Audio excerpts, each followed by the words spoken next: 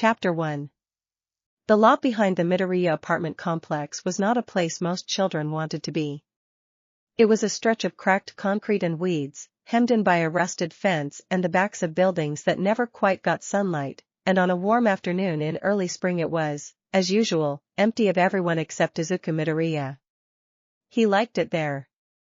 Nobody followed him there to remind him what he could not do. He was 10 years old, and he had spent most of that year learning the particular geometry of being left out.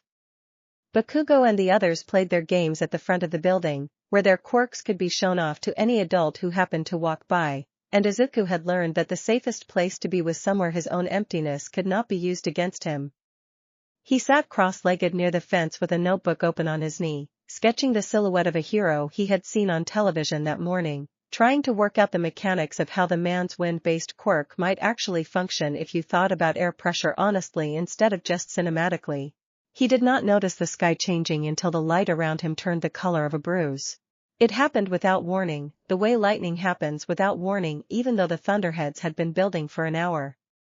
A seam tore open above the lot, not black so much as absence, a wrongness the eye slid off of and then was dragged back to. The air smelled suddenly of ash and copper. Izuku's pencil stopped moving. He looked up. Something fell through the seam. It was small. That was the first thing his mind grabbed onto, some instinct trying to make the situation smaller than it was. Small, and falling fast, trailing a comet's tail of dark sparks that hissed where they touched the concrete and left it scorched. Izuku's body moved before his thinking caught up to it, the same reckless reflex that had gotten him 3 scraped knees and 1 broken wrist over the years, the reflex of a boy who had decided a long time ago that being quirkless did not mean being useless. He caught it. The impact drove him to his knees and knocked the wind half out of him, and for one long second he thought he had caught a meteor, something with the mass of a falling star packed into the frame of an infant. Because that was what it was. A baby. A baby with skin the pale violet of a bruised plum, 2 small curling horns just visible beneath a shock of dark hair, and eyes that opened to look at him the color of a struck match.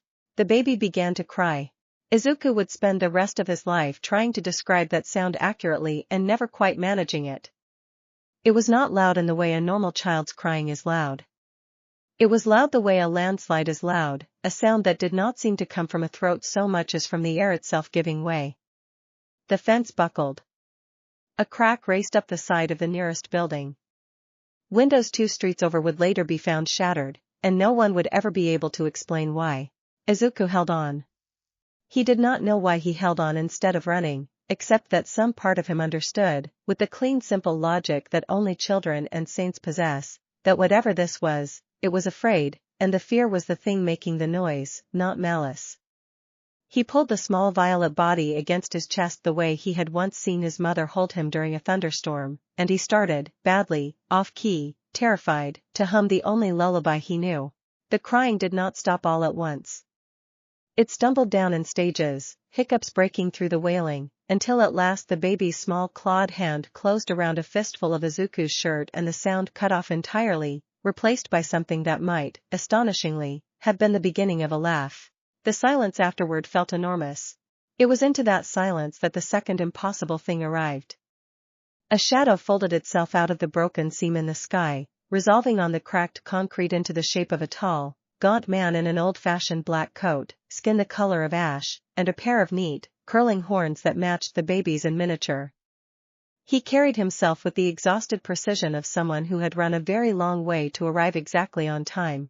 "You," the man said, and his voice had an odd formal courtesy to it, as if he were addressing a business partner rather than a 10-year-old boy sitting in a demolished lot. "You are the one who caught him." Izuku, still cradling the now quiet baby, could not manage words.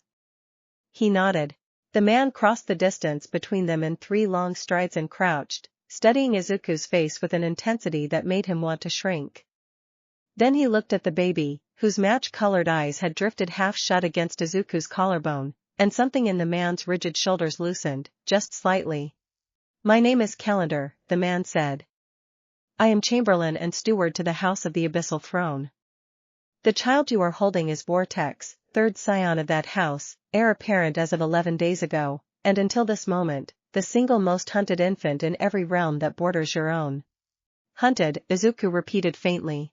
There are those who would prefer the throne pass to a different line, Calendar said, with the flat delivery of a man who had explained a great deal of political violence so many times it had stopped registering as violence to him. The passage between realms he fell through was not an accident. It was an escape, arranged in haste by his mother, who is currently occupied holding that escape open against considerable resistance. I was meant to catch him myself. I did not arrive in time. You did. Izuku looked down at the small sleeping weight in his arms, and up again at Calendar, and found the only question that made any sense to ask. Is he going to be okay? Something crossed Calendar's ash-colored face that might, in a human, have been surprise. That, he said slowly, is rather the question of the century. He straightened, smoothing his coat with the brisk gesture of someone returning to procedure because procedure was easier than feeling. There is a law older than the current dynasty, boy.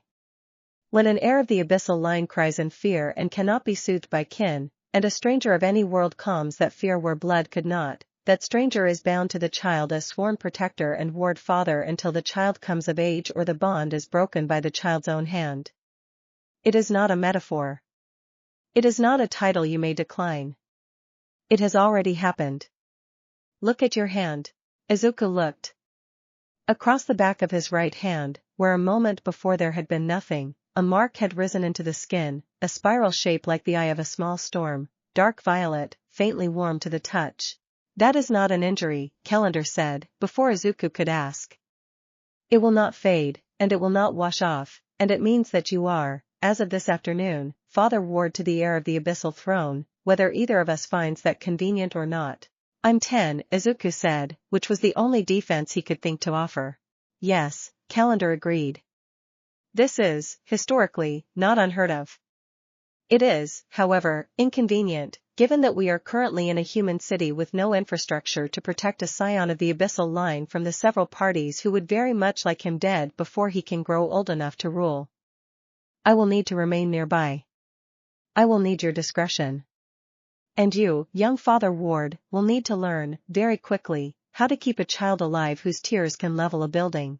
Vortex stirred against Izuku's chest, made a small unhappy sound at the change in voices, and Izuku, without thinking about it, began to rock him gently, the way he had seen mothers do at the park.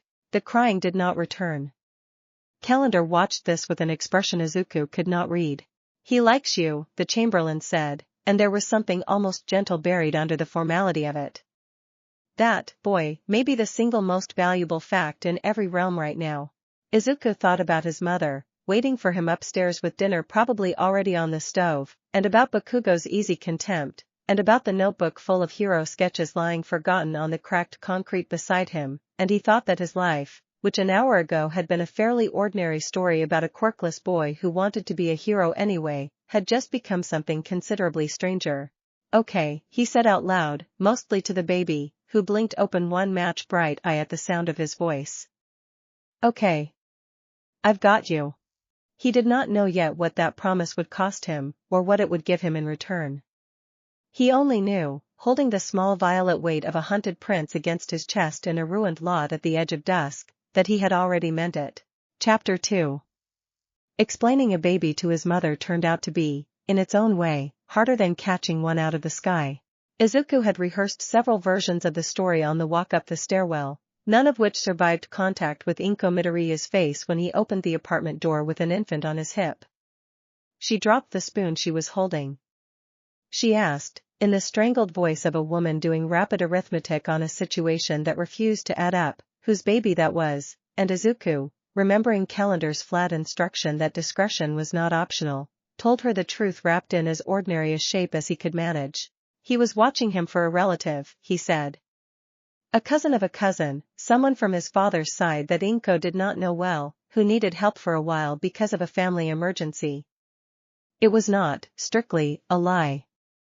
Calendar had been extremely specific, standing in the stairwell shadows where Inko could not see him, that the story should contain no falsehoods that could later be proven false, only omissions, and family emergency was, God knew, an accurate description of a war of succession playing out in a realm bordering their own. His mother did not entirely believe him. He could see that in the way her eyes lingered too long on the mark on his hand, which he had not yet found a way to hide from her. But Inko Midoriya was a woman who had spent 10 years watching her son be quietly diminished by a world that told him he was less than whole, and something in her had apparently decided that a version of her son who came home holding a baby with fierce, protective care in his eyes was not a version of her son she wanted to interrogate too hard. She helped him find a laundry basket to use as a makeshift crib. She warmed milk. She did not ask again, that night, whose child it really was, though Izuku suspected the question had not gone away so much as been set aside for a better time. The first week taught him several things quickly. The first was that Vortex did not sleep like a normal infant. He slept in violent, sudden bursts, and woke the same way, snapping from stillness to a full-body thrash in an instant, and the crying that followed those wakings carried a shadow of the same terrible pressure Izuku had felt in the lot. Not as strong, not enough to crack concrete, but enough that the first time it happened at 2 in the morning, every dish in the kitchen cabinet rattled and one of Izuku's picture frames fell off the wall. The second thing he learned was that he was, apparently, the only reliable cure. Inko could hold Vortex and rock him and sing to him with a voice a great deal steadier than Izuku's own, and it helped, the way any comfort helps, but it was Izuku's voice, Izuku's arms, that broke the crying entirely, every time, as though something in the bond marked on his hand reached directly into whatever frightened place inside the baby's small mind and switched the fear off like a lamp. The third thing he learned by accident, on the 4th day, when the crying broke a window. He had been careless.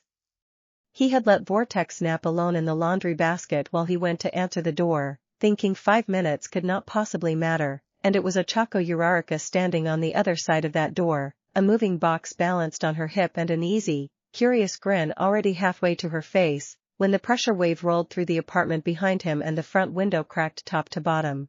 She did not scream. That was the first surprising thing about her.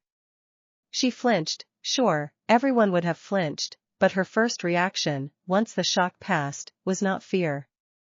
It was a bright, delighted kind of alarm, the expression of someone who has just watched something extraordinary happen and cannot wait to understand it. Was that a quirk? She asked, already pushing past him into the apartment before he could stop her, because apparently the girl who had just moved in next door possessed absolutely no instinct for self-preservation around unexplained explosions. That was so loud. Are you okay? Is somebody hurt? Oh my gosh, is that a baby? Izuku caught up to her in the hallway just as she reached the laundry basket, and there was a long, terrible second where he genuinely did not know what to do, whether to grab her and pull her back, whether to try to explain, whether the entire fragile secret calendar had sworn him to protect was about to collapse in his own front hallway on day 4. Ochako looked down into the basket at a small violet-skinned baby with 2 tiny curling horns and matchlight eyes, currently working up to another whale, and her face did something Izuku had not expected at all. She laughed. Not a nervous laugh, not a laugh covering fear. A genuine, delighted laugh, the laugh of a child encountering something wonderful, and she leaned over the basket and made a silly face and said, in the ridiculous cooing voice people use on infants, "Well, hello, you're the strangest, cutest little guy I've ever seen," and Vortex, mid-wail, stopped, stared up at her with the confused offended dignity of a baby who has been interrupted, and then, astonishingly, gave a small hiccuping laugh of his own. The pressure in the air, the tightness Izuku had learned to feel building before a crying spell, eased.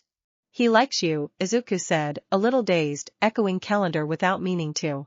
"Of course he does, I'm delightful," Ochako said, already reaching to let the baby grip one of her fingers in his small clawed fist, entirely unbothered by the claws. Then she looked up at Izuku, and some of the delight sharpened into genuine curiosity. "Okay, but seriously, Deku, what is he? Because that is not a quirk mutation I've ever seen, and I've seen a lot of weird ones." He almost lied again. He had the family emergency story half formed on his tongue. But there was something about the frank, unafraid way she had looked into that basket, something about the fact that she had made his sworn ward laugh instead of scream in the space of 10 seconds, that made the lie feel not just unnecessary but wrong.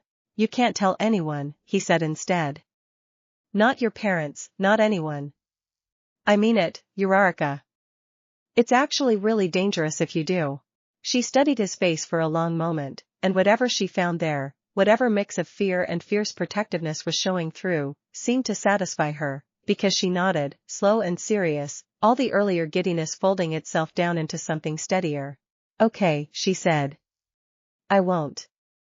But you have to tell me the truth. All of it. I don't do well with half a mystery, it itches. So he told her. Not all of it, not the geopolitics of a war for a throne in a realm she had never heard of, not yet, but enough, the true shape of it, a hunted infant prince and a bond that could not be undone and a mark on his hand that would not wash off. She listened with her chin propped on the edge of the laundry basket, occasionally letting Vortex gum on her finger, and when Izuku finished she was quiet for a moment in a way that felt, for a 10-year-old, remarkably grown up. That's a lot to carry by yourself, she said finally. I'm not really doing it by myself, Izuku admitted. There's Calendar. And my mom knows something's up even if she doesn't know what. Well, now you've got me too, Ochako said, with the simple, unshakable certainty of a girl deciding something and considering it decided. She grinned down at Vortex, who was drooling happily on her sleeve. Somebody's got to teach this kid to laugh at more than just faces, and it sounds like you could use the help. What's his name? Vortex. Vortex, she repeated, testing it, and then, delighted all over again, that's a great name for a baby who breaks windows when he's sad. Izuku found himself laughing, real and unguarded, for the first time in longer than he could remember, and across the hallway the crack in the window caught the afternoon light and did not seem, for the moment, like a disaster at all. Chapter 3. Calendar returned on the 9th night, stepping out of the shadow behind the apartment's water heater with the unhurried air of a man who considered dramatic entrances a professional obligation rather than a pleasure. He found Izuku on the living room floor at 11 at night, exhausted, hair a wreck, gently bouncing a fussy Vortex against his shoulder while a textbook lay open and entirely unread beside him. You look terrible, Calendar observed. Thank you, Izuku said, with the flat sincerity of someone too tired for sarcasm to register as anything but information. Is this normal? Is it supposed to be this hard? Raising an air of the abyssal line while hiding him from 3 rival houses in a world with no magic to speak of, Calendar said, settling into the armchair across from him without being invited, is not, historically, something that has ever been attempted by a 10-year-old human with no formal training. So I confess I have no baseline for normal to offer you. Comforting. I did not come here to comfort you, Calendar said, not unkindly. I came to explain something you need to understand before it happens to you without warning, because I would rather you understand it now than panic about it later. Izuku shifted Vortex to his other shoulder and gave the Chamberlain his full, if bleary, attention. The bond you carry is not one-directional, Calendar said. It is not simply that you soothe him. When his power surges and you stand between that surge and the world, some portion of that power does not dissipate. It passes into you. It is the oldest failsafe of the bonding law, older than the dynasty itself, a mechanism to ensure that a father ward is never entirely helpless against the very forces his ward might attract. You are, whether you feel it yet or not, slowly becoming stronger. Faster. Harder to kill. Izuku sat with that for a moment, the way he sat with most impossible things lately, turning it over to see where the edges were. How much stronger? I do not know yet, Calendar admitted. It depends on the strength of the bond, which depends, in turn, on how thoroughly he trusts you, which you appear to be doing an excellent job of earning, whether by accident or instinct I cannot say. What I can tell you is that in the old records, father wards of the abyssal line have gone on to become formidable enough that even full-blooded scions of rival houses hesitated to move against them directly. I'm quirkless, Izuku said, and the old, worn shape of the word still hurt a little on the way out, even now, even with everything else that had happened to him in the last week and a half. I've never had power. Not even a little. I don't know what I'd even do with it. Something in Calendar's ash-colored face shifted, not quite sympathy, something more clinical, but adjacent to it. Quirkless, he repeated slowly. That is the word your world uses for those born without an ability. Yeah. Interesting, Calendar said, in the tone of a man filing away a fact for later use rather than offering reassurance. In my experience, boy, the universe does not particularly care what word a person has been given for their own limitations. It only cares what they do when circumstance hands them a reason to exceed them. He rose, straightening his coat. You will begin to notice small things. Faster healing from small injuries. Strength that surprises you. Reflexes that outpace your thinking. Do not draw attention to them. Do not use them where others can see, not yet. The moment anyone learns that the quiet boy from the run-down apartment on the third floor is developing power from nowhere, questions will follow, and questions are the one thing that could get both of you killed before you are ready. How am I supposed to explain it if it happens by accident? You are resourceful, Calendar said, which was not an answer so much as a vote of confidence, and then he was gone, folded back into the shadow behind the water heater as abruptly as he had arrived, leaving Izuku alone with a sleeping, drooling, catastrophically powerful infant and a great deal to think about. He did not have to wait long to find out what small things meant. 3 days later, walking Vortex home from the tiny concealed courtyard Calendar had warded for exactly this purpose, a stray dog 3 times Izuku's body weight came around the corner of an alley with its hackles up and its teeth bared, spooked by something Izuku never did identify, and lunged. He did not decide to move.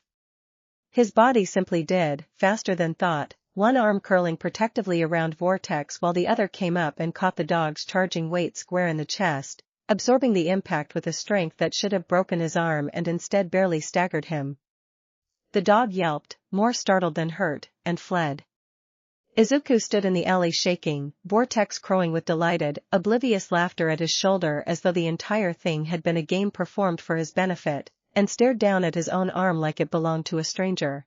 He told Ochako about it that evening, sitting on the low wall behind their building while Vortex napped between them in his basket, and she listened with her knees drawn up to her chest and her eyes very bright. That's incredible, she said. Deku, that's actually incredible. It's scary, he corrected, though he did not entirely mean it, or did not mean only it. I don't know what I'm turning into. Someone strong enough to protect him, Ochako said, simply, nodding at the basket, and there was something in the certainty of it, the total absence of doubt, that steadied something in Izuku's chest that had been shaking since the moment the dog lunged. You caught him out of the sky before you had any of this. The power's just catching up to who you already were. He did not have an answer for that. He only reached over and tucked the blanket more securely around Vortex's small shoulders, and let himself, for a little while, believe her. Chapter 4. The first real attack came on a Sunday, in the park 2 blocks from the apartment, under an ordinary blue sky that gave no warning at all. Izuku had brought Vortex out in the stroller Calendar had procured through channels Izuku preferred not to ask about, and Ochako had come along as she nearly always did now, the 3 of them settling into a rhythm that felt, on good days, almost like an ordinary family outing. Vortex was 9 weeks old by human counting and already, according to Calendar, developing faster than a human infant would, alert eyes tracking the pigeons that strutted across the path, small hands reaching for anything within grasp. Izuku felt the wrongness before he saw it. A pressure at the back of his neck, a prickling awareness that had not existed in him 2 weeks earlier and now sat there like a second sense, telling him something in the park had changed. The man who stepped out from behind the public restrooms did not look dangerous at first glance. He wore an ordinary gray coat, ordinary shoes, an ordinary unremarkable face, and it was only when he drew close enough that the pressure at Izuku's neck spiked into something like pain that his eyes resolved into something wrong, pupils slit sideways like a goat's, a faint sulfur smell trailing him that the wind should have carried away and did not. Hand him over, the man said, conversationally, as though asking for directions, and I will make this quick for both of you. Ochako's hand found the stroller handle instinctively, pulling it back, and Izuku stepped between her and the stranger without deciding to, the same way he had stepped between the dog and Vortex, the same reflex, larger now, sharper. Who are you? Izuku said, and was distantly surprised his voice did not shake. Gethrax, the man said, with a small, mocking bow that did not remove his slit-eyed gaze from the stroller behind Izuku's shoulder. Scout, of House Malrand, which has considerably better claim to that child's throne than a squalling infant does. I am not here to negotiate with a human whelp. I am here to finish an errand, your Chamberlain interrupted. He moved. It happened faster than Izuku's eyes could track cleanly, a blur of gray coat closing the distance, one clawed hand outstretched toward the stroller, and Izuku's body answered before his mind had finished registering the danger. He caught the outstretched wrist mid-reach and twisted, using leverage he had no memory of learning, and Gethrax's momentum carried him into a stumbling arc that ended with his back against the nearest tree hard enough to crack the bark. For a single suspended second, neither of them moved. Then Gethrax's slit eyes narrowed, calculation replacing surprise. "You," he said slowly. "You are bonded to him. Already." A short, unpleasant laugh. "How fortunate. Killing the father ward first will save me considerable trouble later." He came again, faster this time, and this time Izuku was ready, the strange new instinct in his blood rising to meet the attack with something that felt, absurdly, almost like relief, as though a part of him had been waiting its whole life for a threat worth this much effort. He blocked a strike that would have broken a normal boy's arm and felt only a dull ache. He answered with a punch that carried more force than his 10-year-old frame should have been able to generate, and Gethrax staggered back, genuine alarm crossing his ordinary human face for the first time. Behind them, Vortex began to cry. It was not the ordinary fussing cry Izuku had learned to soothe 100 times over the last 3 weeks. It was raw, terrified, the same landslide sound from the very first afternoon, and the pressure of it rolled through the park like a physical wave, cracking a park bench, sending pigeons scattering in a panicked cloud, and Gethrax flinched from it even as he pressed his attack. "Ochako, get him out of here," Izuku shouted, and she was already moving, hauling the stroller off the path and behind a stand of trees, murmuring frantic, useless, brave reassurances at the screaming baby as she ran. Alone, facing an armed and furious demon scout with nothing but instinct and 3 weeks of borrowed strength, Izuku found something inside himself he did not have a name for yet. It was not confidence, not exactly. It was closer to the simple, total refusal that had defined him his whole life, the same refusal that had made him keep a hero notebook full of a future everyone told him he could not have. He was not going to let this man near Vortex. That was not a decision. It was a fact, as fixed and unmovable as gravity, and everything else followed from it. He fought. Badly, at first, all raw instinct and no technique, taking a slash across his forearm that should have gone much deeper than it did and healed, disturbingly fast, even as he pressed forward. But he fought with a ferocity that seemed to unsettle Gethrax more with every passing second, and when the scout finally broke and retreated, snarling something in a language Izuku did not recognize, vanishing into a tear in the air that sealed itself shut behind him, Izuku was left standing alone in a torn-up section of park, breathing hard, forearm knitting itself back together in front of his own disbelieving eyes. Ochako found him a minute later, Vortex still hiccuping against her shoulder, tears streaked but calming now that the danger had passed.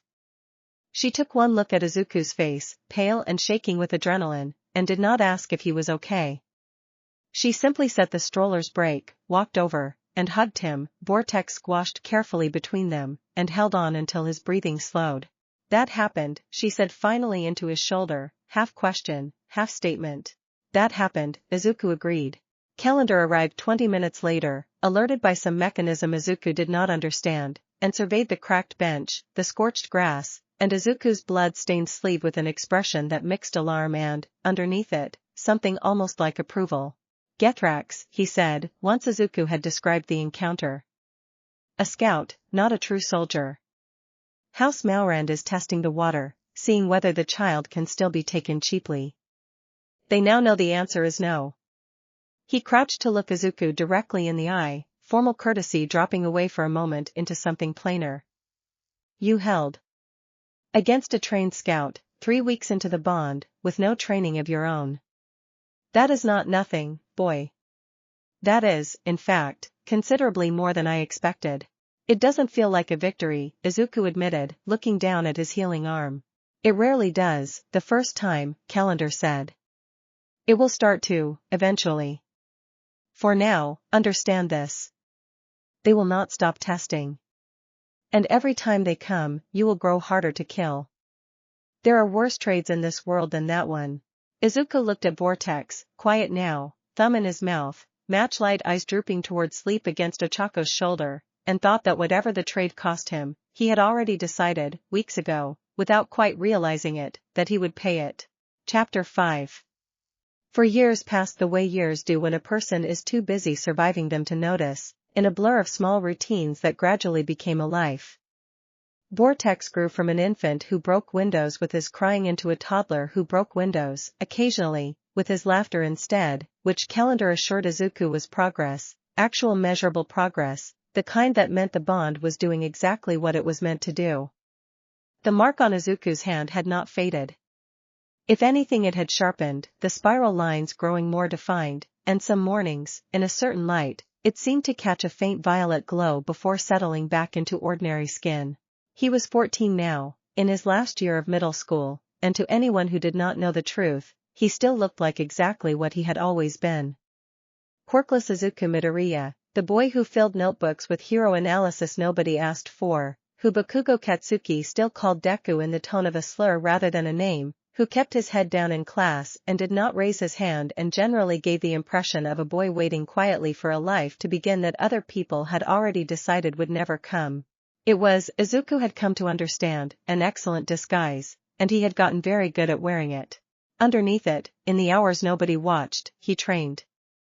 Calendar had made good on his promise from that first exhausted night, not out of any particular warmth, at least not one he would admit to, but out of the cold calculation that a father ward who could not defend himself was a liability to the entire arrangement.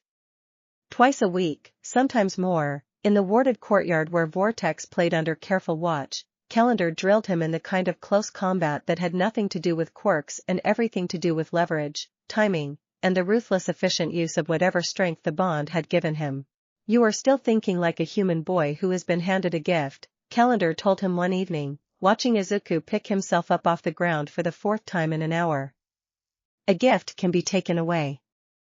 What you carry is not a gift. It is a debt the universe owes your ward, being repaid through you. Fight like it belongs to you, because in every sense that matters, it does."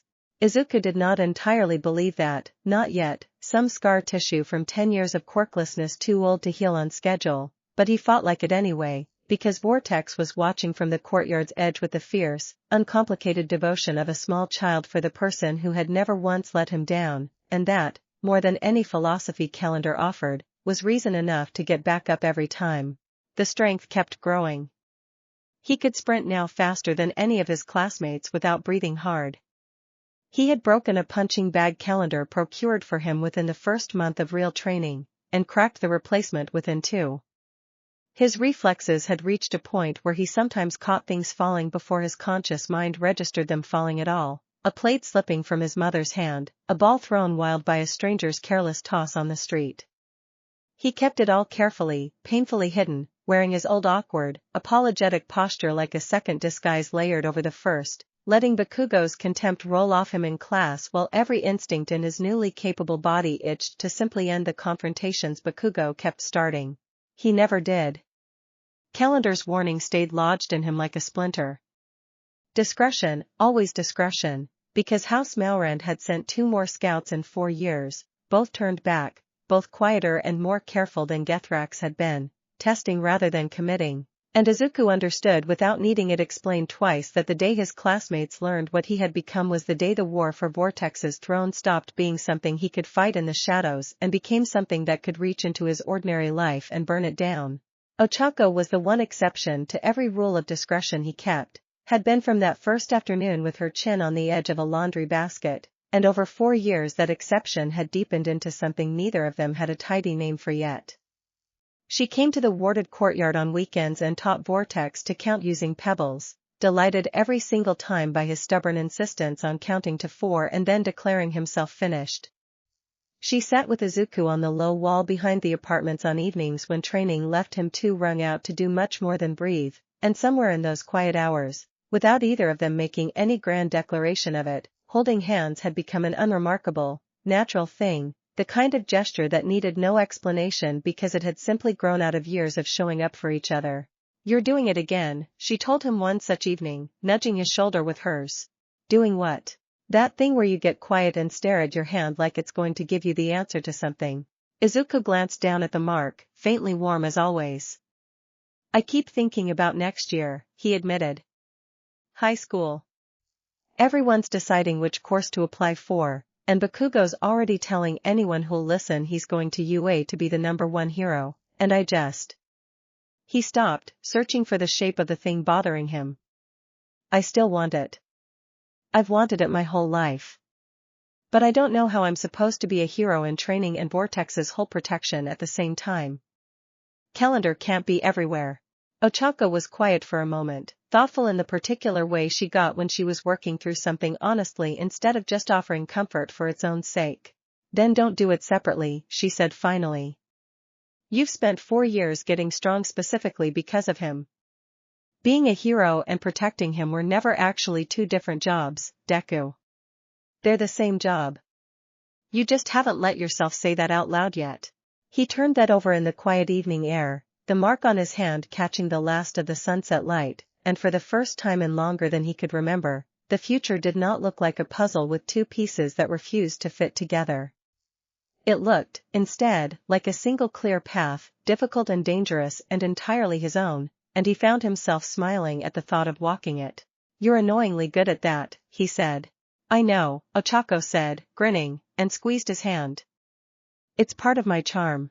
Chapter 6. The decision, once made, moved quickly, the way decisions tend to once the argument against them stops being convincing. Izuku told his mother first, on a quiet evening after Vortex had been settled for the night in the small guarded room Calendar had warded within the apartment itself, a compromise reached after long negotiation that let Izuku keep his ward close without exposing the courtyard's location to the wider world. Inko had known the broad shape of the truth for 2 years by then, ever since a night when Izuku, exhausted and bleeding from a training session gone wrong, had finally sat her down and told her everything, the bond, the throne, the danger, all of it, because he had decided a mother who loved him deserved better than careful omissions dressed up as kindness. She had cried, that night, and been afraid, and then, being Inko Midoriya, she had made tea and asked what she could do to help, and the fear had never fully left her eyes since but it had folded itself, over time, into something steadier, a mother's fear repurposed into a mother's fierce quiet support. UA, she said now, turning the word over. The hero course. I know it's a lot, Izuku said. I know I'd be trying to be a hero and Vortex's protector at the same time, and I know that's dangerous, but Mom, I've wanted this since before any of it happened. And now I actually can. Inko looked at him for a long moment, at the boy who had once come home crying because a doctor told him he would never have a quirk, now standing in her kitchen radiating a quiet, settled strength she still was not entirely used to seeing in him, and she nodded slowly. Calendar, she said, raising her voice slightly toward the hallway, where the Chamberlain had taken to lurking with transparent unsubtlety whenever important conversations happened. What do you think? Calendar emerged from the shadow by the coat closet with the faint, put upon dignity of a man who resented being caught listening and had no intention of pretending otherwise. I think, he said, that a formal hero academy, staffed by professionals with genuine combat training, offers considerably better protection for the boy than 4 more years of amateur drilling in a courtyard. I think the child's own concealment can be maintained regardless of where Izuku studies, provided proper wards are kept. And I think, he added, with a dry look at Izuku, that the boy has spent 4 years asking himself whether he is allowed to want 2 things at once, and it is long past time someone told him the answer is yes. Izuku felt something in his chest loosen that he had not fully realized was still clenched.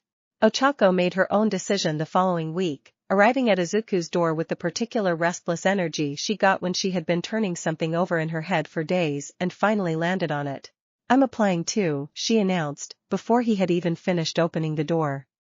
Hero course. Recommendations open in the spring for kids with strong quirk scores, and my gravity thing is stronger than people give it credit for. I've just never had a reason to push it before. She paused, and some of the bravado softened into something more honest. My parents run a construction company, Deku. It's small, and it's been struggling for years, and hero work pays. Real hero work, licensed, agency-backed. I want to help them. And I figure if I'm going to spend the next several years getting strong enough to help you keep Vortex safe anyway, I might as well get paid to do it properly.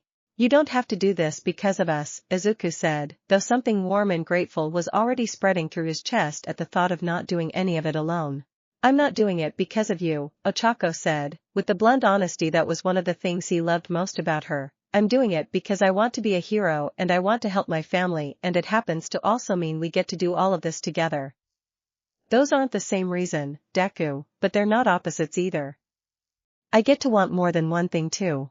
He laughed, recognizing his own words handed back to him, and pulled her into a hug that she returned without hesitation, and somewhere down the hallway Vortex, now 4 years old and increasingly opinionated about being left out of things, toddled into the room demanding to know what was funny, and the moment dissolved into the ordinary happy chaos of explaining a joke to a preschooler who did not particularly care about the explanation so long as he got a hug too. The weeks that followed took on a new shape, exam preparation layered over Izuku's existing training, calendar sharpening his combat instincts with an intensity that left bruises Izuku's accelerated healing barely kept pace with, Ochako drilling her gravity manipulation to finer and finer control in the small park near their building, the two of them comparing notes most evenings on the practical exam's likely format, gleaned from Ochako's careful research and Izuku's own obsessive analysis of UA's history. They test more than just raw quirk power, Izuku told her one night, notebook full of diagrams spread across the low wall between them. There's records of villain-style robots in the practical, and points awarded for combat usefulness, not just destruction. It's not only about how strong you are. It's about whether you'd actually be useful in a real fight. Good thing you've had 4 years of actual real fights, then, Ochako said, only half joking, and Izuku thought of Gethrax's slit-eyed retreat into a tear in the sky, and the 2 scouts after him, quieter and more careful, and understood, with a clarity that steadied rather than frightened him, that whatever UA's exam threw at him would not be the hardest thing he had ever faced. Calendar arranged the last piece a week before the exam, presenting Izuku with a small pendant, unremarkable to look at, dull silver on a plain cord. This will hold Vortex's concealment independent of the apartment wards, the Chamberlain explained, which means, on days you cannot be present, he may be kept safely at a secure location I have already prepared nearby, close enough that you can reach him within minutes should anything go wrong. He will not be with you at UA, Izuku. That would be reckless beyond even my tolerance. But he will never be more than a short run from you, and the pendant will alert you the instant his concealment is threatened. Izuku turned the pendant over in his hand, thinking of 4 years of small violet fists gripping his fingers, of a laugh that had once broken windows and now, more and more, simply filled rooms with warmth, and slipped the cord over his head. Okay, he said, the same word he had said in a ruined lot 4 years earlier, meaning, still, exactly the same thing. I've got you. Both of you. Chapter 7. UA's entrance grounds on exam morning looked exactly as intimidating as 4 years of obsessive research had led Izuku to expect, and somehow still managed to feel bigger in person, a sprawling mock city of concrete and steel built specifically to be destroyed by several hundred nervous teenagers over the course of a single morning. He found Ochako in the crowd before the proctor's briefing began, both of them dressed in the plain gym clothes the exam required, and the sight of her familiar grin among a sea of unfamiliar, anxious faces settled something in his chest that had been humming with nerves since he woke. Ready? She asked. No, Izuku admitted. But I think that's normal. Very normal, she agreed. Also entirely temporary. Give it 10 minutes. The proctor, a rangy, exhausted-looking pro-hero named Present Mike whose voice carried effortlessly over the assembled crowd, ran through the rules with the manic enthusiasm of a man who genuinely loved his job. 10 minutes in a mock city. Points awarded for defeating faux villain robots, 1 point for the small ones, 2 for the medium ones, 3 for the large ones. A 0-pointer robot, massive and effectively unbeatable, that existed purely as an obstacle, purely to be avoided. Izuku had read about it a dozen times in old exam analyses and still felt his pulse spike at the reminder. The gates opened. The crowd surged forward, and Izuku ran with them, letting the press of bodies carry him into the mock city's outer streets before peeling off down a side avenue the way he had mapped out weeks in advance, favoring narrow spaces where fewer competitors would be fighting over the same robots. The first 3 points came easily.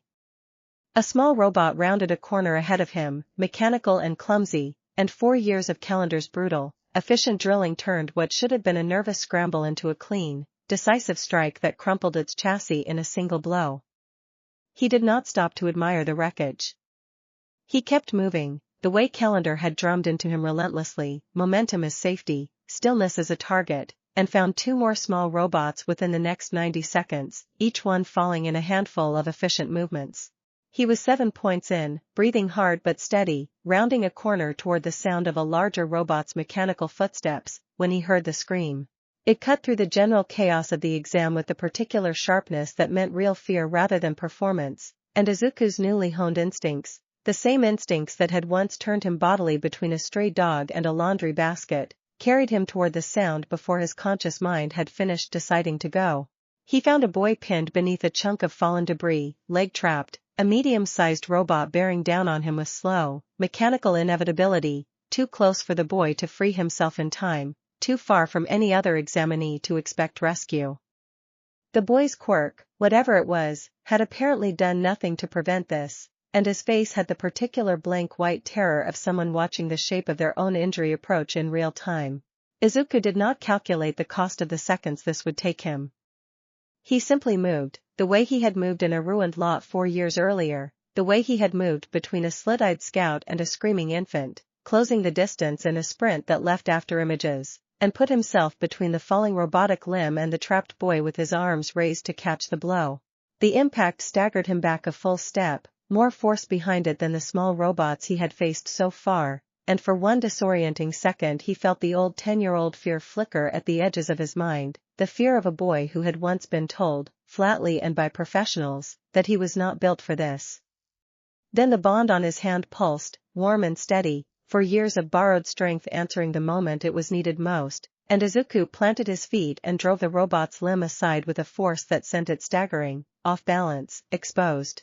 He finished it in 2 more strikes, the metal chassis crumpling under blows that should have belonged to a hero twice his size, and turned immediately to haul the debris off the trapped boy's leg, checking with quick, competent hands for injury the way he had checked Vortex 100 times over the years for scrapes and bruises that were never quite as bad as the crying suggested. "You're okay," Izuku told him, and meant it, and the boy, shaking, nodded and managed a wobbly thank you before Izuku was moving again, back into the Mock City's chaos, because 10 minutes did not stop for gratitude and there were more robots left to face. He did not know, sprinting away, that the rescue had been watched. High above the Mock City, in an observation booth lined with monitors, a lean, gaunt man with hollowed eyes and an unassuming presence watched the replay of that rescue 3 times in a row, expression unreadable, before turning to the exam administrator beside him. "That boy," All Might said, tapping the paused frame where Izuku stood between the fallen debris and the retreating robot, force and control evident in every line of his stance despite his youth. "Pull this file for me." "His quirk registration too." The administrator obliged, scrolling through records with practiced speed, and frowned slightly at what came up. "Midoriya, Izuku," she read aloud. "Registered quirkless, sir." All Might did not look away from the screen, where the recording now showed the same boy, moments later, dispatching a large robot with a single devastating blow that sent it toppling into a building facade. "Quirkless," he repeated slowly, "does not generate that kind of force." He watched the boy move through the wreckage toward his next target, something unreadable and deeply intense settling into his gaunt features. "Keep a close eye on that one's scores.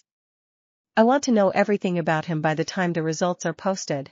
Down in the Mock City, unaware of the attention he had drawn, Izuku fought on, and somewhere across the sprawling grounds Ochako Uraraka was doing exactly the same, sending robot after robot floating weightless and harmless into the sky with quiet, focused determination, both of them chasing, in their own separate corners of the exam, the same unshakable future they had promised each other on a low wall behind their apartment building months before. Neither of them saw the 0-pointer until the ground began to shake. Chapter 8. The 0-pointer came around the corner of a collapsed avenue like a moving building, 4 stories of dull gray metal grinding forward on tracks that cracked the pavement beneath them, and every examinee within sight of it did exactly what the rules intended them to do. They ran. Izuku ran with them at first, the old warning from a dozen exam analyses ringing clearly in his head: the 0-pointer is not meant to be fought. It exists to test judgment, avoid it. He was 3 streets clear of it, breathing hard, tallying his points in the back of his mind with the beginning of real relief, when he heard the second scream. This one he recognized instantly, underneath the panic, underneath the distance. Ochako. He turned back before he had finished the thought, cutting through a side alley with a speed that left the fleeing crowd behind him in seconds, and came out onto the collapsed avenue to find her pinned, not by the machine directly but by the very debris its passage had loosed, a support beam fallen at an angle that trapped her leg against a slab of broken concrete. The zero-pointer's massive tracked bulk grinding steadily closer with the same blank mechanical inevitability that had nearly cost the boy in the alley his leg an hour before. She was not screaming out of fear for herself, he realized, closing the distance at a dead sprint. She was screaming a warning, at him, at anyone, get back, it's not stopping, get back. He did not get back. For years of borrowed strength met, in that moment, for years of a bond forged in a ruined lot and tempered in a warded courtyard, and something in Izuku that had been building quietly the entire exam, the entire training, the entire slow unlikely journey from a quirkless boy sketching heroes in a notebook to whatever he was becoming now, arrived all at once, fully formed, exactly when it was needed. He reached her with seconds to spare, threw his weight against the fallen beam with a force that should have been impossible for a boy his size and was not anymore, and felt it grind free just as the zero-pointer's shadow fell fully across them both. There was no time to run. There was only time to choose, and Izuku, the same way he had chosen 4 years earlier without deciding to, standing between a slit-eyed scout and a screaming infant, chose now, turning to plant himself between Ochako and several tons of grinding metal with his arms raised and his feet set. Deku, don't, you can't. I can, he said, and was surprised to find he believed it completely. The impact, when it came, was the largest force he had ever absorbed, larger than Gethrax's fastest strike, larger than anything Calendar's drilling had prepared him for directly, and for one long suspended instant Izuku's whole body screamed with the effort of holding, feet skidding backward across cracked pavement, arms shaking under a weight that would have crushed an ordinary 14-year-old instantly and flat. He held. It was not elegant. It was not the clean, efficient technique Calendar had spent 4 years drilling into him. It was raw, desperate, borrowed strength poured entirely into the single stubborn refusal that had defined his whole life, the same refusal that had once filled a notebook with hero sketches nobody thought he had any right to draw, and it was enough, just enough, to halt the machine's forward grinding long enough for the exam's automated safety systems to recognize a genuine emergency and shut the zero-pointer down entirely, its massive frame juddering to a stop with Izuku's shoulder still braced hard against its plating. The silence afterward felt enormous, the same way it had in a ruined lot 4 years earlier. Ochako reached him first, scrambling up despite her injured leg, and the look on her face when she grabbed his arm to check he was really, actually unhurt was something Izuku knew he would remember for the rest of his life, fear and relief and a fierce, undisguised pride all tangled together. You absolute idiot, she said, voice cracking. You complete, incredible idiot. I've got you, Izuku said, breathless, echoing a promise 4 years old, and found he meant it in every direction it could possibly be taken. High above, in the observation booth, All Might set down the tablet in his hand very slowly and turned to the exam administrator with an expression she would later describe to colleagues as the most focused she had ever seen on his face. Change his final score, he said. Whatever the automated system awards him for rescue points, I want it reviewed personally. That was not luck. That was not a fluke of adrenaline. That boy held a zero-pointer stationary with his own 2 arms. He paused, staring down at the frozen frame of Izuku's stance, feet planted, shoulder braced, holding. I have not seen force output like that from a first-year applicant in longer than I care to say. Whatever Midoriya Izuku's file says about his quirk status, I intend to find out personally exactly what he is. Results were posted 8 days later, on a bright, ordinary morning that felt, to Izuku, entirely disproportionate to the size of what it contained. He and his mother watched the small holographic viewer together in their living room, Vortex perched on Izuku's knee demanding to know what the numbers meant, Calendar a silent, watchful presence by the coat closet, and when the screen resolved into a recorded message from a gaunt, smiling, unmistakable figure congratulating Izuku Midoriya on his acceptance into UA's hero course, on both his combat points and an unprecedented rescue point bonus awarded for what the message called an act of genuine heroism under extraordinary pressure, the apartment erupted into noise, his mother's delighted crying, Vortex's confused delighted shrieking in sympathy, and underneath it all, warm and steady and entirely undramatic, the quiet certainty in Izuku's own chest that the path Ochako had described to him on a low wall months before, the single path where being a hero and protecting the people he loved were never two separate jobs at all, had just well and truly begun. His phone buzzed before he had even finished processing the message. Ochako, of course, her own acceptance recorded and grinning fit to split her face in the video she sent back, already talking too fast with excitement about uniforms and orientation and which of them would get to class first, and Izuku, watching her laugh through his phone screen with Vortex's small hand fisted contentedly in his shirt and calendar's dry, satisfied nod visible over his mother's shoulder, thought that whatever House Malran still had waiting for them out past the edges of this ordinary, hard-won morning, he would face it exactly the way he had faced everything else since a violet-skinned infant fell out of a broken sky and landed, impossibly, in his arms. Together. Whole. And, for the first time in his life, undeniably strong enough. Chapter 9. Yue's entrance ceremony lasted exactly as long as Izuku expected before the real work began, which was to say not very long at all. He sat in a lecture hall packed with several hundred new students, half listening to a welcome address he had already read 3 separate press summaries of, and spent most of the ceremony with his eyes tracking the back of a familiar ash-blonde head 3 rows ahead of him. Bakugo Katsuki had gotten into the hero course on the strength of the highest combat score in the exam's recorded history, a fact he had made sure absolutely everyone in their old middle school knew before summer break ended, and Izuku had spent a fair amount of energy over the last 2 weeks bracing for the moment Bakugo learned that Deku, quirkless useless Deku, had somehow gotten in too. That moment arrived on the first morning of class, in the doorway of 1A, and it arrived loudly. "You," Bakugo said, rounding on him the second their eyes met across the classroom, expression caught somewhere between fury and genuine confusion. "How the hell did you get in here?" "Recommendation and exam score," Izuku said, keeping his voice level, the careful neutral tone he had spent 4 years practicing for exactly this kind of confrontation. "Same as everyone else." "Bullshit. You're quirkless." Bakugo's voice carried across the room, drawing curious looks from the handful of classmates already seated, and Izuku felt his shoulders tense with the old, worn reflex of being made small in front of an audience, before something steadier underneath it, for years of borrowed strength and hard-won confidence, straightened his spine instead. "I got in," Izuku said simply. "That's what matters." It was not the answer Bakugo wanted, clearly, but it was true, and true had a way of being difficult to argue with even for someone as determined to be angry as Bakugo was. He glared a moment longer, muttered something sharp about watching Izuku fail out within a week, and stalked to his seat, and Izuku let out a slow breath and did not look at the mark on his hand, though he was aware of it, warm and steady, the way he was always aware of it now.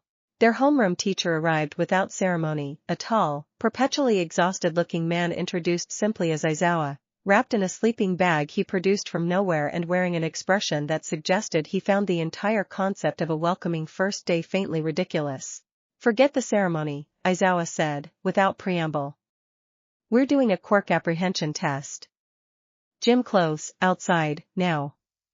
The test, once explained, turned out to be a series of standard physical benchmarks, a 50-meter dash, a standing long jump, a grip strength measurement, each one performed with full use of a student's quirk, the results compared bluntly against the recorded averages of the exam's previous decade.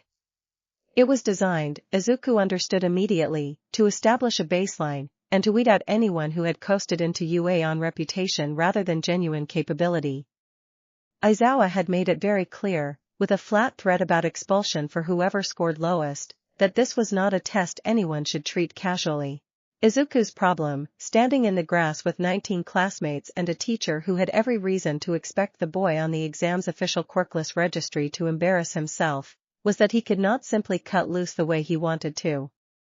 For years of calendar's warnings sat heavy in the back of his mind, discretion, always discretion, and yet standing here, in front of a teacher whose entire job was assessing potential, hiding entirely was its own kind of danger, the danger of being cut before he ever had the chance to prove himself. He split the difference as best he could.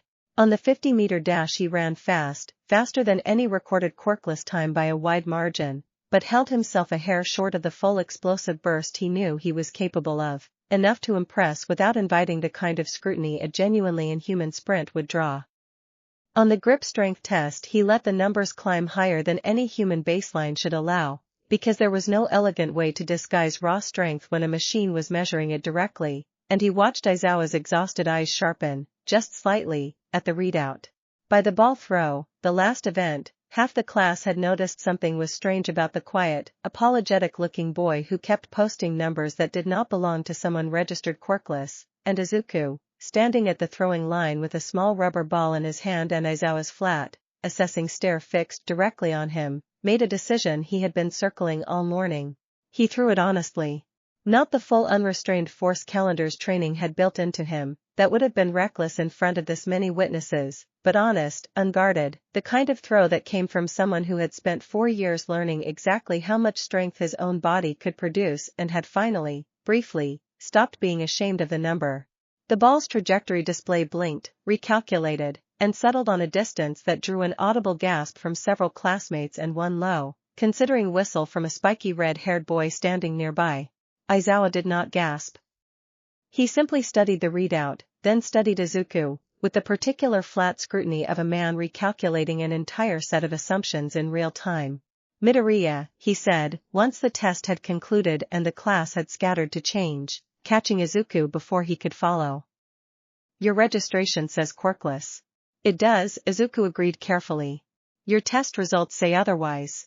Izuku had rehearsed this conversation a dozen times over the summer, without ever quite settling on a version he was satisfied with, and he found, standing in front of Aizawa's unblinking, patient stare, that the rehearsed versions all felt inadequate now that the moment had actually arrived. It's complicated, he said finally, which was true, and inadequate, and the best he could manage.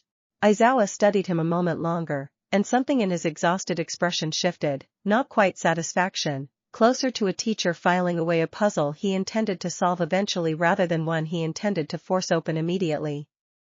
Complicated things have a way of becoming simple problems if they're not handled carefully, he said. I'm not going to drag a confession out of a first year on day one. But I expect you to come to me before your complication becomes a liability to this class. Understood? Understood, Izuku said, and meant it, filing the offer away as something rarer and more valuable than it probably looked from the outside, a teacher choosing patience over exposure, and thought, walking back toward the locker rooms with his classmates' curious, recalculating glances following him the whole way, that surviving his first morning at UA had turned out to be considerably more complicated, and considerably more hopeful, than he had expected. Chapter 10. The days that followed settled into a new rhythm, stranger and fuller than anything Izuku's careful, contained life had made room for before, and he found himself, more than once, simply grateful for how much of it he got to share with people who already knew the truth underneath it. Class 1A filled in around him the way a new group of people always does, gradually, in fragments, until one day the fragments added up to something like belonging. Ida Tenya, class representative within the first week through sheer force of earnest conviction, took it upon himself to personally welcome every student including Izuku with a formality so complete it looped back around into being endearing. Todoroki Shoto sat 2 seats over, quiet and watchful, radiating a controlled intensity that Izuku recognized, uncomfortably, as a kindred kind of loneliness. Kirishima, the spiky red-haired boy from the quirk apprehension test, made a point of loudly declaring Izuku's ball throw the manliest thing he'd seen all week, which Izuku did not entirely know how to respond to but appreciated regardless. Ochako sat across the room, and every glance they traded across the space between their desks carried a private weight none of their new classmates could see, for years of shared secret and shared strength folded into something as simple as a smile before homeroom started. It was Ochako, in fact, who first raised the question that had been sitting unspoken between them since the acceptance letters arrived. We need to figure out Vortex's schedule around ours, she said, catching Izuku at his locker after their second day, voice low enough not to carry. Calendar said the safe house is close, but close isn't the same as convenient, and you've got afternoon labs some days that run late. I know, Izuku admitted. I've been thinking about it. I just don't love the idea of him being somewhere I can't reach fast if something goes wrong. That evening, back at the small warded nursery, Calendar had established a 15-minute run from campus. They worked out the details together, the three of them plus an increasingly opinionated 5-year-old who had strong feelings about being left out of important planning conversations conducted in his presence. Izuku would visit every morning before first period and every evening after his last class, without exception. Ochako, whose own schedule ran slightly different some days, would cover the gaps when Izuku's ran long, a fact Vortex greeted with such open, delighted enthusiasm that Calendar observed, dryly, that the ward's affection for his second regular visitor was becoming difficult to distinguish from his affection for his actual father ward. He likes you specifically because you never talk to him like a chore, Izuku told her later, walking back toward the dorms with the evening settling gold and quiet around them. You've never once made him feel like a secret you're keeping. You've always just made him feel like a person. He is a person, Ochako said, like it was obvious, because to her it always had been. A weird, wonderful, occasionally building shaking person, but a person. That's not complicated, Deku. Some things just aren't. Izuku's hero costume arrived at the end of the second week, unveiled during a workshop period with a formality that made half the class visibly nervous with anticipation. Izuku had sketched a dozen versions over the summer, discarding most of them, before settling on something practical, dark green and simple, built for movement rather than spectacle, with a single design detail he had insisted on despite the costume support staff's mild confusion. A small spiral emblem, dark violet, stitched discreetly into the inner lining over his heart, invisible to anyone who did not already know to look for it. Calendar, examining the finished costume that evening with the exacting scrutiny of a man who took Izuku's safety more seriously than fashion, reinforced the seams himself with wards too subtle for even UA's support department to notice, murmuring something about a father ward's costume being worth reinforcing against threats the school's technology was never designed to anticipate. You put him on your heart, Calendar observed, tracing the spiral emblem with one ash-colored finger, and for once the formality in his voice gave way, briefly, to something unguarded. He's always there anyway, Izuku said. Might as well be honest about it. Their first real hero training exercise came at the start of the third week, a battle trial and mock combat scenarios paired off in teams of 2, and Izuku found himself, with the particular ironic timing the universe seemed to enjoy inflicting on him, paired directly against Bakugo in the very first trial, playing rescue defender to Bakugo's attacker in a scenario that put Izuku's careful discretion under the most direct pressure it had faced since the exam itself. Finally, Bakugo said, cracking his knuckles with an expression of pure, focused anticipation, I get to find out what the hell you actually are. Izuku did not answer with words.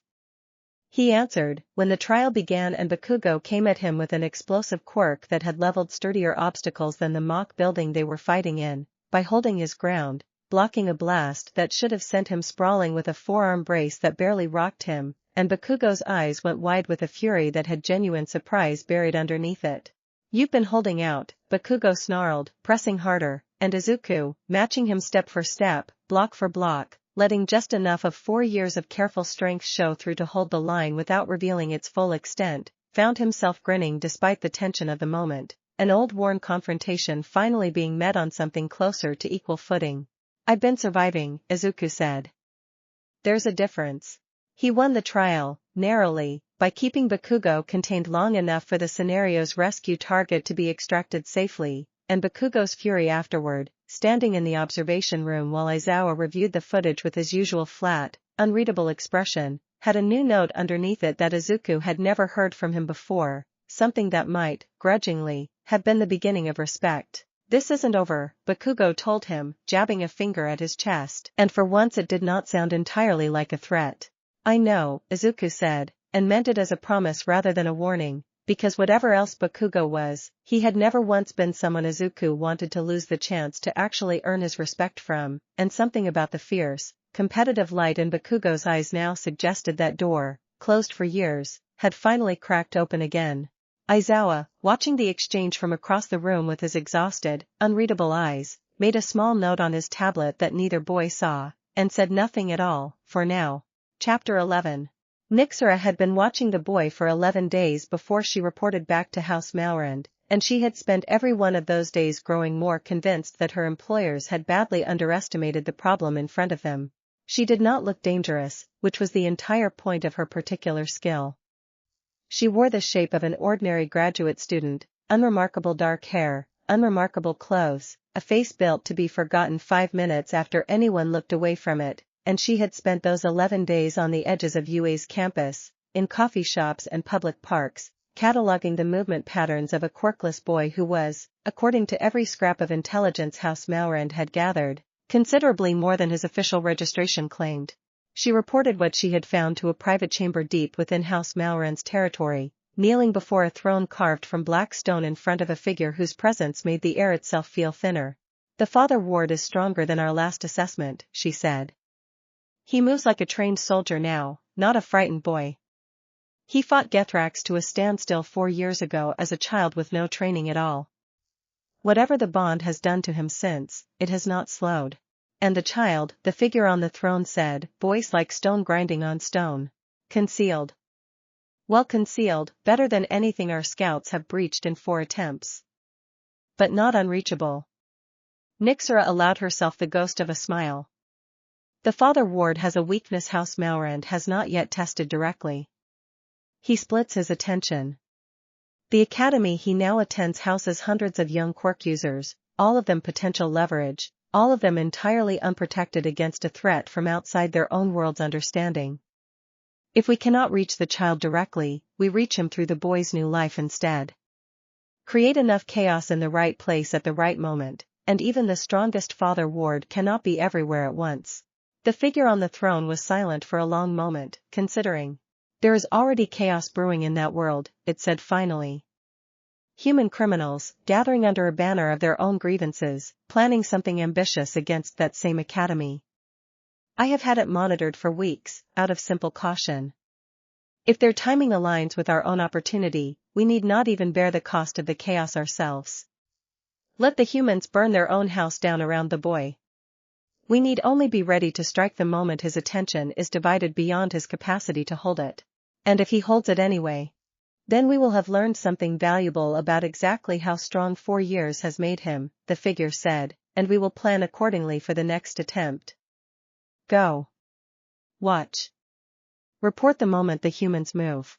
Nixera bowed and withdrew, already turning her ordinary, forgettable face back toward the human world, and behind her the figure on the black stone throne settled back into stillness, patient in the particular terrible way that only things with centuries to spend could afford to be.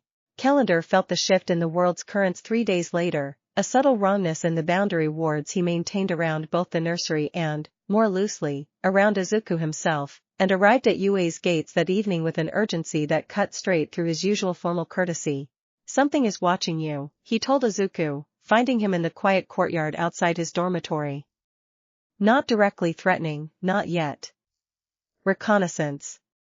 House Malrand has grown more careful since Gethrax, but careful is not the same as inactive, and I do not like the pattern I am seeing. They are not simply probing the nursery's defenses anymore. They are studying you.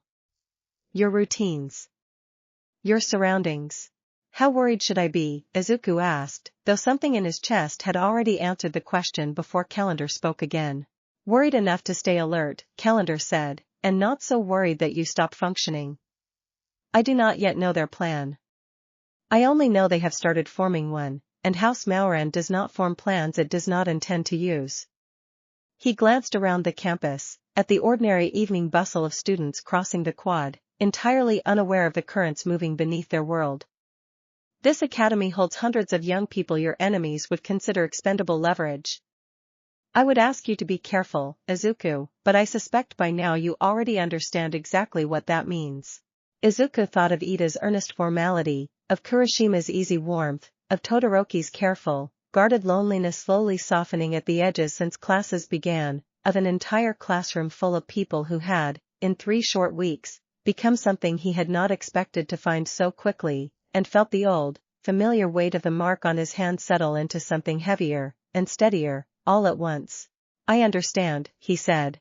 He told Ochako that night, sitting on the low wall outside their dorm building in an echo of 100 evenings behind their old apartment, and she listened with the same serious, Unshakable attention she always gave him when the stakes were real. So we watch, she said finally. Both directions. Whatever's coming, we don't let it catch either of them off guard, not the class, not Vortex. That's a lot to watch. Good thing there's two of us, then, Ochako said, and took his hand, the mark on his skin warm against her palm, and neither of them said out loud what they were both thinking, that somewhere out past the edges of their ordinary hard-won life, two separate storms were quietly gathering toward the same unsuspecting shore, but they held on to each other anyway, in the gold-fading light, and did not let go. Chapter 12. The announcement came on a Tuesday, delivered by Aizawa with his usual flat economy of words. Rescue training, off-campus, at a facility built specifically to simulate disaster environments. Full hero costumes required. A senior pro hero, someone Aizawa referred to only as an old colleague, would be joining to help run the exercise. Izuku felt the familiar prickle at the back of his neck the moment the trip was announced, the same instinct that had warned him in the park 4 years earlier, except this time it carried no specific shape, no clear direction, only a vague, persistent unease he could not pin to any single cause. He mentioned it to Calendar that evening, and the Chamberlain's expression, already tight with the tension of the last 3 days, sharpened further. Off campus, Calendar repeated. Away from the Academy's own defenses. That is precisely the kind of opportunity a patient enemy waits for. He paced the small warded room where Vortex, now 5 and increasingly stubborn about bedtime, sat cross-legged on the floor arranging a small pile of pebbles into shapes only he understood. I cannot forbid you from attending. It would raise exactly the kind of questions we have spent years avoiding. But I want every ounce of your attention on your surroundings that day, Izuku. Every ounce. I'll be careful, Izuku promised, and meant it, though the promise felt thinner than he wanted it to, standing in a room with a 5-year-old who trusted him completely and no way to know yet what shape the danger, if it came, actually intended to take. Vortex looked up from his pebbles at the sound of tension in the adults' voices, the particular sharp instinct small children develop for exactly the emotional undercurrents they are too young to be told about directly, and pushed himself up to cross the room and wrap both arms around Izuku's leg with the fierce, uncomplicated devotion that had never once wavered in 5 years. You're going somewhere, Vortex said, not quite a question. Just for a day. School trip. Izuku crouched down to his level, brushing dark hair back from small curling horns that had grown more pronounced over the last year. You'll be right here with Calendar, and Ochako's coming to visit tomorrow after her classes, and I'll come find you the second I'm back. Okay? Okay, Vortex said, with the easy trust of a child who had never once had that promise broken, and Izuku held on to that trust like an anchor as he stood, because whatever uneasy currents Calendar had sensed moving in the world outside, that trust was the thing he intended to protect no matter what shape the threat eventually took. Ochako found him afterward, walking back toward the dorms under a sky just beginning to dim toward evening, and read the tension in his shoulders before he said a word. Calendar's worried, she said, not a question either. Something's building. He doesn't know what yet. He just knows the currents have shifted, whatever that means exactly. Izuku exhaled, some of the day's accumulated tension finally finding a place to land now that he was walking beside someone who already understood the whole shape of what he was carrying. We've got the rescue training trip tomorrow. Off campus. He thinks that's exactly the kind of opening house Maoran's been waiting for. Ochako was quiet for a moment, thinking it through with the same careful, honest attention she brought to every real problem they had faced together over the years. Then we go and ready, she said finally. Both of us. Whatever happens tomorrow, wherever it comes from, we don't let either of them catch us flat-footed. Not the class. Not Vortex. You're not even supposed to be thinking about Vortex tomorrow, Izuku pointed out, managing a tired half-smile. You're supposed to be thinking about rescue training. I contain multitudes, Ochako said, entirely serious, and bumped her shoulder against his. And something in the gesture, small and familiar and entirely her, loosened the knot of worry in his chest just enough to let him breathe easier walking the rest of the way back to the dorms, even as the mark on his hand sat warm and watchful against his skin, a quiet reminder of everything, and everyone, he still had to protect. That night he slept badly, dreaming in fragments of shattered glass and a landslide sound he had not heard in years, and woke before his alarm to grey early light and the persistent, wordless certainty that whatever tomorrow held, it was not going to be an ordinary day. He was right. Chapter 13. The unforeseen simulation joint sprawled beneath its overlook platform in a collection of distinct disaster zones, a flood district, a mountain slope, a collapsed urban block, a wide-open plaza, each one built to train rescue instincts against a different flavor of catastrophe, and Izuku stood at the railing with the rest of his class listening to a small, mouse-like pro-hero introduce herself as 13 with a warmth that made the whole unsettling morning feel, briefly, ordinary again. It stopped feeling ordinary the moment the air in the plaza below began to warp. Izuku felt it before he saw it, the same prickling wrongness that had haunted him since the morning before, sharpening now into something immediate and specific, and he was already turning toward the sensation when a swirling dark mass tore open in the plaza's open ground and began disgorging figures in a slow, deliberate stream, dozens of them, more arriving with every passing second. "That's not part of the exercise," Aizawa said, low and flat, and the sudden absolute stillness in his posture told Izuku everything he needed to know about how seriously to take the next several minutes. The pro-heroes moved fast, Aizawa dropping from the platform to engage directly, 13 shepherding students back from the railing with practiced urgency, but the sheer number of villains pouring from that dark tier made containment feel, from the very first seconds, like an uncertain proposition, and Izuku's mind, running through 4 years of trained instinct, was already cataloging threats and exits and the location of every classmate within his immediate sight. Then the tier opened again, differently this time, and something climbed out that made every hero on the platform go very still. It was massive, humanoid in the broadest possible sense and wrong in every specific one, muscle stacked on muscle in proportions no natural body should sustain, a exposed brain visible beneath a partial skull, and it moved toward the plaza's center with a blank, patient inevitability that reminded Izuku, with a cold jolt of recognition, of the zero-pointer robot from his entrance exam, except this one, he understood immediately, was alive, and built, specifically, to hurt people. "Nomu," Aizawa said, the single word carrying a weight that needed no further explanation, and dropped from the platform to intercept it, his quirk erasing the abilities of everything within his sightline, buying his students precious seconds of confusion among the scattering villains below. It was not enough seconds.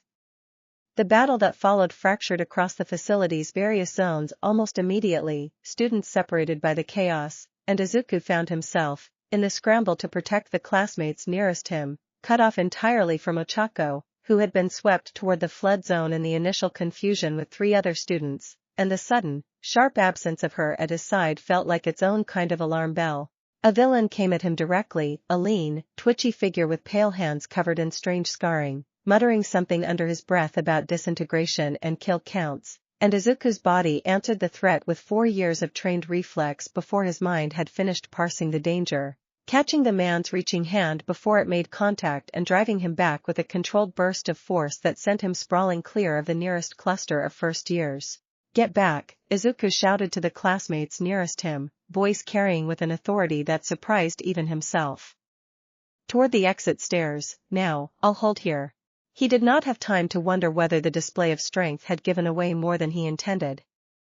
There was no room in the moment for that kind of careful discretion anymore, not with Kirishima and a pale, quiet girl named Tsuyu looking to him with wide eyes and immediate, unquestioning trust as he planted himself between them and the scattered chaos of the plaza, and Izuku understood, in the space of a single held breath, that whatever cost the choice carried, he was going to spend the next several minutes being exactly as strong as he actually was, in front of everyone, because the alternative was letting people he had come to care about get hurt for the sake of a secret that suddenly felt very small compared to what was actually at stake.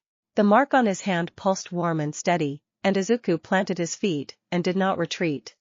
Above the chaos, in the sky over the plaza, a violet-edged tier that had nothing to do with the human villain's portal began, very quietly, to open. Chapter 14. The pendant against Izuku's chest went cold at the exact moment the violet tier finished opening, a sharp, unmistakable drop in temperature that had nothing to do with the plaza's chaos and everything to do with a warning calendar had promised him months before, and Izuku felt the bottom drop out of his stomach with a force that had nothing to do with the villain fight still raging around him. Vortex's concealment had been breached. For one terrible, suspended second he stood frozen between two competing certainties, Kurashima and Tsuyu at his back needing him to hold this line, and a 5-year-old boy miles away who needed him more, and the impossible arithmetic of the moment threatened to swallow him whole before 4 years of Ochako's steady, uncomplicated honesty rose up in his memory and cut through the panic. Not 2 jobs. The same job. He could not simply vanish from the plaza, not without abandoning classmates who trusted him, and he could not ignore the cold weight against his chest either, and so he did the only thing left to him, the thing every hour of training had actually been preparing him for all along. He trusted the people he loved to carry the parts of this he could not carry himself. Calendar, he said out loud, low and urgent, to a chamberlain who was not there but who had promised, years ago, that the bond ran both directions, that a father ward's need could be felt across any distance that mattered. I need you there. Now. Whether it was the bond itself or simple desperate faith, something in the plea seemed to reach across the miles, because far away, in a small warded room, Calendar's head snapped up from a card game he had been half-heartedly losing to Vortex, ash-colored face going taut with sudden alarm. Nixera had not come alone. She had spent 11 days learning the shape of the nursery's outer defenses, and she had used the human villain's assault on the facility as precisely the distraction House Malrand had hoped for, striking the moment every scrap of Izuku's attention was pulled toward the plaza. She came through the tear with 2 lesser soldiers at her back, expecting a hurried, understaffed defense, expecting the father ward's absence to mean an easy extraction. She had not accounted for Calendar's fury. The chamberlain met them at the threshold with a violence that shattered his usual formal composure entirely, wards he had spent years perfecting collapsing outward into raw defensive force, and behind him, in the room's far corner, Vortex was not screaming in helpless terror the way a 5-year-old facing armed intruders should have been. He was screaming with rage. It was different from the crying of his infancy, sharper, more focused, 5 years of growth and 5 years of a bond forged with a boy who had never once let fear win concentrated into something that cracked the ceiling and sent both lesser soldiers stumbling backward with hands pressed to their ears. Nixera, more disciplined, pressed forward anyway, reaching for the boy with grasping, purposeful hands, and it was in that exact moment, with Calendar still a full stride too far away to intervene, that Ochako Uraraka came through the door behind her with a chair raised over her head and absolutely no hesitation whatsoever.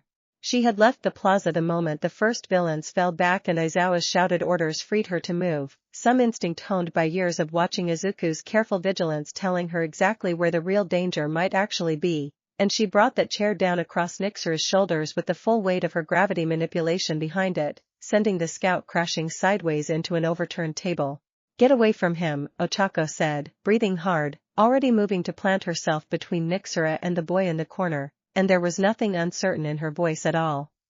Nixera rose from the wreckage with a snarl, ordinary human face twisted into something considerably less human underneath it, and might have pressed the attack regardless of the odds, except that Calendar arrived in that same instant with the full weight of a chamberlain's fury behind him, and the fight that followed lasted less than a minute, ending with all 3 of House Malrand's agents driven back through a hastily closing tear. Nixera's retreating snarl promising, wordlessly, that this was not finished. The silence afterward felt enormous, the particular fragile silence Ochako had come to recognize over the years as the sound of a crisis narrowly survived, and she crossed the wrecked room without hesitation to gather Vortex into her arms, feeling his small body still shaking with adrenaline and fury and fear all tangled together, and held him the way she had learned, years ago, over a laundry basket in a cracked apartment hallway, until the shaking began, slowly, to ease. You're okay, she told him, voice steady despite her own racing heart. You're safe. I've got you.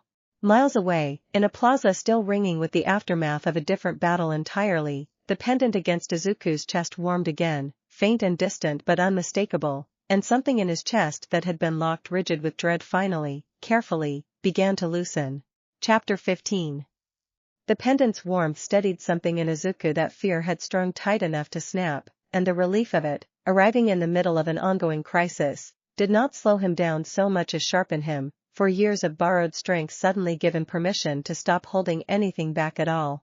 The Nomu had broken past Aizawa by then, the exhausted teacher's own quirk erasure blunted by an ability the creature seemed to carry specifically to counter it, and Izuku watched from across the plaza as his teacher was driven into the ground by a single devastating blow, and felt the old, familiar refusal rise up in him whole and absolute. The same refusal that had once made a 10-year-old boy catch something falling out of a broken sky without stopping to consider the cost.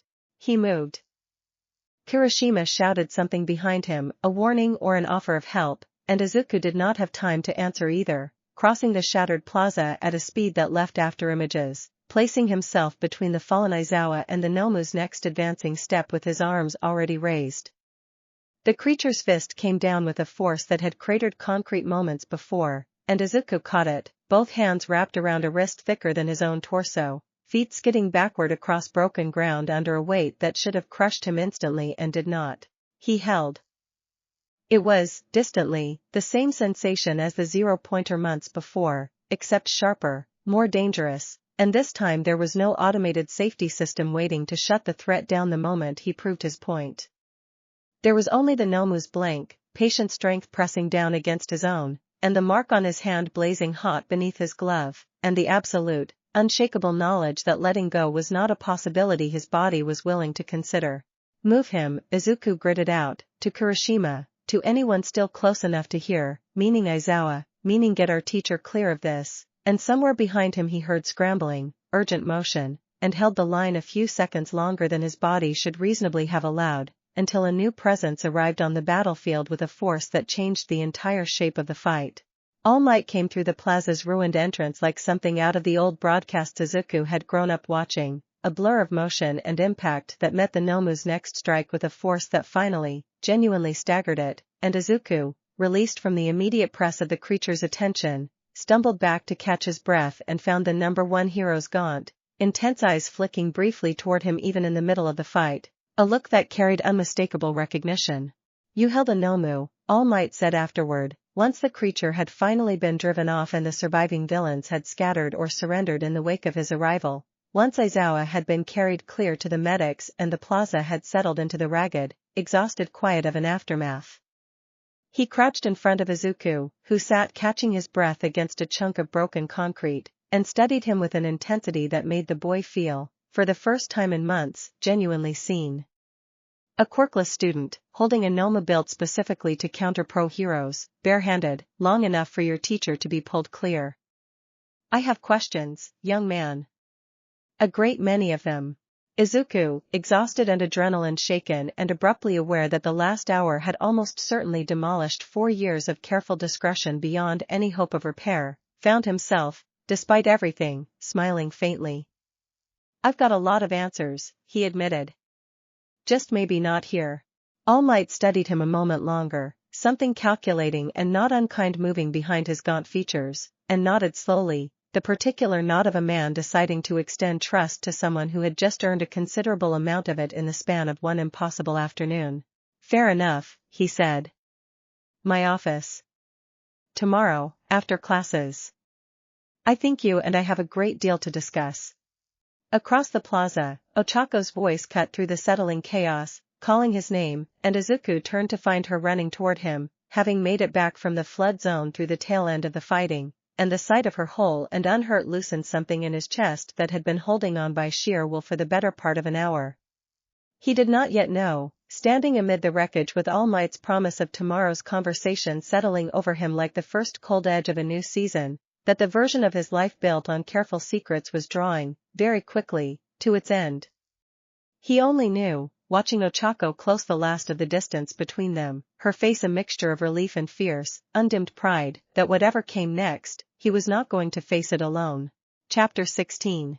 Ochako told him everything on the ride back to the dorms, voice low under the noisy relief of a bus full of shaken, chattering classmates, and Izuku listened to the account of Nixura's attack with his hands clenched hard enough on his knees that his knuckles ached, the delayed fear of everything that could have gone wrong arriving now, safely after the fact, with a force the actual crisis had not given him time to feel.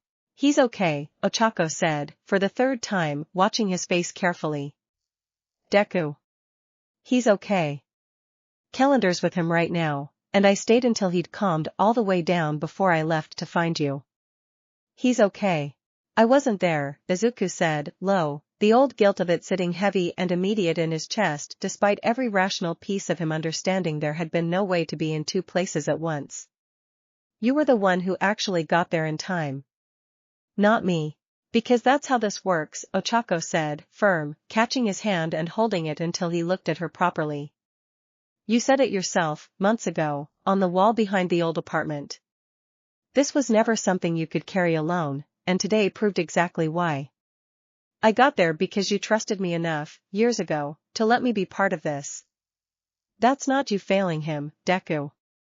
That's the whole plan actually working. He held on to that, turning it over the way he turned over most difficult truths, testing its edges until it settled into something he could actually believe rather than merely hear, and by the time the bus pulled into the dorm's front drive some of the rigid guilt in his shoulders had eased into something more like exhausted gratitude. He found Vortex asleep already, worn out from the adrenaline of the afternoon, curled small beneath a blanket in the warded room with Calendar keeping a silent, watchful vigil beside him, and Izuku crossed the room without a word and knelt at the bedside, brushing dark hair back from a small, peaceful face, feeling the mark on his own hand pulse warm in quiet answer to the boy's steady, sleeping breath. He fought, Calendar said quietly, not looking away from the sleeping child. Genuinely fought, Izuku. 5 years old, and he held Nixer's own soldiers back with rage alone long enough for us to reach him. Whatever else today cost, know that your ward is not the helpless thing you first caught out of a broken sky. He is becoming someone capable of protecting himself, slowly, the same way you did. I still should have been there. You were exactly where you needed to be, Calendar said, an unusual firmness entering his formal voice. A teacher would have died today without you standing between him and a creature built to kill pro-heroes. That is not a small thing to have chosen, Izuku, and it is not a failure that you chose it. It is proof of exactly the kind of protector this bond was always meant to grow. He finally looked up, ash-colored eyes steady. You cannot save everyone in every direction at once. No one can. What you can do, what you did today, is trust the people around you enough to let them help carry what you cannot carry alone. That is not weakness. That is, I have come to believe, the entire secret of surviving this. Izuku sat with that for a long moment, watching Vortex's chest rise and fall in the quiet, undisturbed rhythm of a child who trusted, completely, that he would wake up safe, and felt something in himself finally settle, not into ease, exactly, the day had been too large and too frightening for that, but into a steadier kind of resolve. All Might wants to talk to me tomorrow, he said finally. After what happened at the facility. I think he knows there's more to me than the file says. Calendar was quiet for a moment, considering. The #1 hero, he said slowly, commands resources and protection that even House Malrand would think carefully before crossing. It is a risk, telling him the truth. It is also, potentially, the single greatest advantage we have been offered since the day you first caught that boy out of the sky. He glanced toward the sleeping child, and something almost like hope crossed his usually guarded face. Trust your own judgment, Izuku. It has not failed you yet.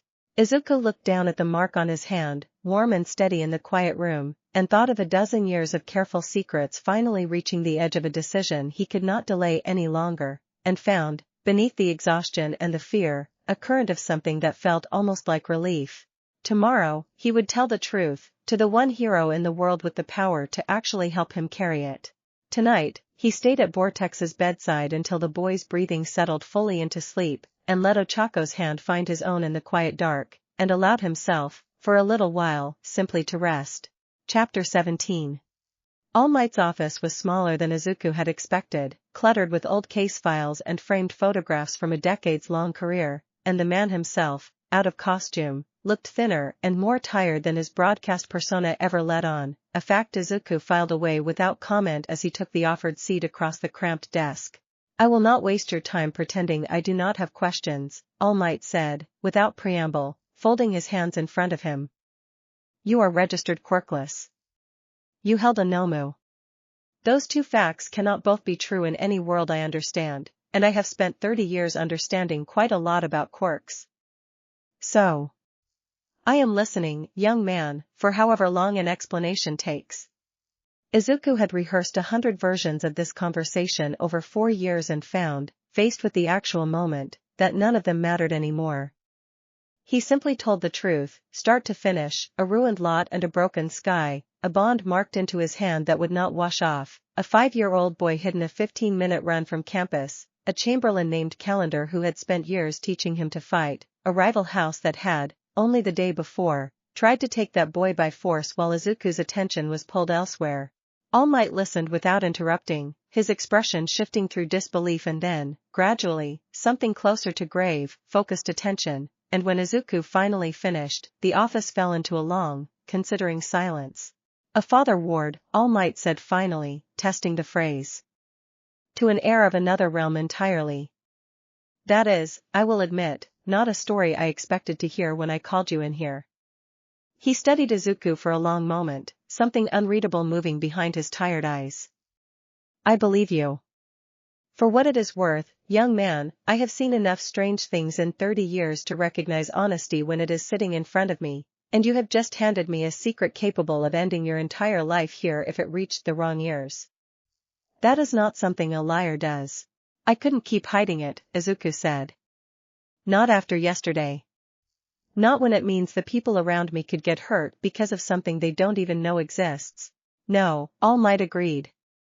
You could not. And I am glad you had the wisdom to see that before it cost someone their life instead of merely their peace of mind. He leaned back, considering. Here's what I can offer you, Izuku Midoriya. Discretion, first. This does not need to reach the school's official records, not yet, not in a form that could compromise either your ward's safety or your own standing here. Second, resources. I have contacts, protective measures, options a 14-year-old boy and his chamberlain, however capable, do not have access to alone. And third. He paused, and something almost fond crossed his gaunt features. Training. Real training, from someone who has spent 30 years learning exactly how to carry impossible weight without breaking under it. You have built something remarkable out of raw instinct and 4 years of desperate necessity. Imagine what you might build with actual guidance. Izuku sat with the offer, turning it over the way he turned over every important thing, testing its weight against the impossible, exhausting years that had led him here. Why would you do all that, he asked finally, for a secret you only just found out about an hour ago? All Might's expression softened, briefly, into something almost paternal. Because I have spent my career trying to embody a simple idea, young man. That anyone, regardless of what they were born with or without, can become a symbol worth believing in, if they are given the chance and the will to try. You cut a hunted child out of a broken sky as a quirkless 10-year-old with nothing to offer him but courage, and 4 years later you are still standing between him and everyone who would see him harmed. I do not need to understand every detail of the realm you described to recognize what that makes you. He extended a hand across the cluttered desk. Let me help you carry it, Izuku. Properly, this time. Izuku looked at the offered hand, and thought of a mark that had never washed off, and a chamberlain who had spent 4 years teaching him to fight essentially alone, and a 5-year-old boy who had screamed with rage rather than fear when danger finally found him, and understood, shaking All Might's hand in the small cluttered office, that the careful, isolated shape of his life had just, permanently and for the better, come to an end. Thank you, he said, and meant it in every direction the words could possibly reach. Do not thank me yet, All Might said, though he was smiling now, the first real smile Izuku had seen from him all conversation.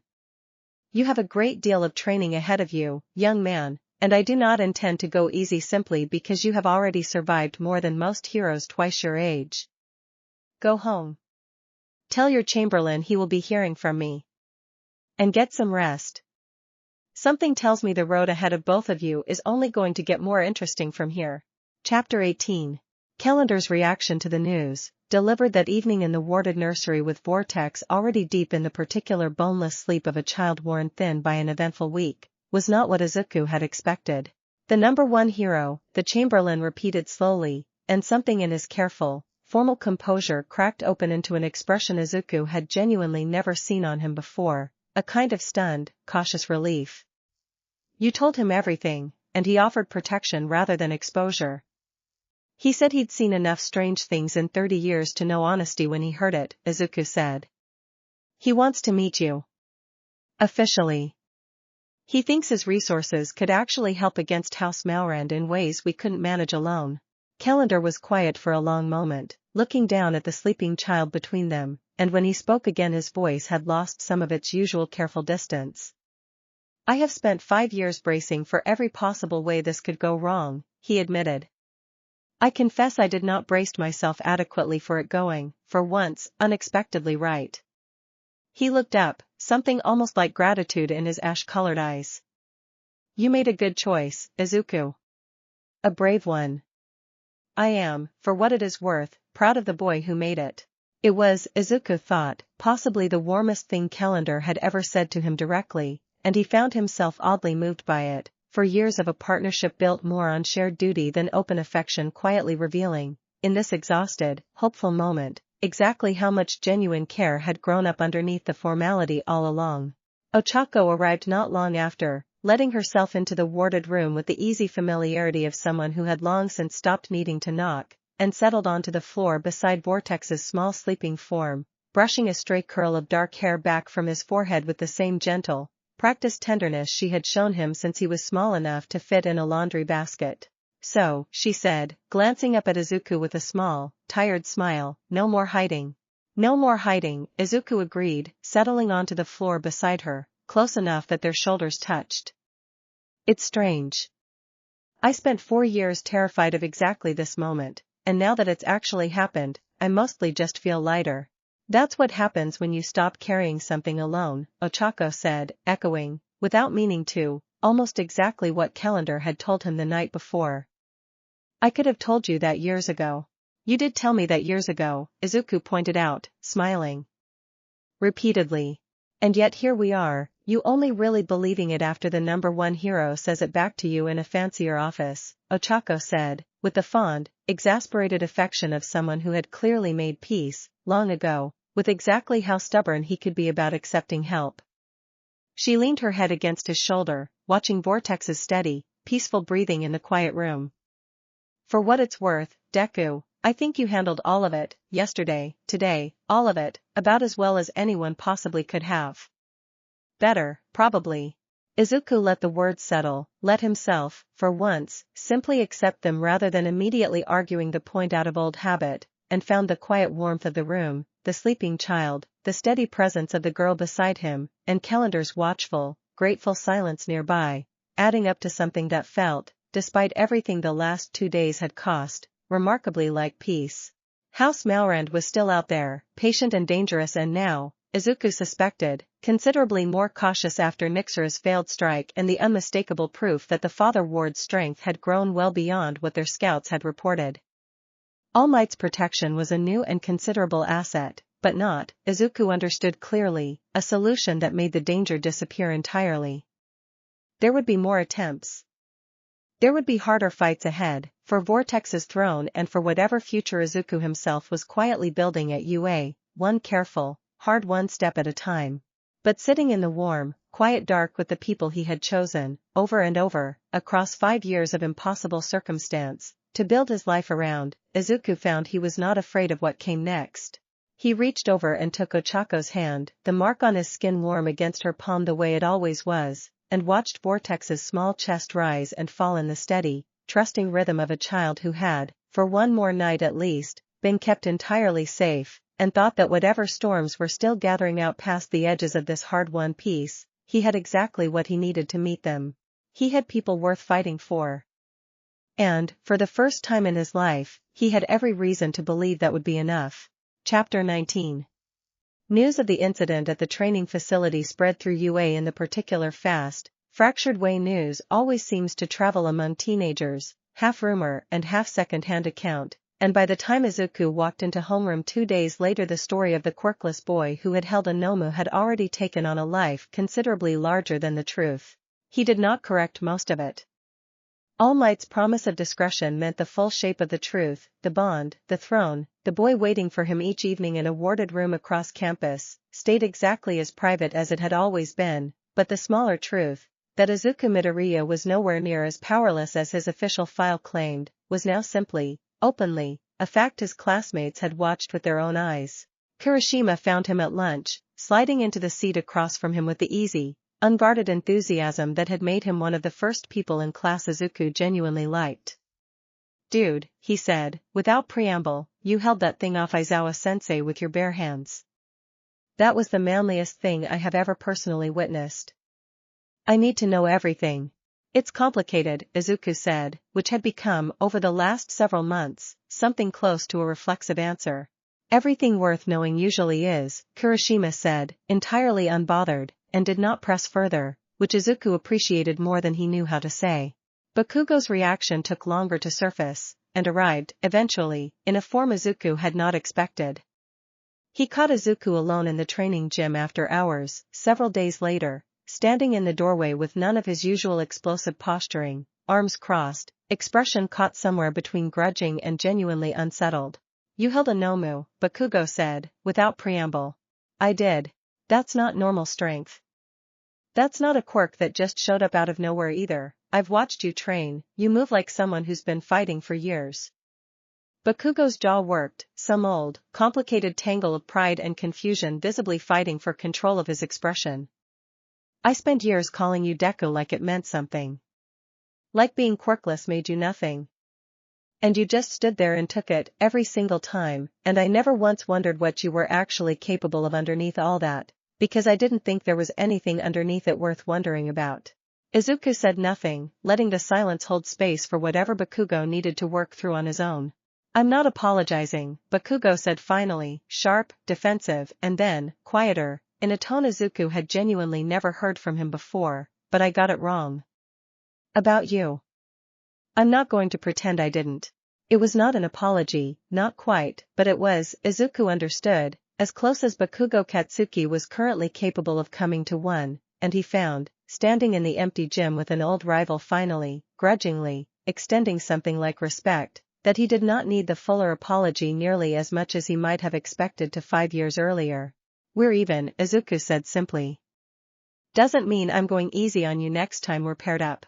Something sharp and competitive flashed back into Bakugo's expression, more familiar territory for both of them, and he huffed something that might, in a more generous light, have been called a laugh.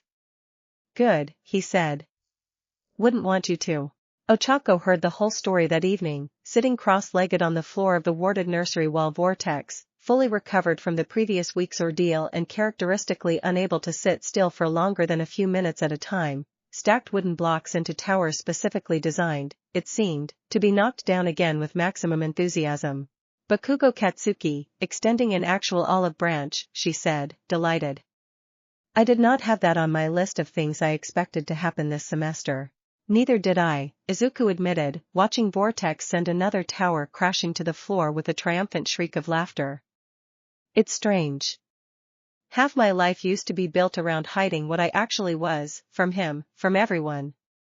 Now that the wall's mostly down, I don't know, it's like there's all this space I didn't realize I'd been holding closed. Room to just be yourself," Ochako said, nodding slowly.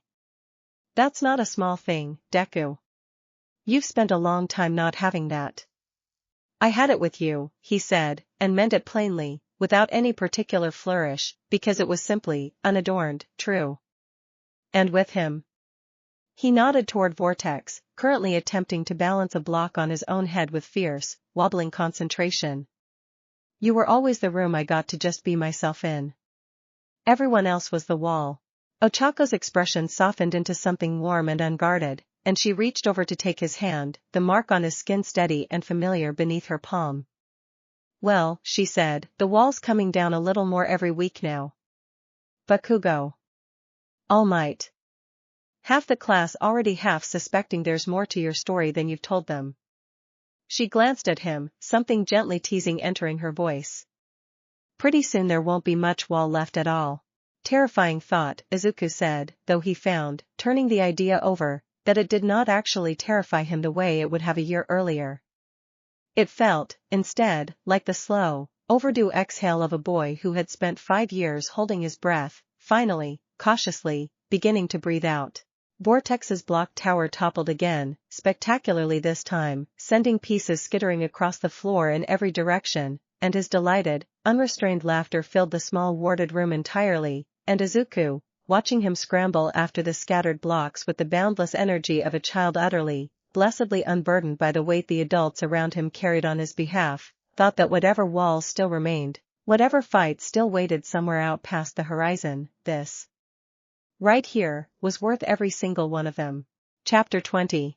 All Might's promised training began the following week. Early mornings before class on a stretch of reclaimed beach the #1 hero had apparently used for exactly this purpose for years, and Izuku arrived the first day expecting drills not unlike Calendar's brutal, efficient sessions, and found instead something considerably more philosophical, though no less demanding for it. Strength without control is simply a disaster waiting for permission, All Might told him, watching Izuku run through a series of forms under the pale early light. Your Chamberlain taught you to fight, and taught you well, I can see that in every movement you make. What he could not teach you, because he does not carry it himself, is 30 years of learning exactly how much of yourself you can spend in a single moment before the cost outweighs the good it does. That is what I intend to teach you now. The lessons that followed over the coming weeks were not, Izuku found, entirely about power at all. They were about restraint, about the discipline of holding strength in reserve rather than spending it all at once, about reading a battlefield with enough patience to know exactly when full force was necessary and when it was simply waste. All Might drilled him relentlessly on the difference, using stories from his own decades of experience, close calls and hard lessons, and the particular wisdom of a man who had spent a career learning where his own limits actually lived. You held a Nomu on instinct and desperation, All Might told him one morning, both of them breathing hard after a punishing sparring session. Imagine what you will hold when instinct is joined by genuine mastery. Izuku found, training under a mentor who understood both the weight of impossible responsibility and the specific loneliness of carrying power most people could not fully understand, that he was learning things Calendar's 4 years of careful, urgent drilling had never quite had room to teach, patience chief among them, and a kind of settled confidence that came not from proving his strength to skeptical onlookers but from simply, quietly, trusting it. Calendar met with All Might twice over those first weeks, careful, formal negotiations Izuku was not present for but heard about afterward in fragments, the Chamberlain returning each time with a slightly less guarded set to his shoulders, and by the third meeting the two of them had apparently settled into something resembling genuine, if cautious, alliance. Resources and protection offered in exchange for information neither House Malrand nor the wider human world had any reason to expect existed. He asked good questions, Calendar reported afterward, sitting in the warded nursery while Vortex, now thoroughly enamored of the idea that his father Ward's mentor was, in the boy's own delighted words, the strongest hero in the whole entire world, peppered him with an endless stream of curious follow-up questions about what All Might was actually like in person. Careful, precise questions, the kind that come from someone who has spent decades learning to weigh risk honestly rather than react to it emotionally. I confess, Izuku, I did not expect to trust a human hero this quickly. He has made it difficult not to. The weeks settled, slowly, into a new equilibrium, mornings on the beach with All Might, afternoons in the classroom building the ordinary, hard-won friendships of a first year at UA, evenings in the warded nursery with Vortex and, more often than not, with Ochako beside him, and Izuku found himself, for the first time since a violet-skinned infant fell out of a broken sky 5 years earlier, in possession of something that felt, cautiously, sustainably, like an actual life rather than a secret. He was simply surviving. House Malrand had gone quiet since Nixera's failed strike, a silence Calendar treated with more suspicion than relief, certain the quiet meant regrouping rather than retreat, and Izuku carried that certainty with him through every ordinary, hopeful day that followed. The way he had learned to carry every thread over the last 5 years, seriously, steadily, without letting it steal the good things growing up alongside it.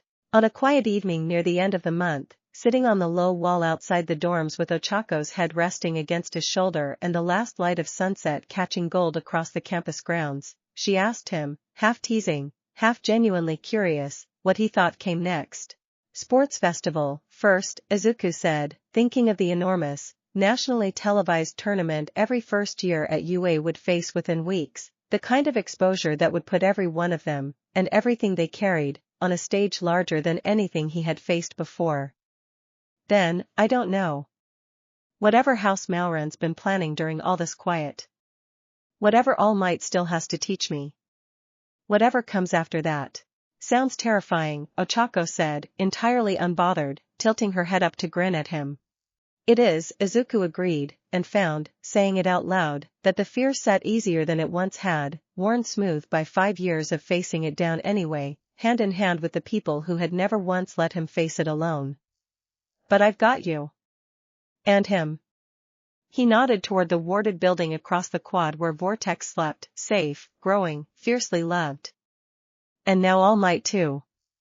Whatever's coming, I think we're actually ready for it. Ochako laced her fingers through his, the mark on his skin warm and steady beneath her palm, and together they watched the sun finish setting over a campus neither of them yet knew was about to become the stage for the next, and considerably larger, chapter of everything they were building. Chapter 21. The UA Sports Festival arrived with a scale Izuku had underestimated even after months of watching old broadcasts, a stadium packed past capacity, cameras arrayed in numbers that made the whole event feel less like a school competition and more like a national holiday, and standing in the tunnel beneath the stands with the rest of Class 1A, Izuku felt the old familiar prickle of exposure settle heavy across his shoulders. Every pro hero in the country will have eyes on this, Calendar had warned him the night before, pacing the warded nursery with barely contained tension while Vortex, oblivious to the stakes, had been far more interested in the promise that he would get to watch his father ward on television. It is the single most public stage you have ever stood on.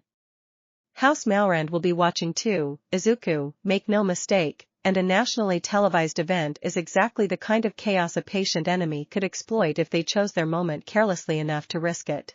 So I hold back, Izuku had said, half question. No, Calendar had said, surprising him.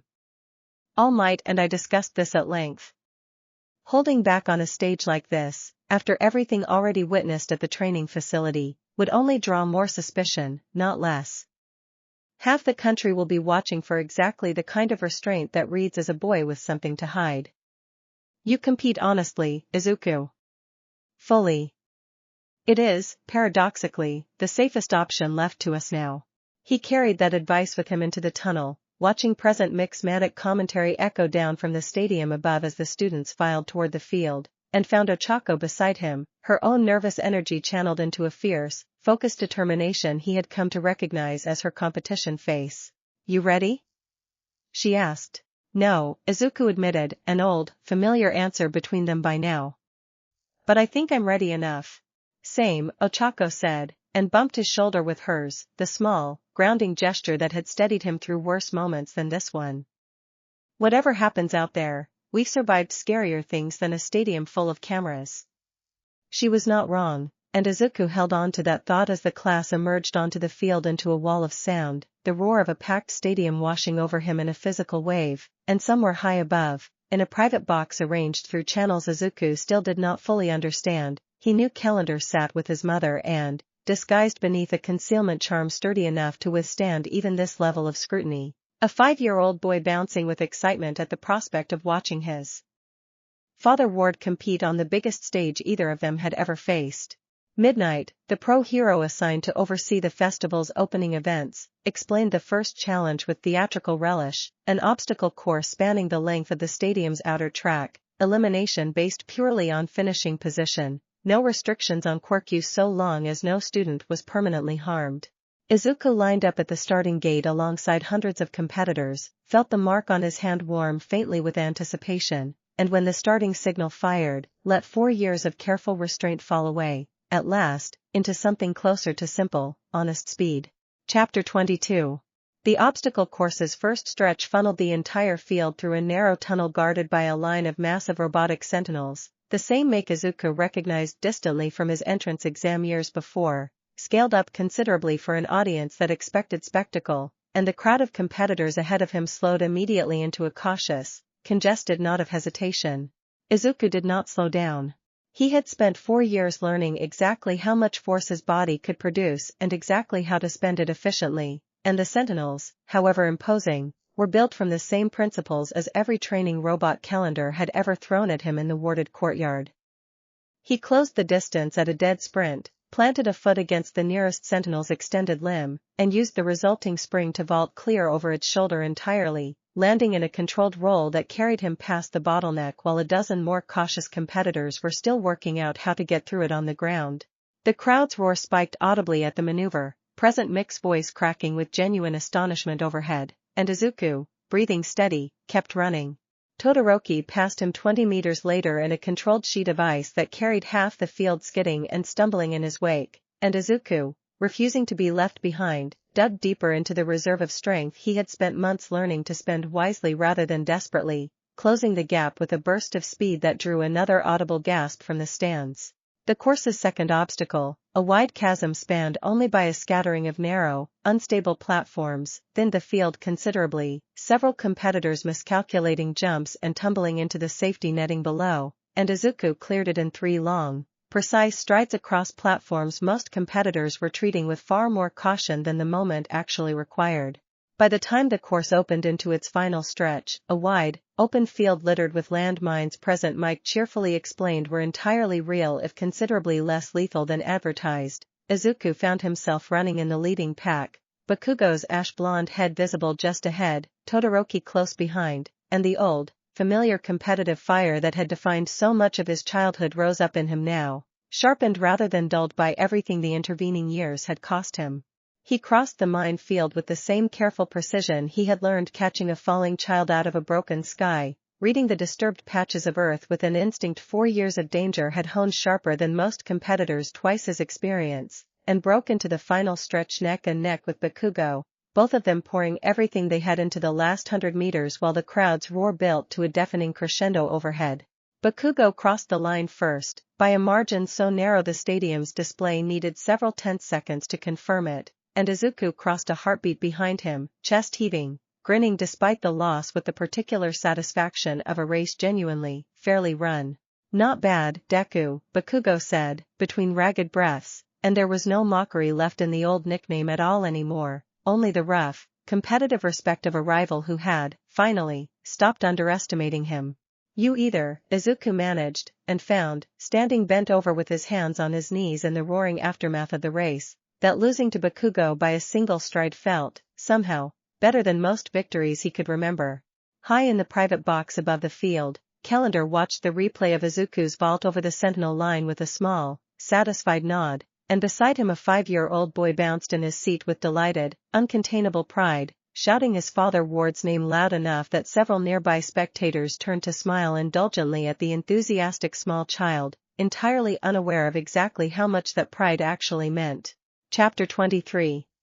The cavalry battle, announced immediately after a brief recovery period, reorganized the surviving competitors by their obstacle course finishing position into a point system that made Izuku's strong showing both a blessing and a considerable target, his position near the top of the standings worth enough points that he suspected, within seconds of the rules being explained, that every team not built around capturing his headband would spend the next 15 minutes trying anyway. He formed his own team quickly, some instinct guiding him toward faces he had already learned to trust, Kirishima's steady, unshakable defense, a quiet, quick-thinking girl named Momo whose creation quirk could produce equipment on demand, and, gravitating naturally to his side the way she always seemed to, Ochako, whose gravity manipulation made her an incalculably useful anchor for exactly the kind of chaotic, mobile battle the event demanded. We're going to get swarmed, Kirishima said, with the particular grim satisfaction of a boy who genuinely relished exactly that kind of challenge.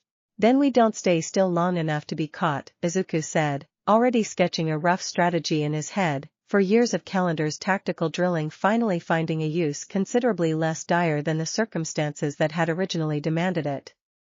Momo, can you build something for mobility, not just defense? She could, and did. And the 15 minutes that followed became a blur of controlled, precise chaos, Izuku's team weaving through the field with a speed and coordination that kept them consistently one step ahead of the teams converging on their position, Ochako's gravity manipulation lightening their combined mass at critical moments to grant bursts of speed that left pursuing teams stumbling in their wake, Kirishima's hardened arms deflecting grabbing hands with cheerful, unbothered ease. It was not a clean run. A team built around Todoroki's ice caught them twice, forcing hurried, improvised escapes that cost them points but never, crucially, Izuku's headband itself, and by the time the horn sounded the end of the round, His team had held their position solidly enough to advance comfortably into the tournament bracket without ever once losing what mattered most. That was insane, Kirishima said afterward, grinning wide enough to show teeth, as the team caught their breath at the field's edge. You called every single one of those routes before the other teams even started moving. How? Izuku, more used by now to deflecting exactly this kind of question than answering it fully, offered a small, honest shrug instead of a lie. I've had a lot of practice reading dangerous situations fast, he said, which was, underneath everything he could not say directly, entirely true.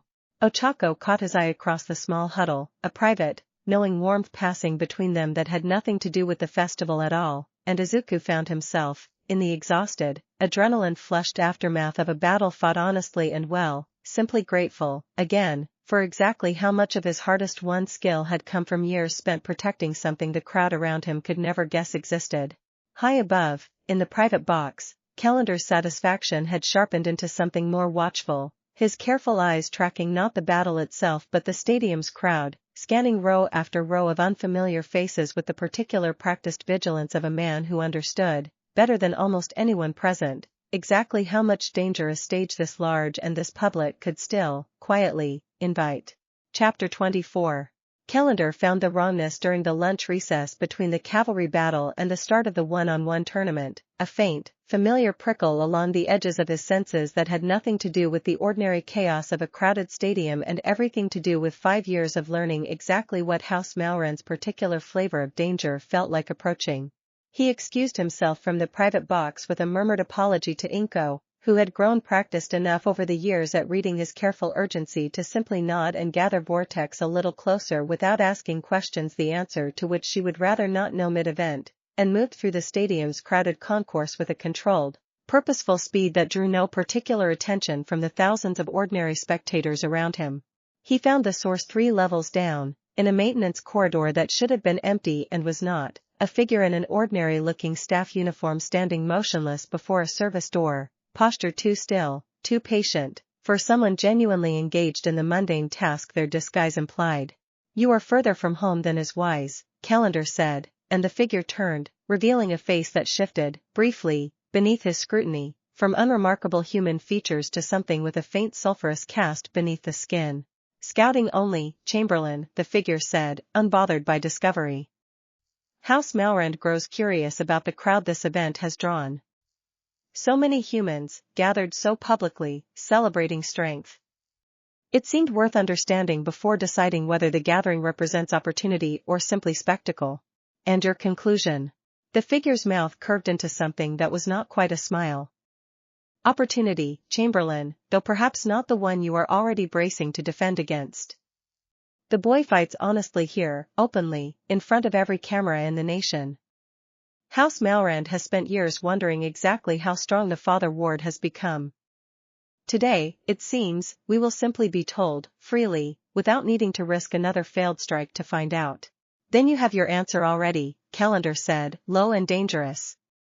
Leave. Now.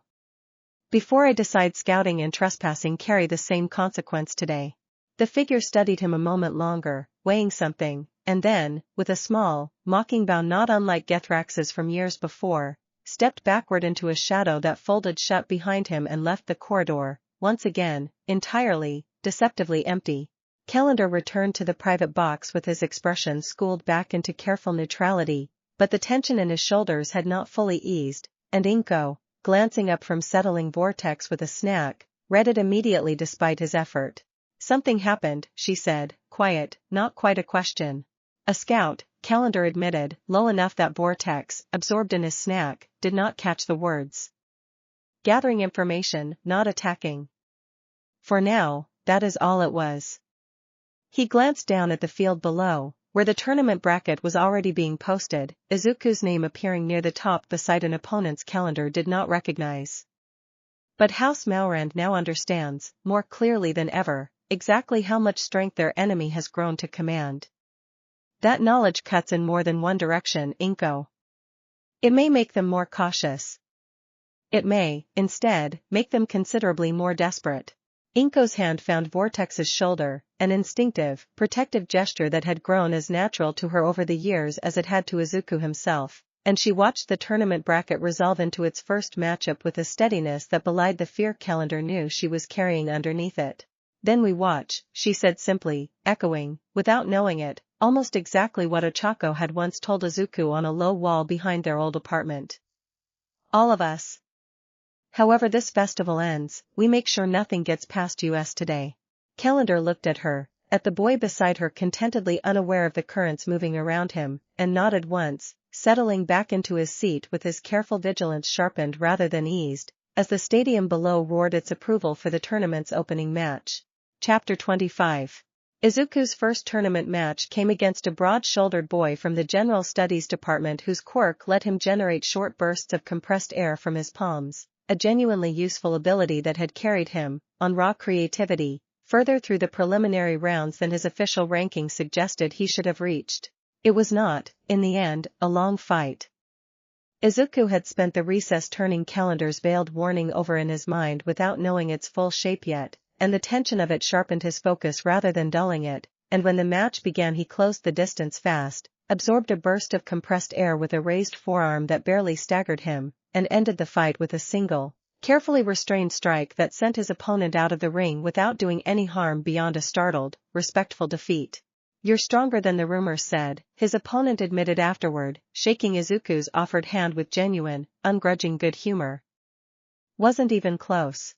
You made me work for the first opening," Izuku said, honestly, because it was true, and because 4 years of hard-won humility had taught him never to let an easy win curdle into the kind of arrogance he had watched sour other, less careful people. Ochako's own first match, fought 2 bouts later against a rigid, defensive competitor whose quirk let him harden any surface he touched, showcased exactly the kind of creative, patient strategy Izuku had come to associate with her most, using her gravity manipulation not for brute force but for a slow, methodical dismantling of her opponent's defensive footing, floating him gradually off balance until a single decisive push sent him tumbling harmlessly out of the ring to the crowd's delighted, surprised applause. "Called it," Izuku told her, grinning, as she returned to the competitor's box breathing hard but triumphant. "You didn't call anything, you were too busy demolishing your own match to watch mine properly," Ochako said, though she was laughing, flushed with victory and the particular exhausted satisfaction of a fight fought well.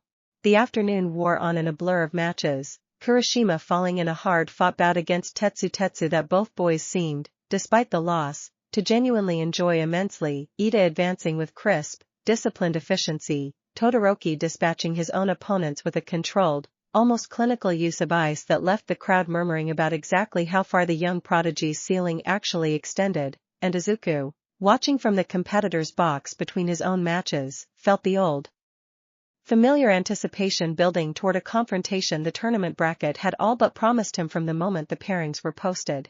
Todoroki Shoto stood 2 names above his own on the bracket's advancing path, separated by only a single round, and Izuku, watching him dismantle another opponent with cold, deliberate precision, felt something in his chest tighten with the particular electric mixture of nerves and eagerness that had defined every genuinely important fight of his life so far.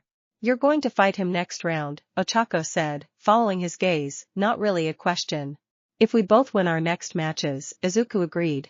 "You will," Ochako said, with the simple, unshakable certainty that had steadied him through worse odds than this, and Izuku, watching Todoroki's controlled ice glitter under the stadium lights, found himself, despite the nerves, genuinely looking forward to exactly the kind of hard, honest fight he suspected was waiting for him on the other side of the next round.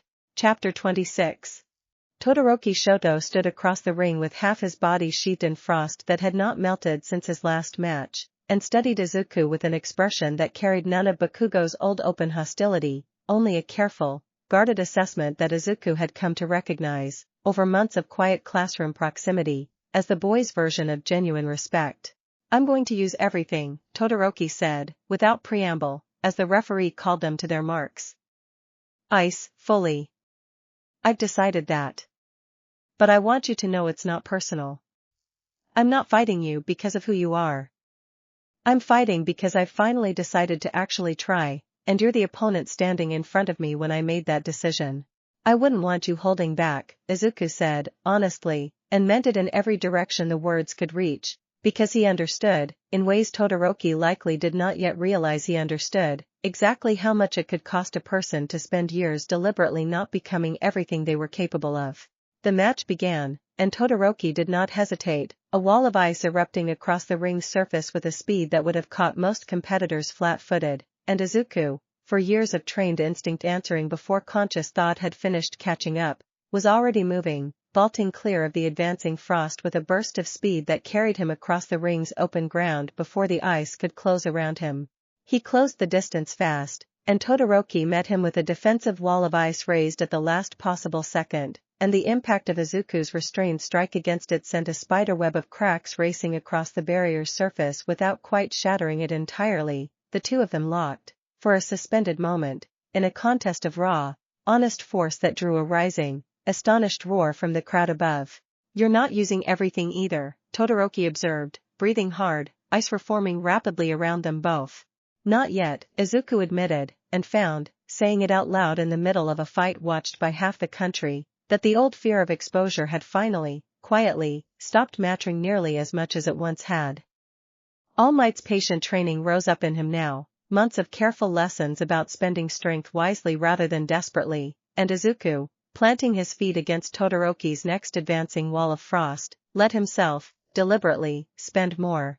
The fight that followed became, for several breathless minutes, the kind of contest neither competitor's official files suggested either of them should have been capable of, Todoroki's ice growing more elaborate and more relentless with every exchange, Izuku meeting each wave with a controlled, escalating force that cracked frozen barriers he could not simply outrun anymore, both of them pushing the other, deliberately, toward a ceiling neither had fully tested before this exact afternoon.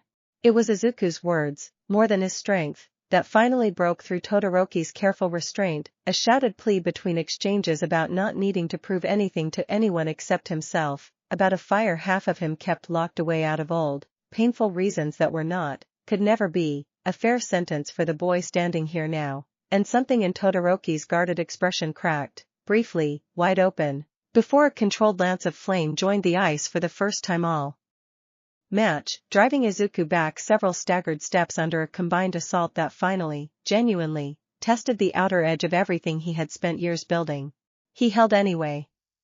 The match ended not in a clean decisive blow but in mutual, exhausted collapse, both competitors driven to the very edge of what their bodies could sustain, and the referee's ruling, after several tense seconds of deliberation, called it in Izuku's favor by the narrowest possible margin, a single decisive step that kept him within the ring's boundary a heartbeat longer than Todoroki managed. They shook hands afterward, both of them bruised and breathing hard, and Todoroki's carefully guarded face carried, for the first time since Izuku had met him, something that looked genuinely, unguardedly, like relief. Thank you, Todoroki said, quiet enough that only Izuku caught it over the roaring crowd. For that. All of it. Anytime, Izuku said, and meant it completely, and found, walking off the field toward medical attention with his whole body aching in a way that felt, despite everything, remarkably like satisfaction, that some fights were worth every bruise they cost simply for what they helped the person standing across from you finally let go of. Chapter 27. The attempt came during the tournament's semi-final intermission, in the narrow window of chaos between matches when the stadium's attention scattered across concession lines and replay screens rather than focusing on any single point, and it came, with a patience that told Calendar immediately it had been planned rather than improvised, from a direction none of them had thought carefully enough to guard. Not the private box. The medical tent, where Izuku had gone to have his bruised ribs checked before the semi-final round, and where Vortex, restless after hours of sitting still and increasingly insistent on seeing his father ward in person rather than only on the stadium's enormous overhead screens, had talked Inko into a short, careful walk toward the competitors' area, Calendar trailing a half step behind with his concealment wards drawn tight around the boy. The scout who found them there wore the shape of a stadium medic, credentials convincing enough to pass a cursory glance, and struck the moment Calendar's attention flickered, briefly, toward a genuine medical emergency 2 stalls down that had, Calendar would realize afterward with cold, furious clarity, been staged specifically to draw his focus. Vortex felt the wrongness before Inko did, 5 years of instinct sharpened by exactly this kind of danger before, and pulled hard against her hand, small body going rigid with a fear that had nothing to do with ordinary crowds. Something's wrong, he said, urgent, small hands already glowing faintly with the barely restrained edge of power he had learned, slowly, to control rather than unleash indiscriminately. Calendar, something's wrong. The Chamberlain turned in time to see the disguised scout's hand close around Vortex's wrist, concealment ward flickering under direct contact, and the fury that had driven Nixer's soldiers back through a hastily closing tier months before rose up in him again, whole and immediate, closing the distance in a single stride that ended with the scout thrown bodily into a support pillar hard enough to crack the concrete. But Vortex, in that same suspended instant, had not waited passively for rescue. He had spent months, since Nixer's attack, training in small careful sessions Calendar arranged specifically to teach him control rather than raw explosive power, and the instinct that rose in him now, facing a stranger's hand closing around his wrist, was not the helpless panic of his infancy but something considerably sharper, a focused burst of controlled force that broke the scout's grip cleanly, sent him stumbling backward, and left Vortex standing his own ground, small fists raised. Matchlight eyes blazing with a fierce, protective anger that had, unmistakably, been learned from watching his father Ward do exactly the same thing for years. "You don't touch me," Vortex said, voice shaking but clear, and the words carried an authority that startled even Calendar, watching from a few feet away with his own strike already landing to finish what the boy had started. The scout did not linger to test his odds further, vanishing into a hastily opened tier the moment Calendar's second blow connected, and the medical tent's ordinary staff, arriving in the aftermath to find an overturned support pillar and a badly shaken civilian nowhere in the official records, accepted Calendar's calm, practiced explanation of a minor structural accident with the easy credulity of people who had no reason to imagine anything stranger. Izuku arrived moments later, alerted by the pendant's sharp, cold warning, to find his mother pale but unhurt, Vortex trembling with the fading adrenaline of a fight he had, for the first time, genuinely helped win himself, and Calendar's expression carrying a fierce, complicated pride that momentarily eclipsed even his usual careful vigilance. He held his own, Calendar said, before Izuku could ask, kneeling to check Vortex over with careful, thorough hands. Broke the grip himself, Izuku. Stood his ground before I even reached him. Izuku crossed the remaining distance and gathered Vortex into his arms, feeling the boy's small body still shaking against his chest, and held him the way he had held him first, 5 years earlier, in a ruined lot at the edge of dusk, murmuring reassurance until the trembling, slowly, began to ease. "You did so good," Izuku told him, quiet, fierce, meaning every word. "I'm so proud of you." "I wasn't scared," Vortex said, muffled against his shoulder, though the way he clung tighter told a slightly different, more honest story. "Well, maybe a little. But I fought anyway." "Like you do." "Exactly like I do," Izuku agreed, and found, holding the boy close while the stadium's distant roar swelled overhead for a semi-final match he would need to walk back out for in a matter of minutes, that whatever fear House Malran's persistence still cost him, this, a small boy learning, slowly, bravely, to stand his own ground, was worth every single sacrifice the last 5 years had demanded. Chapter 28. Izuku walked back onto the field for his semi-final match with his heart still racing from the medical tent, Vortex's fierce, trembling courage sitting warm and unforgotten in his chest, and found Bakugo waiting across the ring with an expression that, for once, carried more focus than fury. "You look like something happened," Bakugo said, sharp-eyed as always, though he did not press for details he could see correctly. Izuku had no intention of offering mid-tournament. "Just family stuff," Izuku said, which was, in every sense that mattered, entirely true. "I'm fine. Ready when you are." "Good," Bakugo said, cracking his knuckles with the particular anticipation he had carried into every one of their confrontations for years, though the edge underneath it now was different, sharper, honestly competitive rather than contemptuous. "Because I've been waiting years to actually find out what you're made of, and I'm not about to let you cruise through this match thinking about something else." He was, Izuku found within the first exchange, entirely right to demand full attention. Bakugo fought with an intensity that had only sharpened since their battle trial weeks earlier, explosive bursts of raw offensive power chained together with a tactical precision that 4 years of watching him underestimate everyone around him had apparently, quietly, been building toward all along, and Izuku, forced to set aside the lingering fear from the medical tent and meet the fight fully present, found himself pushed harder than he had expected even after their earlier trial. "Come on," Bakugo snarled, driving him back with a series of blasts that scorched the ring's surface black. "Stop holding anything back, Deku. I didn't train this hard to beat half of you." Izuku, catching his breath behind a raised guard, felt something in him answer that challenge honestly, the last careful restraint from months of public discretion finally, fully, falling away in the face of an opponent who had earned, through years of complicated, difficult history, the right to see exactly what he was capable of. He closed the distance at full speed for the first time all tournament.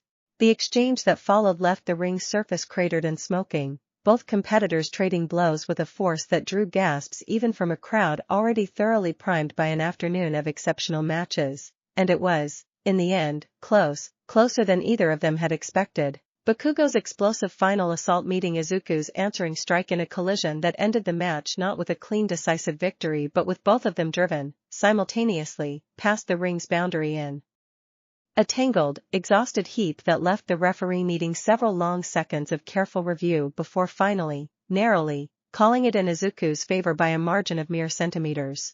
Bakugo lay in the wreckage for a moment, staring up at the stadium lights, before letting out a short, disbelieving laugh that had nothing bitter left in it at all. "Damn it," he said, though he was grinning as he said it, hauling himself upright to offer Izuku a hand up rather than the sharp retreat Izuku might once have expected. "Fine. Fine. You earned that one, Deku." "Properly. Barely," Izuku said, accepting the offered hand, both of them bruised and grinning at each other with the particular exhausted camaraderie of two rivals who had, finally, genuinely tested each other and found, on the other side of it, something considerably more valuable than either had expected. "Next time," Bakugo said, pointing at him with the fierce, promising intensity that had never once left him even now, "I'm not losing by centimeters." "Looking forward to it," Izuku said, and meant it completely, and walked off the field toward the final round with his whole body aching and his chest, despite the pain, lighter than it had been in years. Chapter 29.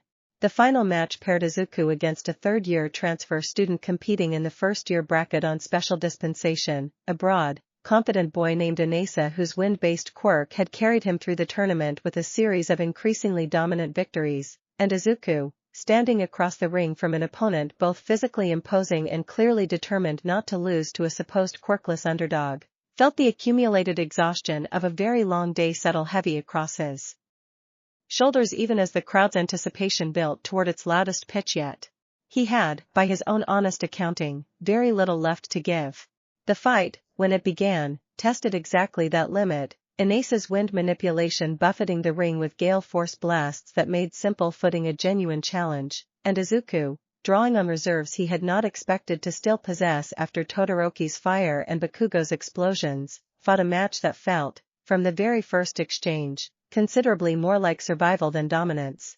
He held on anyway, the same stubborn refusal that had carried him through every impossible fight of the last 5 years rising up now to meet an opponent who, whatever else was true of him, had genuinely earned his place in this final round through skill. Izuku had no intention of disrespecting with anything less than his full remaining effort. It ended, eventually, not with the kind of decisive spectacle the crowd's roaring anticipation had built toward, but with a grinding, exhausted contest of endurance that Izuku won by the narrowest possible margin, catching Inasa's final overextended charge and using the last dregs of his strength to redirect the larger boy's own momentum out of the ring entirely, both of them collapsing in the aftermath, too spent for much beyond mutual, respectful exhaustion.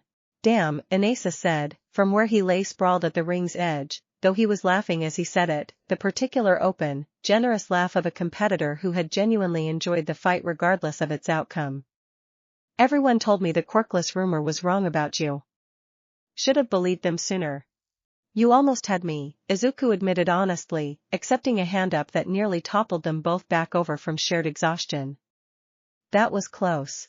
The crowd's reaction, when the results were finally, officially posted, roared loud enough that Izuku felt it in his chest more than heard it, and standing at the center of the ring with his whole body aching and a tournament victory he had genuinely not expected settling slowly, disbelievingly, into something he could actually accept as real, he found his eyes drawn immediately, instinctively, upward, toward the private box where his mother stood applauding with tears openly streaming down her face, where Calendar's usually careful composure had cracked into something unmistakably, fiercely proud, and where a small violet-skinned boy stood on his seat, jumping and shouting his father Ward's name loud enough to be heard even over the stadium's deafening roar.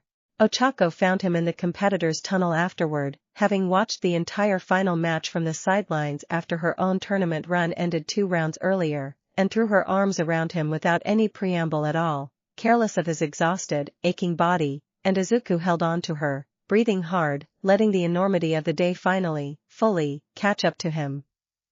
"You won," she said, half laughing, half something closer to tears herself. "Deku, you actually won." "Barely," Izuku said again, though he was smiling now, wide and unguarded, in a way he suspected several hundred cameras had probably just captured for national broadcast. "I don't think I've ever been this tired in my entire life." "Good," Ochako said, pulling back just enough to look at him properly, her expression warm and fierce and entirely, unmistakably proud. "You've earned every single ache. Every one." Above them, high in the stands, All Might watched the tournament's closing ceremony unfold with a small, private smile of his own, already turning over, in the quiet corners of his mind, exactly which pro-heroes across the country would soon be clamoring for the chance to offer a certain remarkable young man his first taste of real field work. Chapter 30. House Malrand convened in the Blackstone Chamber 2 nights after the festival's conclusion, the throne's occupant listening in cold, patient silence as Nixura delivered a report considerably more thorough, and considerably more troubling, than any that had come before it. "The father ward won the tournament," she said, kneeling with her head bowed, though her voice carried none of the deference the posture implied. "Not narrowly, not through simple luck. He defeated a rival of considerable elemental power, then the strongest raw combatant in his class, then a physically imposing upperclassman, all in a single afternoon, all while visibly exhausted by the end. Our scout confirmed it directly. The child himself has grown dangerous as well." He broke a soldier's grip unassisted before the Chamberlain even arrived to finish the confrontation. The figure on the throne was quiet for a long moment, considering this with the particular unhurried patience of something that measured time in decades rather than days. 5 years, it said finally, and the boy we dismissed as an inconvenient accident has grown into precisely the kind of protector the old records warned this bond could produce, given enough time and enough reason to fight for what it guards. A pause, cold and considering. And the ward, still a child by any world's counting, already learning to defend himself. "This is no longer a matter we can resolve with scouts and opportunistic strikes, Nixura. We have let this grow for too long, testing rather than committing, and the testing has cost us the element of surprise entirely." "Shall I prepare a larger strike?" Nixura asked, "now that we understand the true scope of what we face?"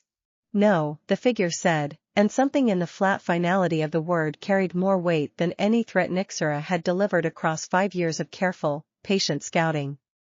"A larger strike against a father ward this capable, protected now by human heroes of considerable renown, risks losing considerably more than it could plausibly gain. We have tested. We have learned. Now we wait, and we plan properly, the way this should have been approached from the very beginning, before impatience and House Malrand's own overconfidence cost us this advantage in the first place. And if the boy continues to grow stronger while we wait, then we adjust accordingly," the figure said, "as we always have. But make no mistake, Nixura. This is not surrender. It is patience, properly applied at last, and patience, in the fullness of time, has ended empires considerably older and better defended than one quirkless human boy's 5 years of borrowed strength." A long, considering pause. "Send word to our allies in the deeper realms. It is time House Malrand stopped pursuing this alone." Nixura's head came up sharply at that, surprise breaking through her careful composure for the first time in the entire audience. "The deeper realms have not involved themselves in a succession dispute in over a century." "Then it is past time that changed," the figure said, "given precisely what is now at stake. Go. Deliver the message personally." I want every relevant house to understand exactly what we are dealing with, before another 5 years passes and the boy becomes something none of us can plausibly stop at all. Miles away, in a world entirely unaware of the currents shifting against it, Izuku sat on the low wall behind the dorms with Ochako's head resting against his shoulder, the exhausted, satisfied ache of tournament victory still settling comfortably into his bones, and had no way yet of knowing that the quiet house Malrand had settled into after Nixer's failed strike had not, in fact, been retreat, but the deep, patient breath of something considerably larger, gathering itself, slowly and deliberately, for whatever came next. You've gone quiet, Ochako observed, tilting her head up to study his face in the gathering dusk. Everything okay? Yeah, Izuku said, and found, in the moment, that it was true, whatever storms might still be gathering somewhere out past the edges of this hard-won, ordinary evening. Just thinking about how far we've all come. Vortex fighting back on his own today. All of this. He gestured vaguely at the campus around them, at the whole impossible, wonderful shape his life had grown into. It's a lot to be grateful for. It is, Ochako agreed, lacing her fingers through his, and together they watched the last light fade fully from the sky, unaware, for one more peaceful evening at least, of exactly how much further, and how much harder, the road ahead was quietly preparing to become. Chapter 31. The internship offers arrived 3 days after the festival's conclusion, delivered in a stack of formal envelopes thick enough that Aizawa, distributing them to the class with his usual flat economy of expression, allowed himself a rare, dry comment about the number attached to Izuku's name specifically. 47, Aizawa said, setting the stack in front of Izuku's desk with something that might, on a less exhausted man, have qualified as amusement. That is, for reference, more than double the previous record for a first-year student, and roughly triple what I expected given how thoroughly you spent the last 2 years pretending to be considerably less remarkable than you apparently are. Izuku, flushing under the weight of 24 classmates' curious glances, flipped through the offers with a growing, disbelieving sense of unreality. Hero agencies from across the country, several with reputations he had grown up reading about in exactly the kind of hero analysis notebooks that had once been his only outlet for a dream everyone told him he could not have. You should pick carefully, Ochako advised that evening, sprawled across the floor of the warded nursery with her own considerably shorter stack of offers spread out beside her, Vortex happily using several of the rejected envelopes to construct what he insisted was an extremely important fort. Not just for the training. For somewhere that'll actually understand if you need flexibility around, you know. She glanced meaningfully toward Vortex's ongoing construction project. All might already talk to me about that, Izuku admitted. He thinks I should take the offer from Endeavor's agency. Ochako's eyebrows rose. The number 2 hero. That's not exactly a gentle internship, Deku. That's the point, I think, Izuku said, turning the offer over in his hands. All Might said Endeavor runs the most demanding training program in the country, and that if House Malrand really is regrouping the way Calendar thinks, I need considerably more than gentle. I need to actually be ready. Calendar, arriving partway through the conversation with his usual quiet, watchful presence, considered this with the careful weighing of a man who had spent years balancing exactly this kind of risk against exactly this kind of necessity. It is not a soft choice, he said finally. Endeavor's reputation for demanding excellence is well earned, from everything I have gathered. But if House Malrand is truly gathering allies among the deeper realms, soft is a luxury none of us can currently afford to prioritize. You know about the deeper realms thing, Izuku said, surprised. I have my own sources, Calendar said, with a small, grim smile that offered no further explanation. Nothing confirmed yet. Only whispers, currents shifting in directions that suggest House Malrand has decided this dispute has grown too large to settle alone. I did not want to worry you until I understood the shape of it more clearly. I am telling you now because I think you deserve to weigh that risk honestly, before you choose where to spend the next several weeks of your training. Izuku sat with that for a long moment, the internship offer spread across his lap, and thought of a 5-year-old boy building an elaborate, delighted fort out of rejected paperwork a few feet away, entirely unaware of exactly how much larger the danger protecting him had apparently just become, and felt the familiar, steady resolve that had carried him through every impossible year since a violet-skinned infant fell out of a broken sky settle, once more, firmly into place. Endeavor's agency, then, he said. If it means I'm actually ready for whatever's coming. I'll pick somewhere close by, Ochako said, already scanning her own offers with renewed purpose. Somewhere I can still get to Vortex fast if something happens while you're deep in training. You don't have to build your whole internship around backup for me, Izuku said, though the gratitude in his voice undercut any real protest. I know I don't have to, Ochako said, exactly the way she always did, simple and certain and entirely unshakable. I want to. Some things just aren't complicated, Deku. I thought we already covered that. He laughed, the tension of the last several minutes finally easing, and reached over to ruffle Vortex's hair as the boy proudly announced the completion of his fort, and found, sitting in the warm, cluttered chaos of the small warded room with the people he loved most gathered around him, that whatever House Malrand was quietly gathering somewhere out past the edges of this ordinary evening, he would meet it, as he had met everything else, considerably better prepared, and considerably less alone than the boy who had first caught a falling child out of a broken sky 5 years before. Chapter 32.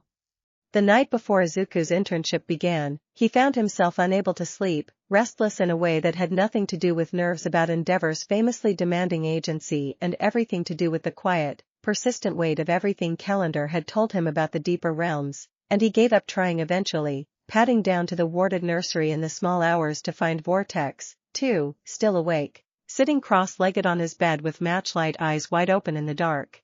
Can't sleep either? Izuku asked, settling onto the floor beside the bed.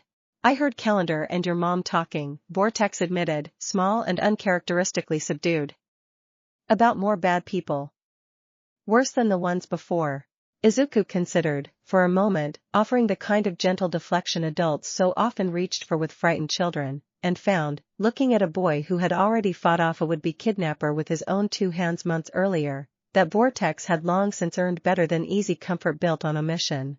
There might be, Izuku said honestly. We don't know for sure yet. But even if there are, I want you to understand something important, okay? Whatever comes, we're going to face it together. You, me, Calendar, your Grandma Inko, Ochako. All of us. You are never going to have to face any of it alone, no matter how big it gets. Vortex was quiet for a moment, turning that over with the particular serious concentration that had, over 5 years, become entirely his own. You caught me, he said finally. When I fell. Calendar told me the story. You didn't even know what I was, and you caught me anyway. I did, Izuku agreed. Then I know you'll keep catching me, Vortex said, with the simple, absolute certainty that only a child who has never once had that trust broken can offer, and reached out to take Izuku's hand, the mark on his father Ward's skin warm and familiar beneath small, clawed fingers. So I'm not scared.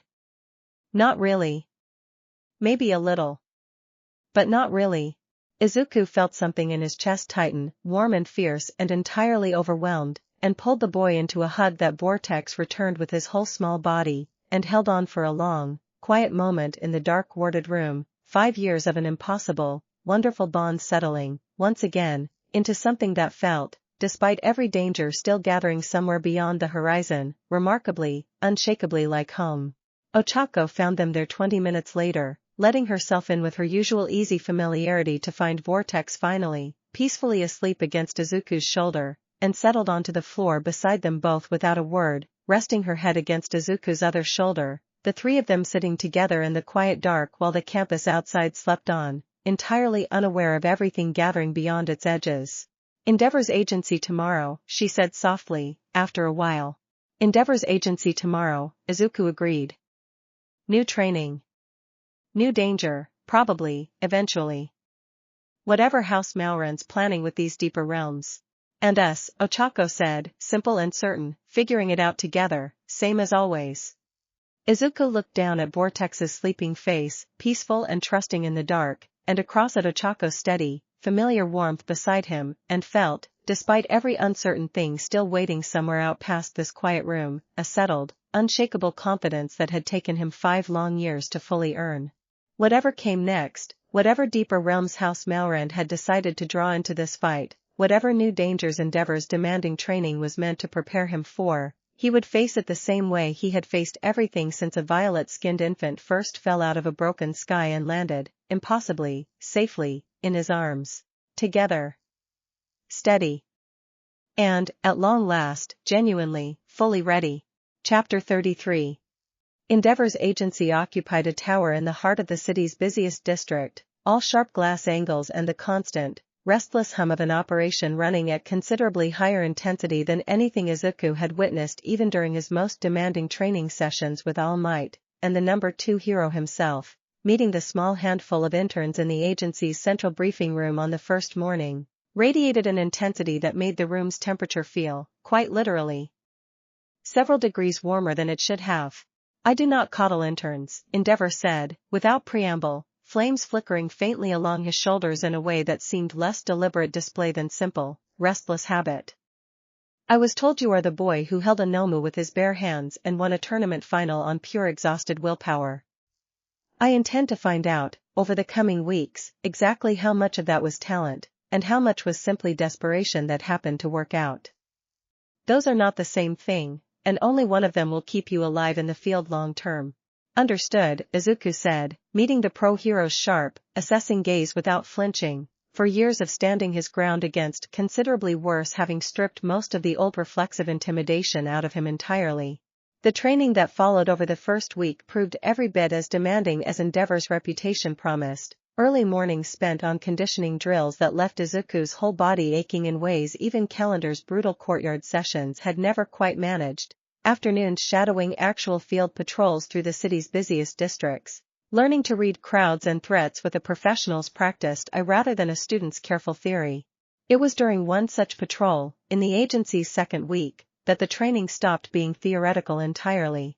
The call came in urgent and fragmented, a robbery in progress at a downtown financial district turning violent, the perpetrator's quirk allowing him to phase partially through solid matter, and Endeavor's response was immediate, decisive, cutting through traffic with a controlled burst of flame propulsion that left Izuku scrambling to keep pace on foot, for years of trained speed finally, genuinely tested against the demands of real professional response time. They arrived to find the situation already deteriorating, the perpetrator using his phasing ability to duck through walls and pursuing officers alike, civilians scattering in a chaotic, dangerous press that made any direct assault risk considerably more collateral harm than the situation could afford. Contain the perimeter, Endeavor ordered, already moving to cut off the villain's most obvious escape route. Do not engage directly unless civilians are in immediate danger. Watch. Learn the pattern before you act. Izuku, positioned at the district's northern edge, forced himself to hold that careful discipline even as every trained instinct in him wanted to close the distance immediately, and it was that discipline, watching rather than reacting, that let him spot the pattern first. The villain's phasing ability requiring a brief moment of solid vulnerability each time he passed fully through a wall, a window of perhaps half a second that Endeavor's more direct, forward pressure had not yet positioned to exploit. North Corridor, Izuku called out, voice carrying with a trained authority that surprised even himself. He's solid for a half second every time he phases through the east-facing walls. If we push him that direction. Endeavor's sharp eyes flicked toward him, assessing, and then, without further discussion, adjusted his own positioning to funnel the fleeing villain directly into the predicted opening, and when the perpetrator phased through the corridor's final wall a moment later, solid and vulnerable for the briefest possible window, Izuku was already moving, closing the distance with trained precision and ending the pursuit with a single, carefully restrained strike that left the villain incapacitated. Without unnecessary harm. The arrest that followed was, by professional standards, unremarkable, the kind of clean resolution that made the evening news only as a small closing segment, but Endeavor, reviewing the encounter afterward with his usual sharp, exacting scrutiny, offered something Izuku had not entirely expected from a man with such a demanding reputation. That read was correct, Endeavor said, flat, assessing, and then, grudgingly, good work. You watched instead of charging in blind. Most interns your age cannot manage that discipline in a live situation, whatever they claim in training. He studied Izuku a moment longer, something calculating moving behind his sharp gaze. All Might was not exaggerating your potential. We will see, over the coming weeks, exactly how far it actually extends. Izuku, walking back toward the agency in the settling dusk with his whole body aching and a genuine, hard-earned professional victory sitting warm in his chest, found himself thinking, not for the first time, that every difficult year since a violet-skinned infant fell out of a broken sky had been building, slowly and deliberately, toward exactly this. A life spent standing between danger and the people who could not protect themselves, and felt, despite the exhaustion, profoundly, quietly grateful for every single step of the road that had led him here. Chapter 34. The weeks at Endeavor's agency settled into a punishing but genuinely productive rhythm, and Izuku found himself, by the third week, moving through field patrols with a confidence that surprised even the agency's more veteran sidekicks, several of whom had started, grudgingly, seeking his read on tactical situations before Endeavor himself weighed in. He called Ochako most evenings, the two of them trading exhausted, animated stories from their respective internships, hers considerably gentler in pace but no less demanding in its own way, a mid-sized agency specializing in disaster response that had her practicing large-scale rescue coordination alongside her combat training, and the calls became, over the weeks, a small, steady anchor point in an otherwise relentless schedule, a reminder of exactly why all the exhausting work mattered. Vortex asked about you again today, she told him one evening, her voice carrying the particular warm fondness she always got discussing the boy. Wanted to know if you were fighting bad guys yet. I told him you were mostly doing paperwork and running drills, and he looked so disappointed I almost felt bad for ruining the image. Izuku laughed, the first genuinely unguarded laugh he had managed in several exhausting days. Tell him the truth next time. I caught an actual villain last week. I did tell him, Ochako admitted, grinning audibly even over the phone. He's already bragging about it to Calendar like he personally supervised the arrest.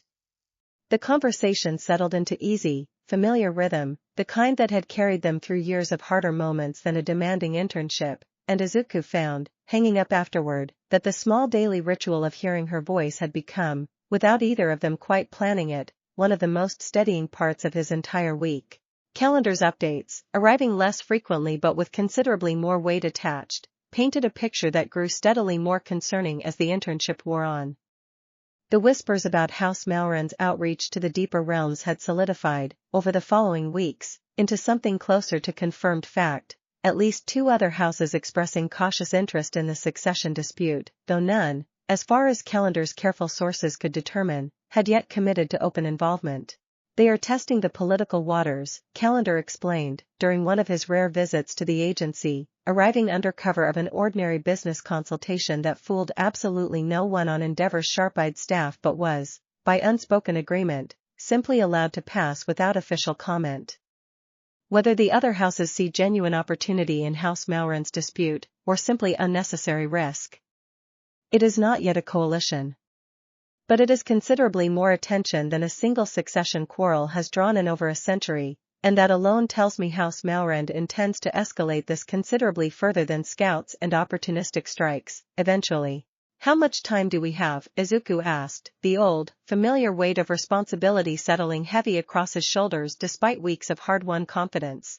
I do not know, Calendar admitted, an honesty that had grown more common between them over the years as trust deepened.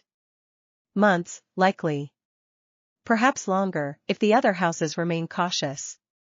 But I would rather you train as though the time were shorter than that, Izuku, than be caught unprepared should my estimate prove optimistic.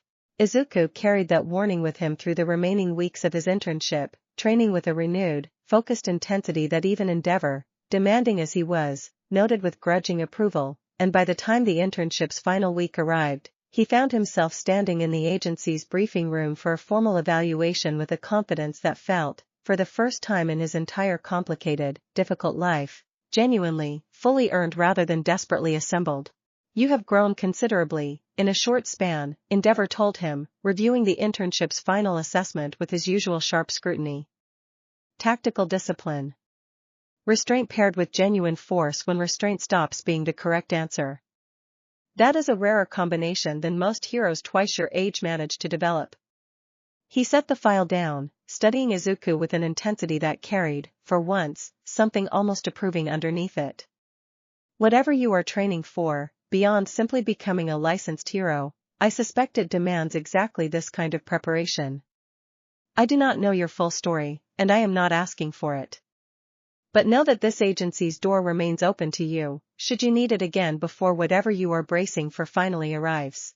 Izuku, surprised by the offer's genuine weight, thanked him with the same careful honesty that had carried him through the entire internship, and walked out of the tower that evening into the city's gathering dusk with a settled, hard-won sense that whatever House Mauren's patient gathering ultimately produced, he was, at long last, considerably more ready to meet it than the exhausted, uncertain boy who had first walked through the agency's doors weeks before. Chapter 35. Ochako's internship ended the same week as Izuku's, and the two of them met at the small park near their old apartment building on the first genuinely free afternoon either of them had enjoyed in over a month, settling onto the familiar low wall with the easy, worn comfort of a place that had witnessed most of the important conversations of their shared childhood. You look different, Ochako observed, studying him with the particular thorough attention she always brought to noticing things about him other people missed. Not just tired. Something else. Steadier, maybe, Izuku said, turning the word over, testing whether it fit. Endeavor doesn't really do gentle encouragement, but by the end I think I actually believed him when he said I'd grown. Not just gotten stronger. Grown. He glanced at her, something warm and grateful passing across his face. What about you? How was the disaster response stuff? Exhausting, and kind of amazing, Ochako said, animated in the way she always got discussing something she had genuinely loved. I got to run actual rescue coordination during a training flood scenario, real-time decisions about who gets pulled out first, how to manage limited resources across multiple crisis points at once. It felt like everything Vortex has ever taught me about staying calm when everything's falling apart, just applied at a bigger scale. He taught you that? Izuku asked, smiling. You both did, Ochako said, simply. Years of emergency laundry basket crises will do that to a person. They laughed together, the easy, familiar sound of it settling comfortably into the late afternoon quiet, and Izuku found himself, watching her animated, genuine happiness discussing work she had clearly thrown herself into fully, struck by a warmth that went considerably deeper than simple fondness, the particular steady, grateful love that had grown, slowly and without either of them forcing it, out of years of simply showing up for each other through everything difficult and wonderful their strange, shared life had demanded. Calendar told me the deeper realms thing is getting more serious, he said eventually, the weight of it settling back over the afternoon's easy warmth. I heard, Ochako said, sobering. He mentioned it when I visited Vortex last week. Months, maybe, before anything actually happens. She reached over and took his hand, the mark on his skin warm and familiar beneath her palm, the same gesture that had steadied him through 5 years of impossible circumstance. Whatever it turns out to be, we're ready for it. More ready than we've ever been. I keep thinking about that, Izuku admitted. How much has actually changed since that first afternoon in the lot? I was just a scared kid who caught something falling out of the sky because some part of me couldn't stand watching it hit the ground alone. I didn't have anything to offer him then. No strength, no training, nothing except refusing to let go. That was never nothing, Ochako said, firm, the same certainty she had offered him 100 times over the years. That was everything, Deku. The strength came later. The refusing to let go, that was always the actual thing that mattered. Everything else just grew out of that. He sat with that for a long moment, the late afternoon light catching gold across the familiar park, and felt something in his chest settle, deep and steady, 5 years of impossible growth finally, fully understood not as a transformation from weakness into strength but as the slow, patient unfolding of something that had, in its truest form, been present all along. Vortex found them there 20 minutes later, walked over from the nursery by Calendar for a rare, ordinary afternoon outing now that his father Ward's demanding internship had finally concluded, and the 6-year-old barreled across the grass with the boundless, delighted energy of a child who had missed his father Ward considerably more than his careful, understated messages over the last month had let on, crashing into Izuku's arms with enough force that even his considerable strength staggered slightly under the impact. You're back, Vortex announced, as though there had been any doubt. I'm back, Izuku agreed, holding him close, breathing in the familiar, grounding presence of the boy who had, 5 years ago, changed the entire shape of his life the moment he fell out of a broken sky and landed, impossibly, safely, in his arms. And I'm not going anywhere for a while. Promise.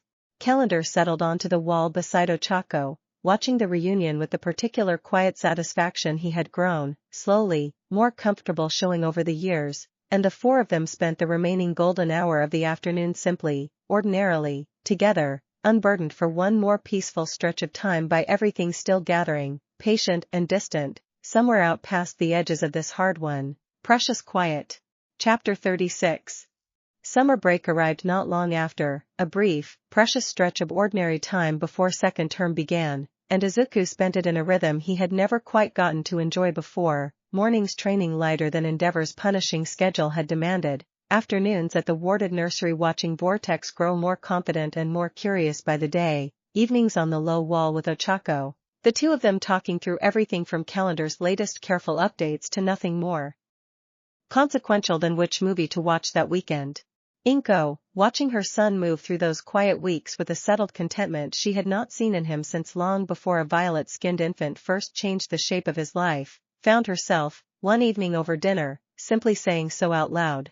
"You seem happy," she said, watching him help Vortex navigate a particularly stubborn bowl of rice. "Really happy, Izuku. Not just surviving. I haven't seen that in a long time." "I am happy," Izuku said, and found, saying it plainly, that it was entirely, uncomplicatedly true. "It's strange. Everything that's still coming, House Malrand, whatever the deeper realms decide, none of that's actually gone away. But I don't feel like I'm just bracing for it anymore. I feel like I'm actually living, in between." "That's not strange," Inko said, reaching over to squeeze his hand, the same gesture of quiet, steady support she had offered him through every difficult year since. "That's what all this training and fighting was always supposed to be for, sweetheart. Not just surviving the danger. Getting to actually keep the life worth protecting, in the middle of it." Calendar, arriving that evening for his own regular check-in, found the small family gathered around the dinner table with a warmth that made even his usual careful formality soften, and accepted Inko's automatic offer of a plate with the easy familiarity of 5 years spent, gradually, becoming considerably more than a mere chamberlain to this particular household. "House Malrand remains quiet," he reported, once the meal had settled into comfortable conversation. "No further scouts. No further movement on the deeper realms front that my sources can detect. It may be the calm before something larger. It may simply be genuine caution, given everything they now understand about how capable this bond has become."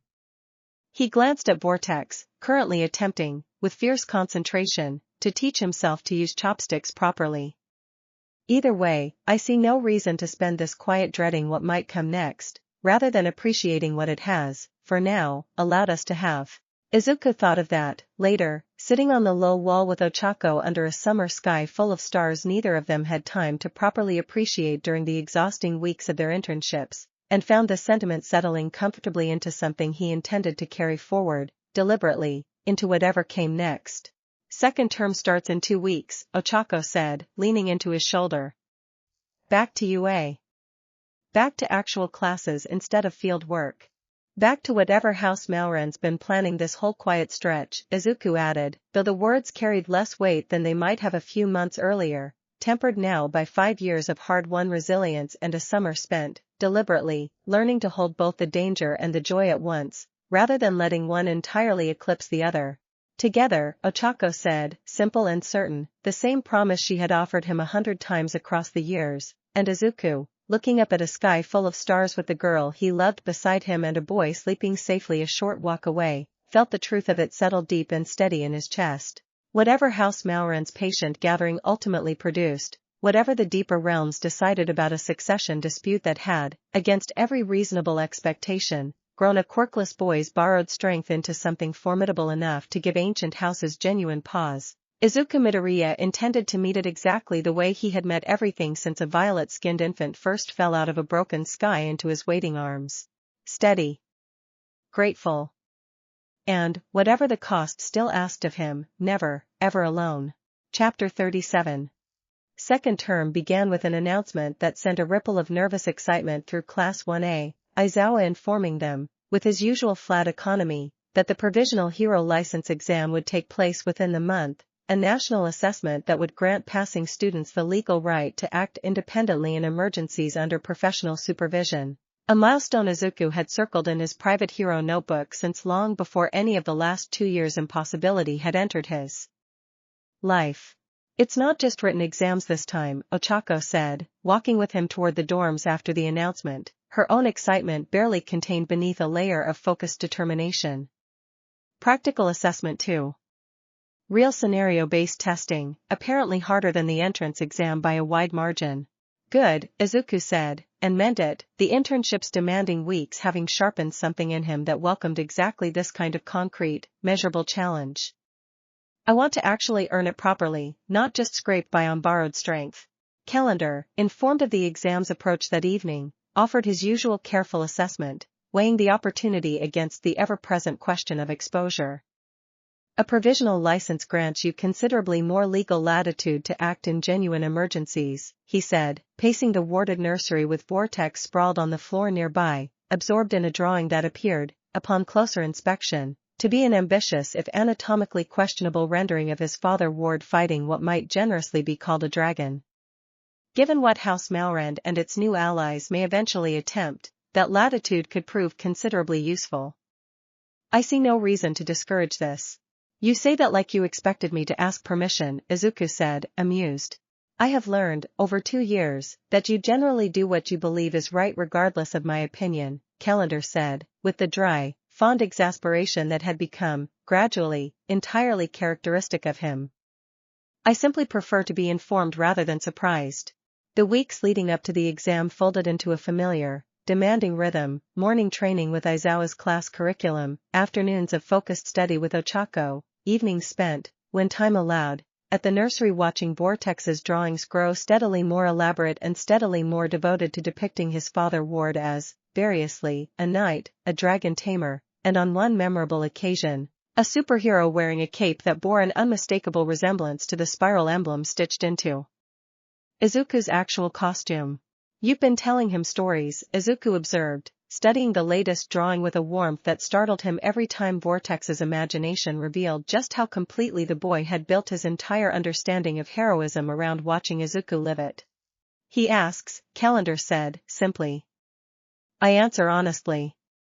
It has occurred to me, watching him, that whatever else this bond has cost either of you, it has also given him something considerably rarer than most children of any realm receive, a father ward who never once let him believe protection and love were separate things. Izuku thought about that, later, lying awake in his dorm room with the exam's approach sitting like a low, steady hum beneath his other thoughts, and found himself, not for the first time, quietly grateful for exactly how far the impossible, frightening beginning of all this had grown into something he could now, honestly, call a life worth every bit of the sacrifice it had demanded. Ochako's message arrived just before he finally drifted toward sleep, a simple photo of her own study notes covered in determined, cramped annotations, captioned only with a promise that she intended to pass this exam standing right beside him, exactly the way she always had, and Izuku fell asleep with a small, contented smile, already looking forward to whatever the coming weeks demanded of them both. Chapter 38.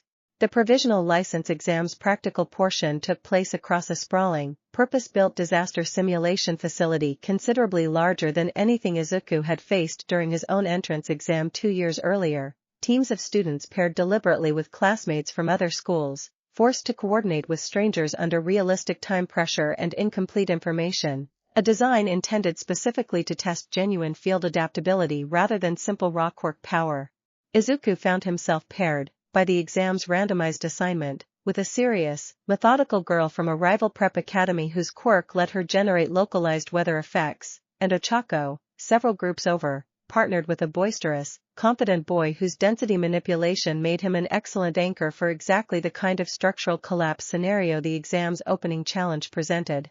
Collapsed building, multiple trapped civilians, unstable structure, the proctor explained, gesturing toward a convincingly realistic simulation side already beginning to shift and groan under artificial stress. You have 12 minutes.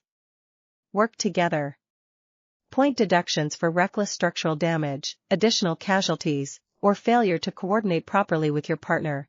Izuku's partner, a girl named Kanoko, proved immediately impressively competent, generating a localized cooling effect that stabilized a section of unstable metal framework long enough for Izuku to navigate the structure's shifting interior and extract 3 simulated victims in quick, careful succession, his 4 years of trained instinct for reading dangerous, unstable environments translating smoothly into exactly the kind of rescue work the exam demanded. "You move like you've done this before," Kanoko observed, between extractions, genuine curiosity coloring her otherwise businesslike focus.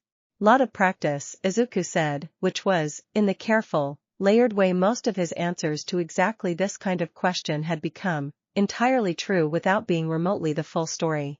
They cleared the scenario with 2 minutes to spare, and Izuku, catching his breath at the extraction point, watched with quiet satisfaction as Ochako's own team emerged from their assigned challenge moments later, her gravity manipulation having apparently proven decisive in safely lowering a section of debris her partner's density shifts alone could not have managed cleanly. The exam's remaining scenarios tested different skills across the following hours: a simulated wildfire requiring careful evacuation coordination, a flood scenario demanding exactly the kind of large-scale rescue triage Ochako's internship had specifically prepared her for, a final combat-oriented challenge pitting exam candidates against aggressive, Dylan simulating robots in a scenario designed to test restraint as thoroughly as raw combat ability. Izuku met that final challenge with the same careful, deliberate discipline endeavors demanding training had drilled into him, reading the simulated villain's patterns before committing to engagement, prioritizing civilian extraction over unnecessary confrontation, spending exactly as much force as each situation required and no more, and when the exam's final horn sounded, he found himself standing amid the settling dust of the simulation site with Kanoko beside him and Ochako's small, delighted wave visible across the field, genuinely, quietly confident that he had passed. The results, posted 3 days later, confirmed it, both his and Ochako's names appearing on the passing list alongside the rest of Class 1A, and the celebration that followed that evening, a small, informal gathering in the dorm's common room, felt, to Izuku, like exactly the kind of ordinary, hard-earned happiness he had spent 2 years learning to hold on to even while everything else kept demanding more of him. "Provisional hero," Ochako said, grinning, raising a can of juice in an entirely unofficial, entirely heartfelt toast. "Officially, actually allowed to use our quirks in real emergencies now." "That's a big deal, Deku." "It is," Izuku agreed, and found, looking around the room at classmates who had become, over 2 demanding years, considerably more than simple peers, something warm and grateful settling deep into his chest. "Feels like we actually earned it too. Not just survived long enough to scrape by." "We did earn it," Ochako said, firm, certain, and clinked her chin against his with the easy, familiar warmth that had carried them both through everything the last several years had demanded, and Izuku, sitting in the noisy, happy common room with his closest friends around him, allowed himself, for one full, uncomplicated evening, simply to celebrate. Chapter 39. The training camp announcement arrived 2 weeks later, Aizawa explaining, with characteristic brevity, that Class 1A would spend a week at a remote mountain facility for intensive quirk development, isolated from the city's usual infrastructure specifically to allow for a level of unrestrained training the school's regular campus could not safely accommodate. Calendar's reaction, when Izuku relayed the news, carried none of the easy confidence he had shown regarding the provisional exam. "Remote," the Chamberlain repeated, pacing the warded nursery with a tension that immediately put Izuku on edge. "Isolated from the city, away from All Might's usual patrol range, away from any of the protective infrastructure we've built up around you here." He stopped pacing, turning to face Izuku directly. "I do not like this timing, Izuku. House Malrand has spent months courting allies among the deeper realms. A week of your attention divided, focused on training rather than vigilance, in a location considerably harder for me to reach quickly should something go wrong here. That is precisely the kind of opportunity a patient, gathering enemy might finally decide is worth the risk of acting on. I can't skip a mandatory school trip without raising exactly the kind of questions we've spent years avoiding," Izuku pointed out, though the same unease Calendar was voicing had already settled, quiet and persistent, in his own chest. "No," Calendar agreed, reluctant. "You cannot. So we prepare instead." I will strengthen the nursery's wards considerably beyond their current baseline. I will arrange additional protection, through channels All Might has helped establish, for the duration of your absence. And you, he added, fixing Izuku with a level, serious look, will stay alert the entire week, regardless of how focused your training demands you be. I do not say this to frighten you needlessly. I say it because 2 years of watching House Malran's patience has taught me that patience of that particular kind rarely breaks quietly. Izuku carried that warning with him through the remaining days before the trip, packing for the camp with a careful, deliberate attention that had little to do with the training gear the school's official list demanded, and found Ochako, on the evening before departure, sharing exactly the same quiet unease. "Calendar talked to you too," she said, not a question, finding him on the low wall outside the dorms in the gathering dusk. "He's worried," Izuku admitted. "More than I've seen him in a long time. He thinks the isolation's exactly the kind of opening they might finally decide is worth the risk. So we go in ready," Ochako said, echoing, without either of them fully realizing it, almost exactly the same resolve she had offered him before the USJ trip 2 years earlier. "Whatever happens, at camp or back here, we don't let it catch us flat-footed." Izuku nodded, and reached over to take her hand, the mark on his skin warm and steady against her palm, and together they watched the last light fade from the sky over a campus that had, over 2 demanding years, become as close to home as anywhere he had ever known, both of them carrying, quietly, the same unshakable certainty that whatever the coming week held, they would meet it exactly as they had met everything else. Together, and fully, deliberately prepared. Chapter 40. The training camp facility sat nestled in a mountain valley considerably more remote than Izuku had pictured from Aizawa's brief description, a cluster of rustic buildings surrounded by dense forest and rugged terrain that the Pussycats, the pro-hero team overseeing the camp's curriculum, explained was specifically chosen to challenge students with genuinely unpredictable natural obstacles rather than the controlled, artificial scenarios UA's campus usually provided. The first 2 days passed in a blur of demanding, genuinely useful training, quirk refinement exercises scattered across the mountainside, obstacle courses that tested endurance and adaptability in equal measure, and Izuku found himself, despite the low hum of Calendar's warning sitting constant beneath his other thoughts, genuinely absorbed in the work, pushing his control and precision in ways the camp's isolated, unfamiliar terrain specifically demanded. "You're getting faster at reading uneven ground," Mandalay, the Pussycats' team leader, observed during a mountainside obstacle run, watching Izuku navigate a particularly treacherous rocky descent with a sure-footed confidence that belied the terrain's genuine difficulty. "That's not something most students your age have refined yet. Where'd you build that instinct?" "Lots of practice on unpredictable ground," Izuku said, the same careful, layered honesty he had offered Kanoko during the provisional exam, and Mandalay, apparently satisfied with the vague answer, moved on to assess the next student without further question. Ochako, working through her own demanding sequence of precision exercises nearby, caught his eye across the mountainside during a brief water break, and the small, private smile they exchanged carried, underneath the day's exhausting satisfaction, the quiet, shared awareness that neither of them had fully let their guard down, not really, not with Calendar's warning still sitting unresolved somewhere in the back of both their minds. Night settled over the camp on the second evening with a stillness that felt, to Izuku, considerably heavier than simple mountain quiet, and he found himself, lying awake in the shared cabin long after his classmates had drifted to sleep, listening to the wind moving through the surrounding trees with an alertness that had nothing to do with ordinary insomnia. The pendant against his chest, worn now beneath his sleep clothes as a matter of constant, unbroken habit, remained warm and steady, no warning yet, and Izuku, checking it for what felt like the 100th time that evening, forced himself to breathe slower, to trust, for now, in the careful preparations Calendar had spent the last week reinforcing. He was nearly asleep, finally, when the first scream cut through the camp's stillness, sharp and immediate, followed within seconds by the unmistakable, bone-deep tremor of something very large moving through the forest with considerably more speed than any natural creature should possess.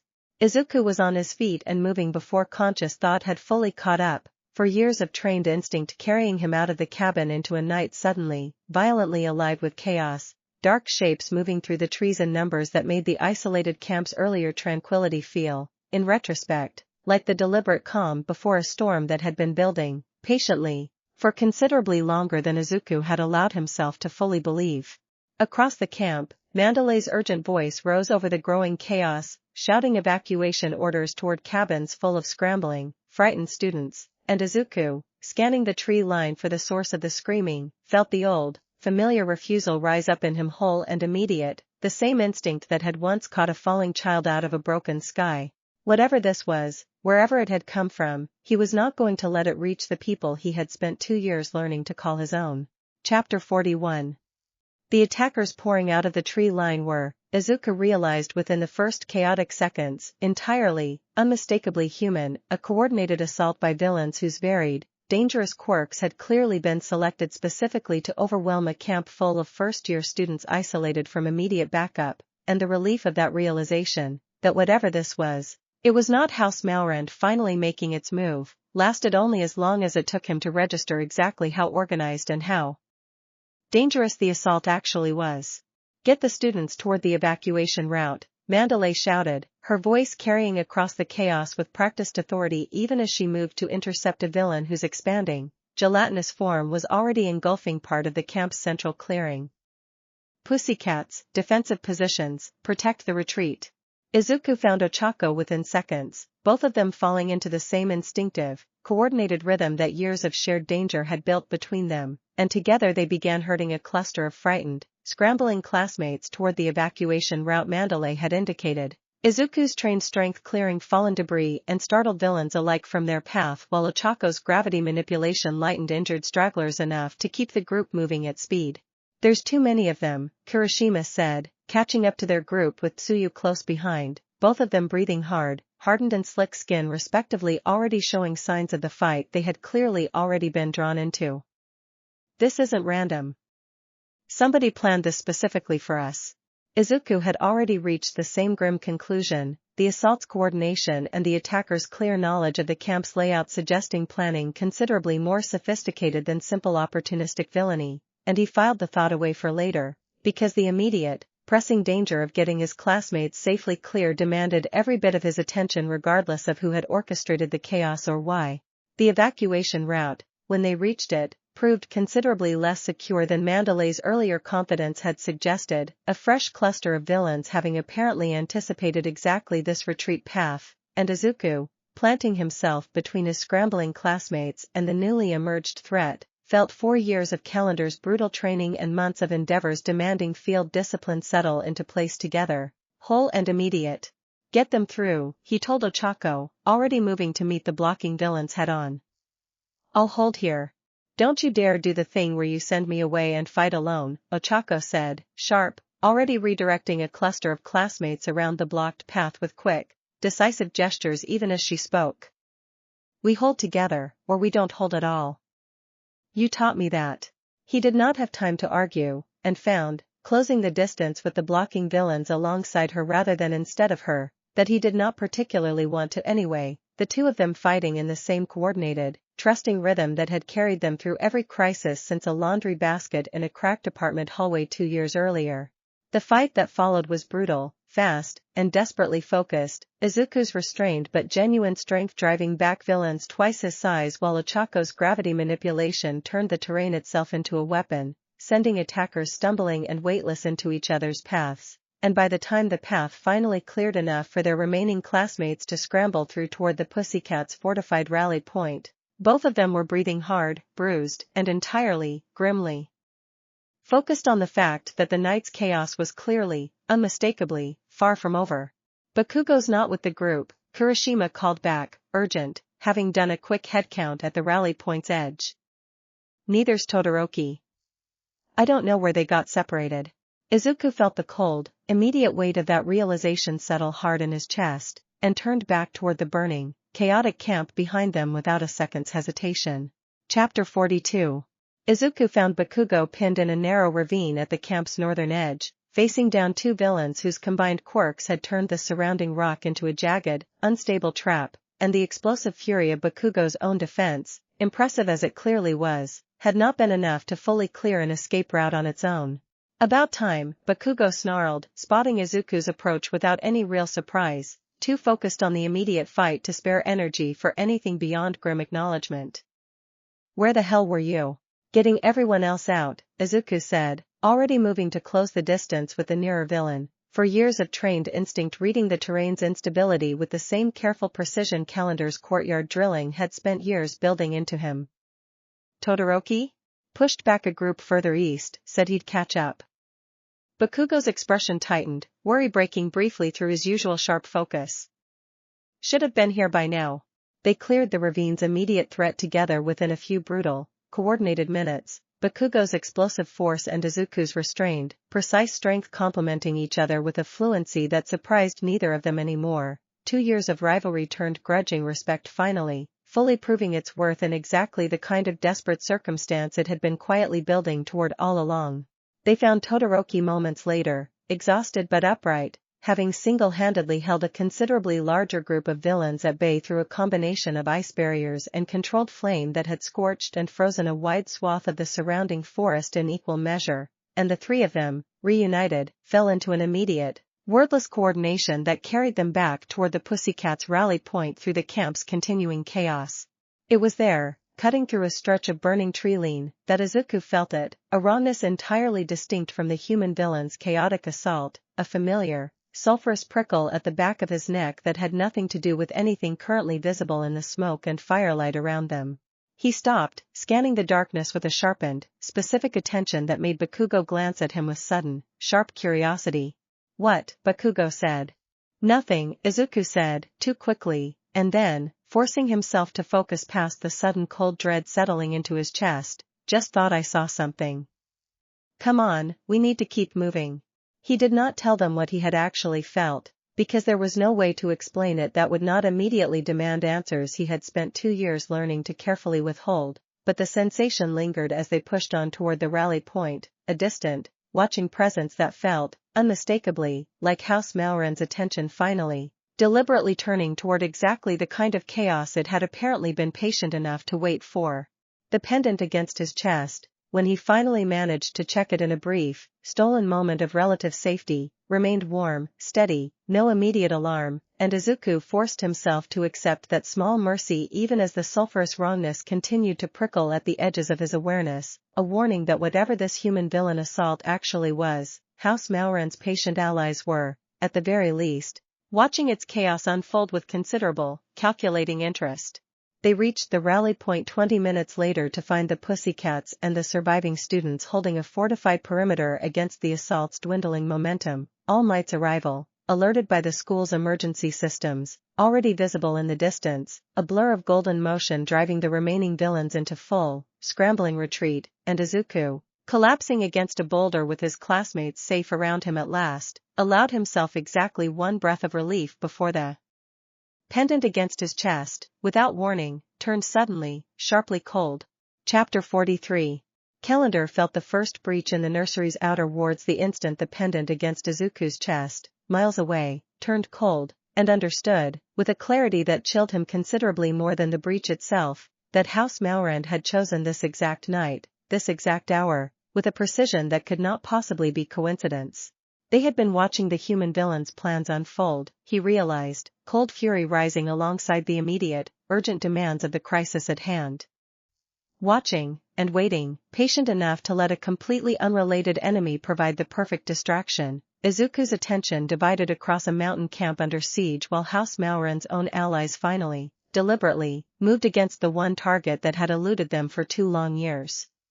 They're here, he told Inko, already moving to reinforce the nursery's inner wards with every reserve of strength he had spent months carefully building, and found Vortex, 7 years old now and considerably more attuned to danger than any child his age should ever need to be, already on his feet, small fists glowing with the controlled, focused power he had spent 2 years learning to command rather than simply unleash. How many? Vortex asked, and the steadiness in his voice, fear disciplined into readiness rather than panic, struck Calendar with a fierce, complicated pride even in the middle of the crisis. More than before, Calendar admitted, unwilling to lie to a boy who had earned considerably better than easy comfort. This is not a scout, Vortex.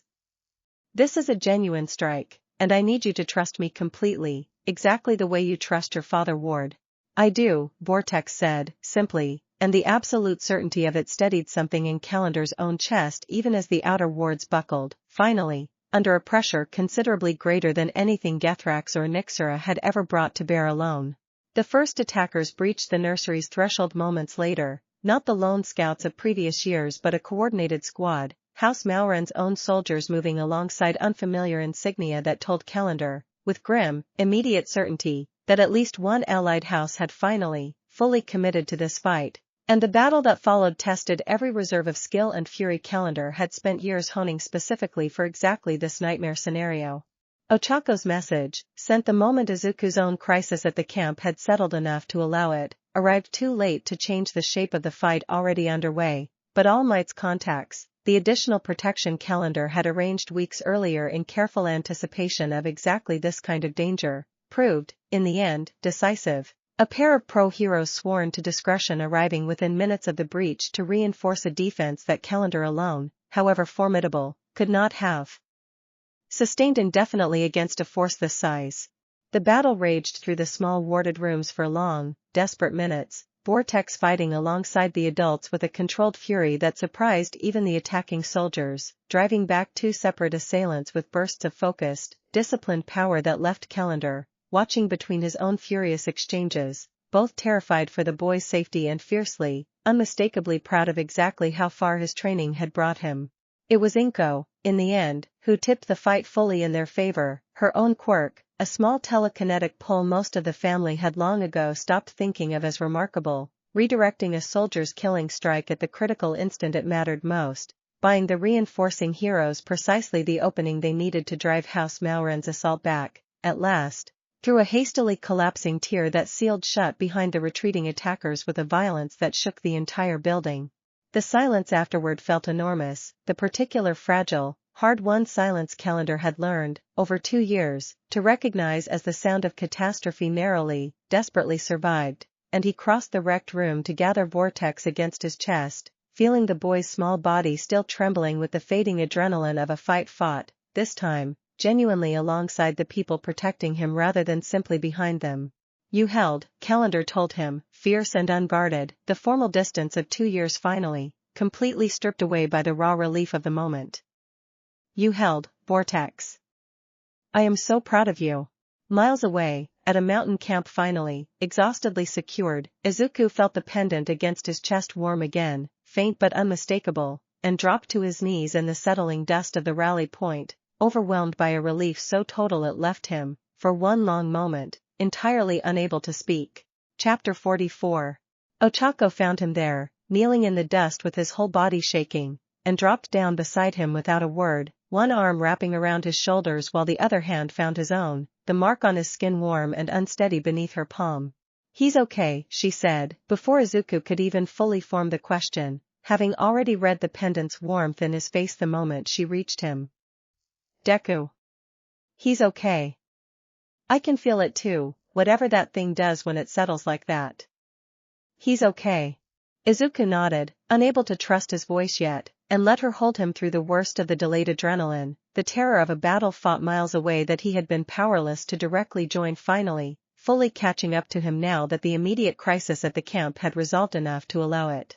It was them, he managed finally, low, rough. House Mauren. They used the villain attack here as cover. I felt it starting, right when All Might showed up, and I couldn't, Ochako, I couldn't be in 2 places at once, I just had to trust that Calendar. And he held, Ochako said, firm, cutting through the spiraling guilt before it could fully take root. Just like you held here. Just like Vortex has been training 2 years to be able to do himself. This is exactly what we prepared for, Deku, even if we hoped we'd never actually need it.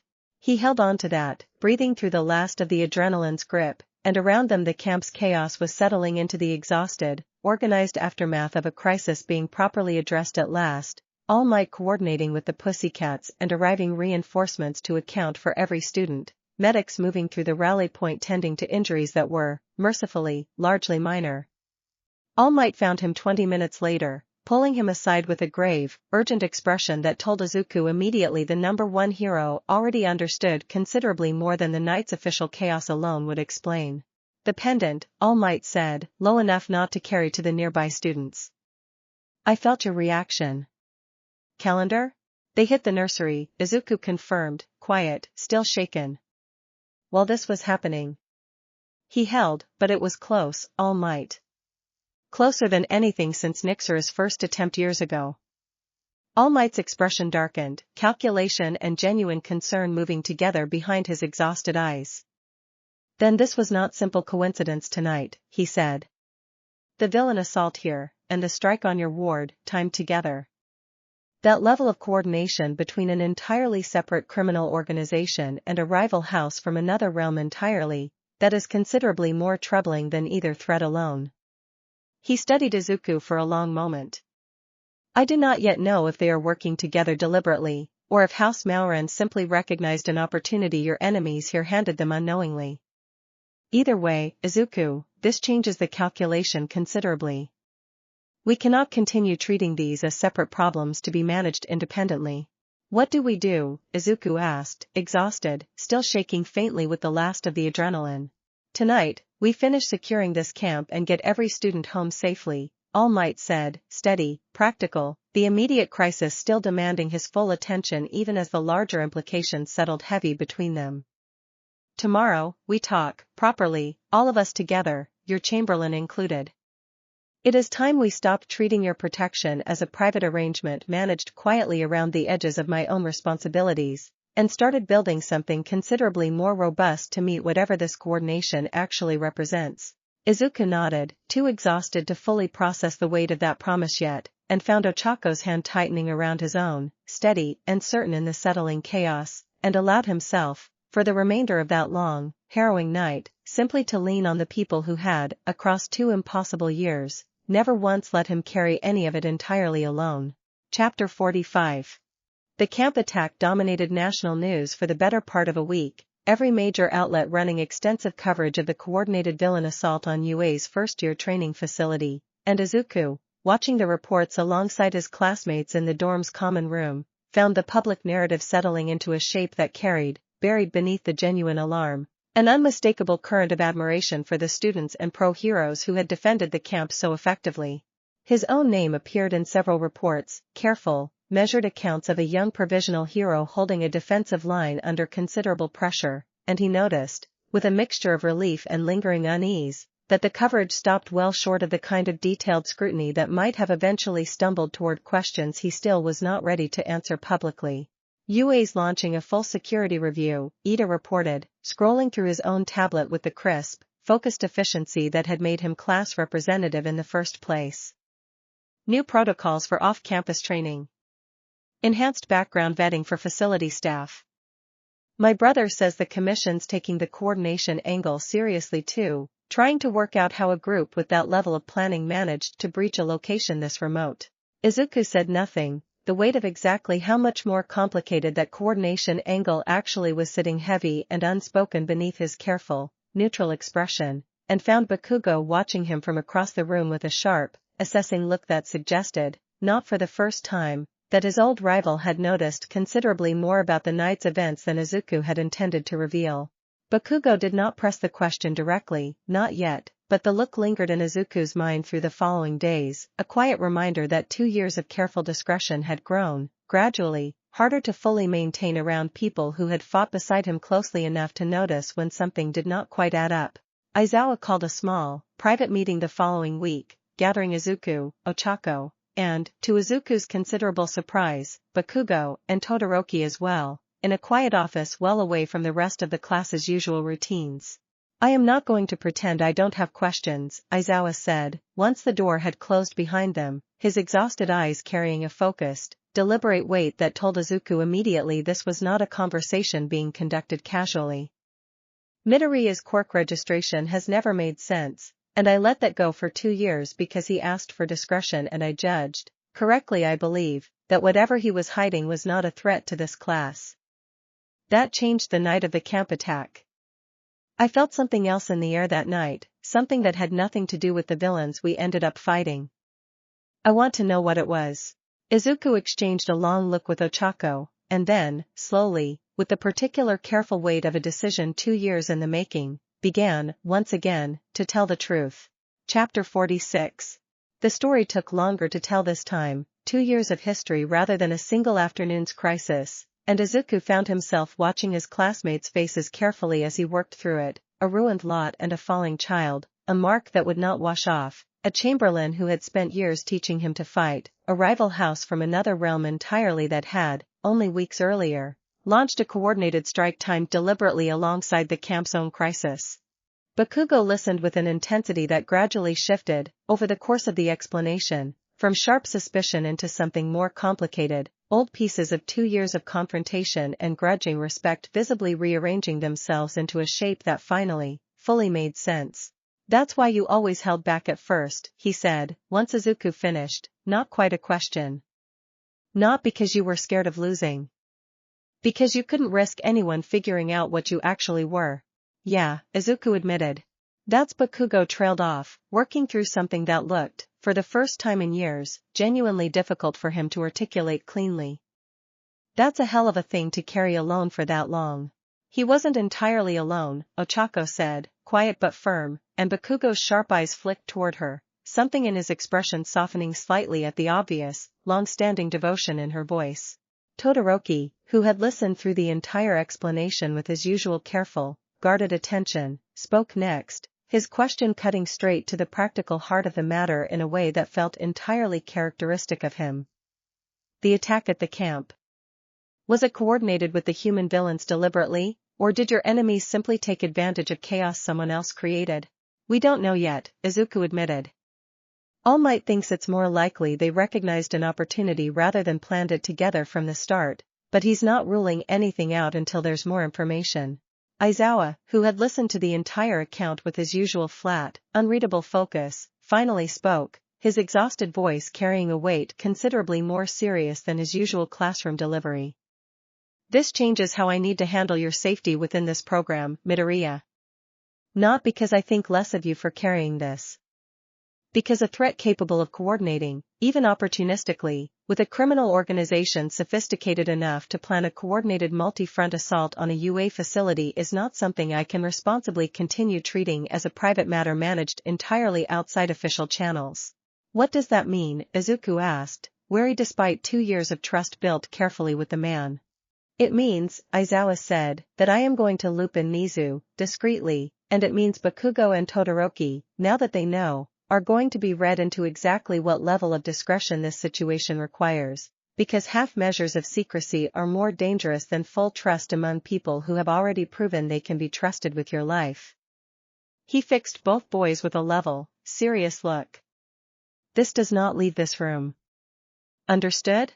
"Obviously," Bakugo said, sharp, almost offended at the implication he might do otherwise, and Todoroki nodded once, quiet and certain. "Then we move forward from here," Aizawa said, "with considerably more people actually equipped to help you carry this, rather than continuing to pretend a threat this serious can be managed by a 14-year-old, a chamberlain, and whatever discretion All Might and I can quietly spare around the edges of our other responsibilities." He looked at Izuku directly, something almost gentle beneath the flat, exhausted delivery. "You should have told me sooner. But I understand why you didn't, and I am not interested in relitigating that now. I am only interested in making sure it does not happen again." Izuku, sitting in the quiet office with 2 more people now carrying a weight he had spent 2 years learning, slowly and painfully, to share, felt something in his chest ease that he had not fully realized was still, even now, holding tight. Chapter 47. Vortex's recovery from the attack took longer than his physical injuries alone would have suggested, the 7-year-old carrying, in the weeks that followed, a watchfulness that had not been part of his usual boundless energy before, flinching at sudden sounds in a way that made Izuku's chest ache every time he noticed it, and Izuku found himself, over those weeks, spending every spare moment he could carve out of his own demanding schedule simply present in the warded nursery, rebuilding. Patiently, the sense of safety the attack had shaken. "It's okay to still be scared," he told Vortex one evening, the 2 of them sitting together on the floor while the boy worked, with careful, deliberate concentration, through a stack of building blocks he had once knocked down purely for the joy of it and now assembled with a focus that felt, to Izuku, like its own quiet kind of processing. "Being scared doesn't mean you didn't fight bravely that night. It just means it was actually scary. Both things are true at once. I held them off, Vortex said, not quite looking up from his blocks. Calendar said I did good. But I keep thinking about what would have happened if I hadn't. You did hold them off, Izuku said, firm, gentle. That's what actually happened. Not the other version you keep imagining. I know it's hard, but you get to believe the true story, the one where you were brave and it worked, instead of the scary one that didn't actually happen. Vortex considered that for a long moment, small hands still working carefully at his block tower, and finally looked up, matchlight eyes searching Izuku's face with the particular serious intensity that had, over 7 years, become entirely his own. Were you scared when the bad things happened to you? Before I could help fight too? Every single time, Izuku admitted, honestly, because the boy had more than earned that honesty by now. Being scared and being brave aren't opposites, Vortex. I've been terrified almost every time something dangerous happened, and I fought anyway, because you and the people I love matter more to me than the fear does. That's what bravery actually is. Not being scared. Doing the right thing anyway. Something in Vortex's small, serious face eased at that, the words settling into him with a visible, gradual relief, and he set his blocks aside to climb into Izuku's lap, small and warm and trusting, the way he had 100 times over 7 years, and Izuku held him close, feeling the last of the day's careful tension slowly loosen out of the boy's small shoulders. I'm glad you're my father, Ward, Vortex said, muffled against his chest, quiet and simple and entirely sincere. Even with all the scary parts. I'm glad it's you. Izuku felt something in his own chest tighten, warm and fierce and entirely overwhelmed, and pressed a kiss to the top of Vortex's dark hair, careful of the small curling horns that had grown considerably more pronounced over the last 2 years. I'm glad it's you too, he said, meaning it in every direction the words could possibly reach.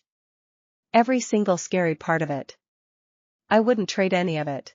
Ochako, arriving partway through the quiet moment with her usual easy familiarity, settled onto the floor beside them without a word, and the three of them sat together in the warm, settling dusk, Vortex's earlier tension finally, fully easing into the particular boneless comfort of a child who had, once again, been reminded exactly how thoroughly, unshakably safe he was allowed to feel, surrounded by the people who had chosen, over and over, to fight for exactly that. Chapter 48.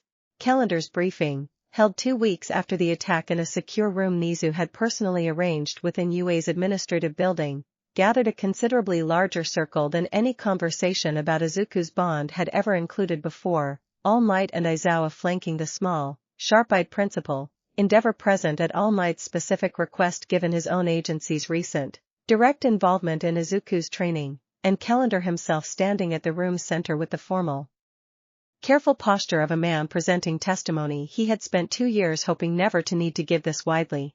House Mauren's coordination with the human criminal element remains, as of my most current information, opportunistic rather than deliberately planned, Calendar explained, addressing the room with the precise, measured delivery of someone who understood exactly how much weight every word now carried. They did not orchestrate the camp attack. They recognized it as an opening and moved to exploit it with considerable speed and considerable resources. That distinction matters, but it should not comfort anyone in this room. An enemy capable of recognizing and exploiting that kind of opportunity within hours is an enemy that will find, or manufacture, similar opportunities again.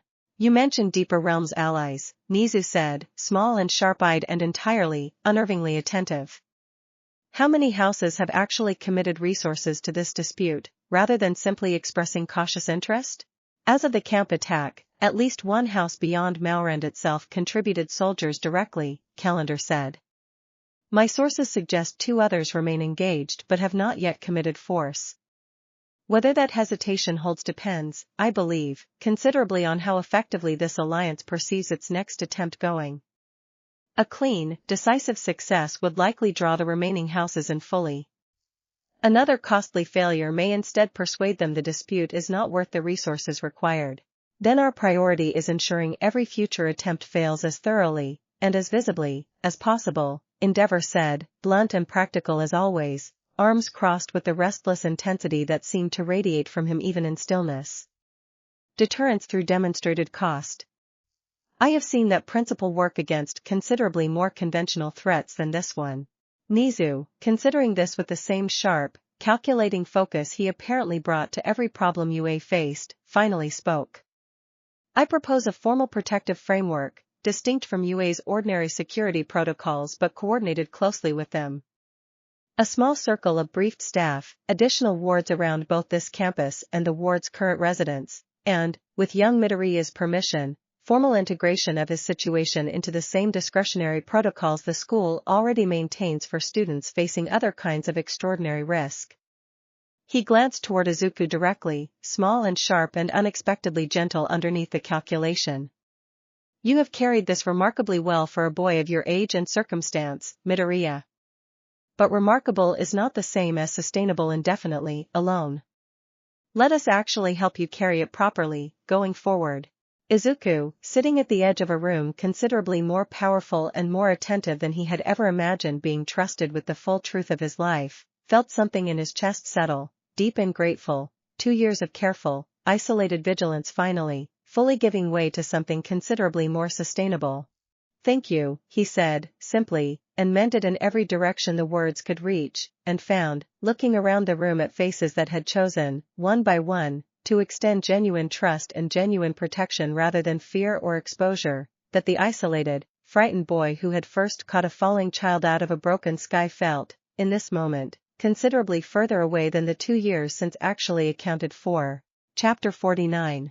The weeks that followed the briefing settled into a new, considerably steadier rhythm, additional wards woven quietly into both the nursery and select points around campus by a specialist calendar had reluctantly agreed to consult, a small circle of trusted staff briefed thoroughly enough to respond quickly should trouble arise again, and Izuku found himself, for the first time in 2 years, genuinely able to focus on his classwork and training without the constant, low-grade hum of solitary vigilance eating at the edges of his attention. It was into that steadier rhythm that a quieter, more personal milestone finally found its moment, on an ordinary evening in early autumn, the two of them walking back from a study session with nothing more dramatic on the agenda than dinner and homework, when Ochako, apropos of nothing, stopped walking entirely and turned to face him with an expression more serious than the moment obviously called for. I want to say something, she said, and I need you to actually let me finish before you start apologizing for something you haven't even done yet, because I can already see you gearing up for it. Izuku, caught off guard, closed his mouth on whatever reflexive concern had already been forming, and waited. I've been your friend since I was 10 years old, Ochako said. Your family, basically, for most of that. I've held your ward when he was an infant and I've hit a demon assassin with a chair, and somewhere in the middle of all of that, without either of us ever really sitting down and saying it out loud properly, I fell in love with you. Completely. Not the careful, tentative kind either. The whole, certain kind. She took a breath, steady despite the vulnerability plainly written across her face. I'm not asking for anything to change, necessarily. I just didn't want to keep letting it go unsaid, especially not after everything that almost happened at the camp. I love you, Deku. I have for a long time. I wanted you to actually hear me say it. Izuku stood very still for a moment, the words settling into him with a warmth that felt, despite 2 years of steady, unspoken devotion between them, like something new and precious being handed to him for the first time, and found, when he finally managed to speak, that his voice came out rough with the sheer weight of everything he had, apparently, also been carrying unsaid. I love you too, he said, simply, because there was no better, more honest way to say it. I think I have for years, honestly, longer than I probably let myself fully admit. You've been the steadiest, best part of every single hard thing I've had to carry since that first afternoon in the lot. I don't know how to imagine any version of this life that doesn't have you in the middle of it. Ochako's careful composure broke, finally, into a wide, unguarded smile, and she closed the remaining distance between them to wrap her arms around him, and Izuku held on just as tightly, the ordinary autumn evening around them settling into something that felt, despite the quiet simplicity of the moment, like one of the most important conversations of his entire life. Okay, she said, muffled against his shoulder, laughing a little now, relief and joy tangled together. Okay. Good. That's settled then. Very settled, Izuku agreed, and found himself laughing too, light and unguarded, and they walked the rest of the way back to the dorms hand in hand, the mark on his skin warm against her palm, carrying between them, at long last, spoken plainly instead of simply understood, the full shape of exactly what they had already, quietly, built together across 5 years of impossible, wonderful circumstance. Chapter 50. Calendar's next report, delivered a month later in the now familiar secure room within UA's administrative building, carried a weight considerably heavier than any update he had offered since the camp attack, and Izuku, watching the Chamberlain's careful, formal composure struggle visibly to contain something close to genuine alarm, felt his stomach tighten before a single word had actually been spoken. The remaining deeper realm houses have made their decision, Calendar said, addressing the assembled circle. All Might and Aizawa and Nizu, Endeavor present again at his own insistence, Ochako seated beside Izuku with her hand already finding his beneath the table. House Malran's failed strike at the camp did not, as I had hoped, discourage further involvement. It has, instead, convinced the remaining houses that the succession dispute represents a genuine, valuable opportunity, one worth committing considerable resources toward rather than simply observing from a cautious distance. How many houses, total? Aizawa asked, flat and precise. 4, now, formally allied, Calendar said. A coalition, calling itself, in the old formal style, a convergence, which in the histories of my world has historically referred only to alliances intending decisive, overwhelming action rather than continued incremental testing. He paused, visibly gathering himself before continuing. They are not planning another scout, or another opportunistic strike. My sources indicate they are planning a full, coordinated assault, timed for some point in the coming year, intended to resolve this succession dispute permanently, one way or another.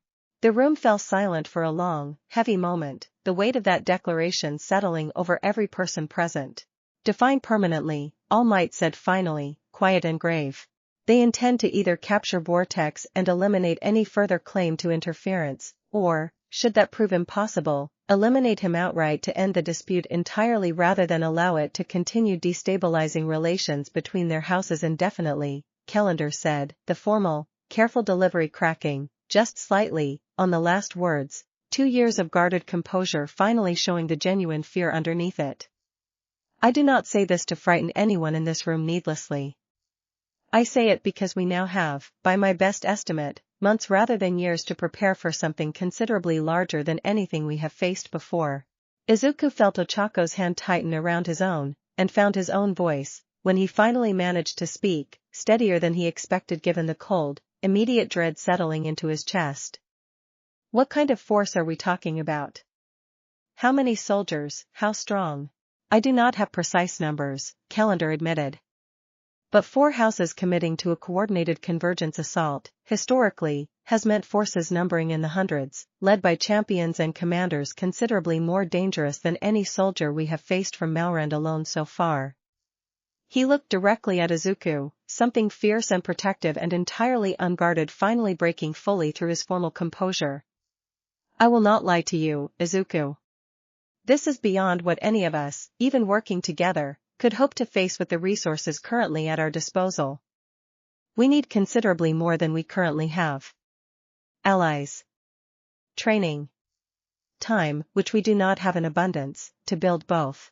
Nizu, small and sharp-eyed and, for once, entirely without his usual wry humor, considered this in careful, weighted silence before finally speaking.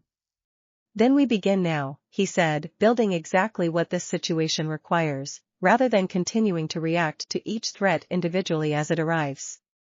Calendar, I want everything you can tell us about this convergence, their numbers, their likely timeline, their weaknesses if any exist. All Might, Endeavor, I want a training program built specifically around preparing Midoriya, and likely several of his most trusted classmates, for a threat of this scale. And Midoriya. He turned his sharp, small eyes toward Izuku directly, something almost gentle beneath the gravity of the moment. I want you to understand that whatever is coming, you are not facing it with the resources of a single frightened boy and his chamberlain any longer. You have an entire school, and considerably more than that, now standing behind you. Izuku, sitting in the heavy silence that followed, found the fear and the fierce, grateful resolve settling together into something steady, something he recognized, distantly, as the exact same feeling that had once carried a 10-year-old boy through the terrifying, wonderful decision to catch a falling child out of a broken sky.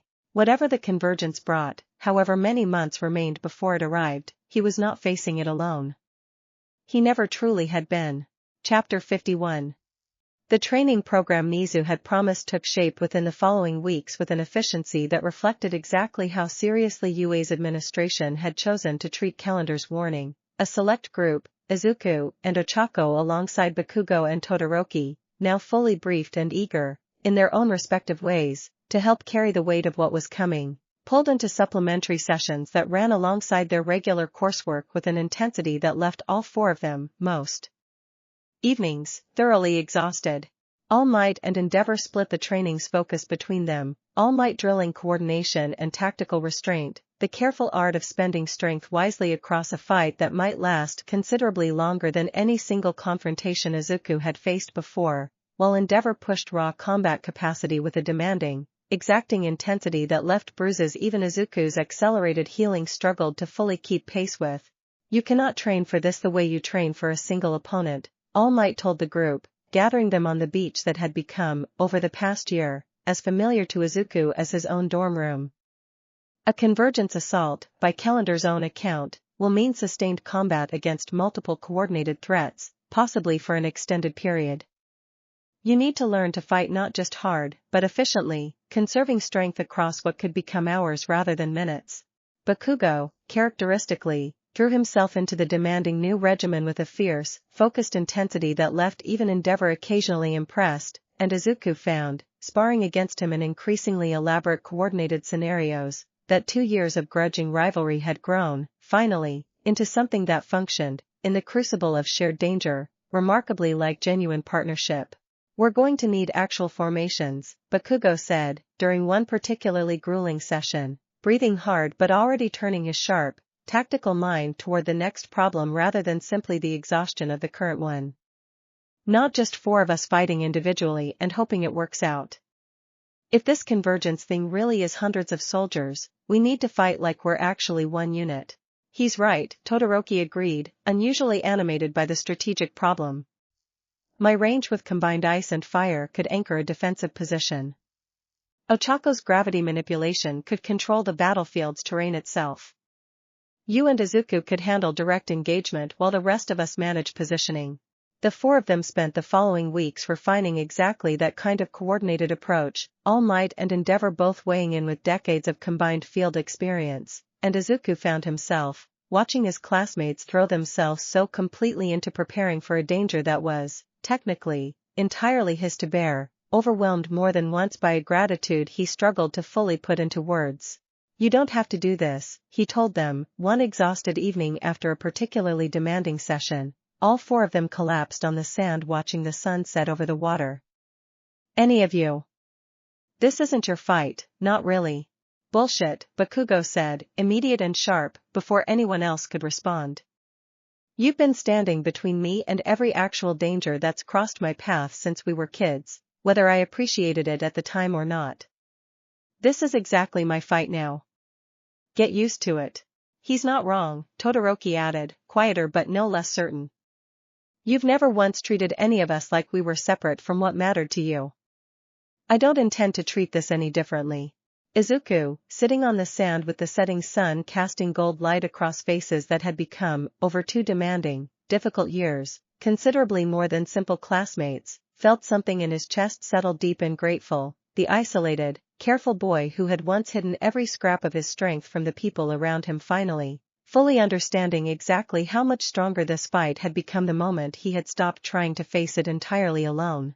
Ochako reached over and took his hand, the mark on his skin warm beneath her palm, and together the 4 of them watched the sun finish setting, gathering their strength, deliberately and together, for whatever the coming months still demanded.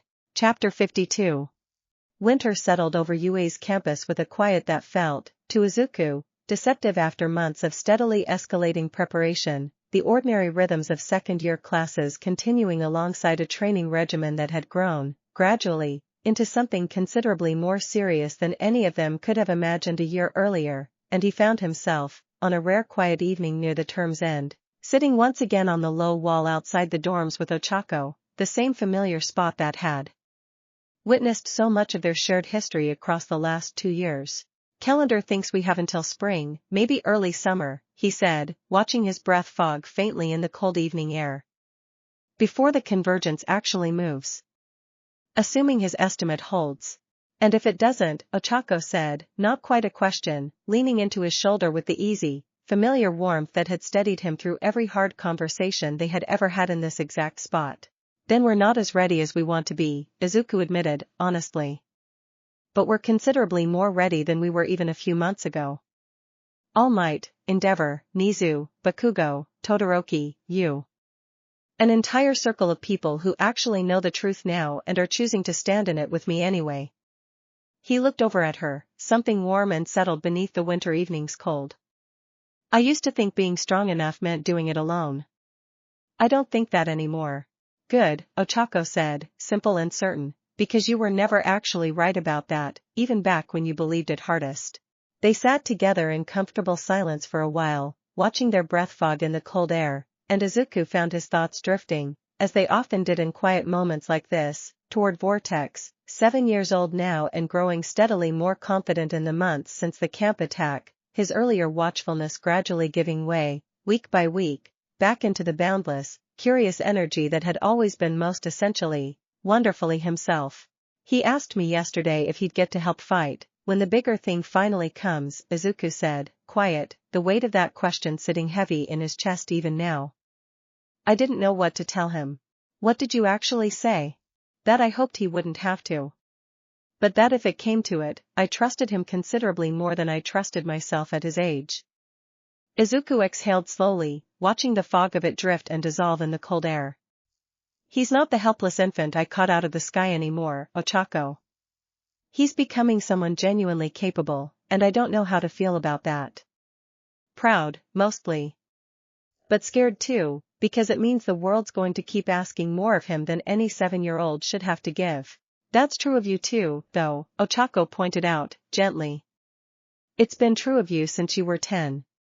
Maybe the kindest thing either of us can actually do for him is exactly what you've always done, make sure he never has to face any of it without people who love him standing right there beside him. Izuku thought about that, the truth of it settling deep and steady in his chest, and found, looking out over the quiet, snow-dusted campus with the girl he loved beside him and a boy safely asleep a short walk away, that whatever the coming spring actually brought, whatever the convergence's full, terrible scope turned out to be, he had spent 2 years building exactly the kind of family, exactly the kind of strength, capable of meeting it. Spring, then, he said, finally, watching the last of the evening light fade fully from the sky. Spring, Ochako agreed, lacing her fingers through his, and together, steady and unafraid, they turned their faces toward whatever the coming season still had waiting for them, ready, at long last, to meet it. Chapter 53. The last week before winter break brought one final piece of news, delivered by Calendar in a tone that carried, for once, something closer to cautious hope than the grim urgency of his recent reports, and Izuku, gathering with the now familiar circle in the secure administrative room, found himself bracing instinctively for bad news before the Chamberlain's actual words registered fully. I have found an ally, Calendar said, and the room's collective tension eased, visibly, at the unexpected shift in tone. Not among the convergence houses themselves, but adjacent to them, a smaller house that has, historically, maintained careful neutrality in exactly this kind of succession dispute. House Vareth has reached out through an intermediary, offering, cautiously, to share what intelligence they possess regarding the convergence's actual timeline and strength, in exchange for assurances that Vortex's eventual rule, should he survive to claim it, would honor certain long-standing trade agreements between our houses. Can we trust them? Aizawa asked, flat and immediately practical. Cautiously, Calendar said. House Vareth has no particular love for House Maurand, and considerable self-interest in preventing a convergence victory that would leave 4 allied houses considerably more powerful than the current balance allows. Their offer is not born of altruism. But self-interest, in this particular case, aligns rather neatly with our own survival, and I have found, across considerable centuries of political maneuvering, that alliances built on mutual self-interest tend to prove more reliable than ones built on sentiment alone. All Might, considering this with the same careful, weighing focus he brought to every decision touching Izuku's safety, finally nodded. "Pursue it," he said. "Carefully, and with every precaution calendar deems appropriate, but pursue it. Any intelligence advantage we can gain now is worth considerable risk, given what we are actually facing." The meeting continued for another hour, working through logistics and precautions with the same thorough, collaborative care that had become, over the preceding months, entirely characteristic of the group, and Izuku, watching the circle of people who had chosen, one by one, to stand fully behind him work through the practical details of an alliance with a demon house he had never heard of until minutes earlier, found himself struck, not for the first time, by exactly how far his life had traveled from the isolated, frightened days of hiding a crying infant in a laundry basket. Vortex, informed of the development that evening in terms carefully simplified for his age, received the news with the particular bright, uncomplicated optimism that had, gradually, returned to him more fully with every passing week since the camp attack. "A new friend," he said, delighted, apparently unbothered by the considerably more complicated political reality underlying Calendar's careful explanation. "Does that mean we're winning?" "It means we've got a better chance," Izuku said, honestly, ruffling the boy's dark hair with careful affection. "Winning's still going to take a lot of work. But every bit of help matters, and this is a big one." "Good," Vortex said, with the simple, absolute confidence of a 7-year-old who had never once, in 5 years of Izuku's unwavering protection, had genuine reason to doubt that things would eventually work out. "I knew we'd figure it out." "You always figure it out."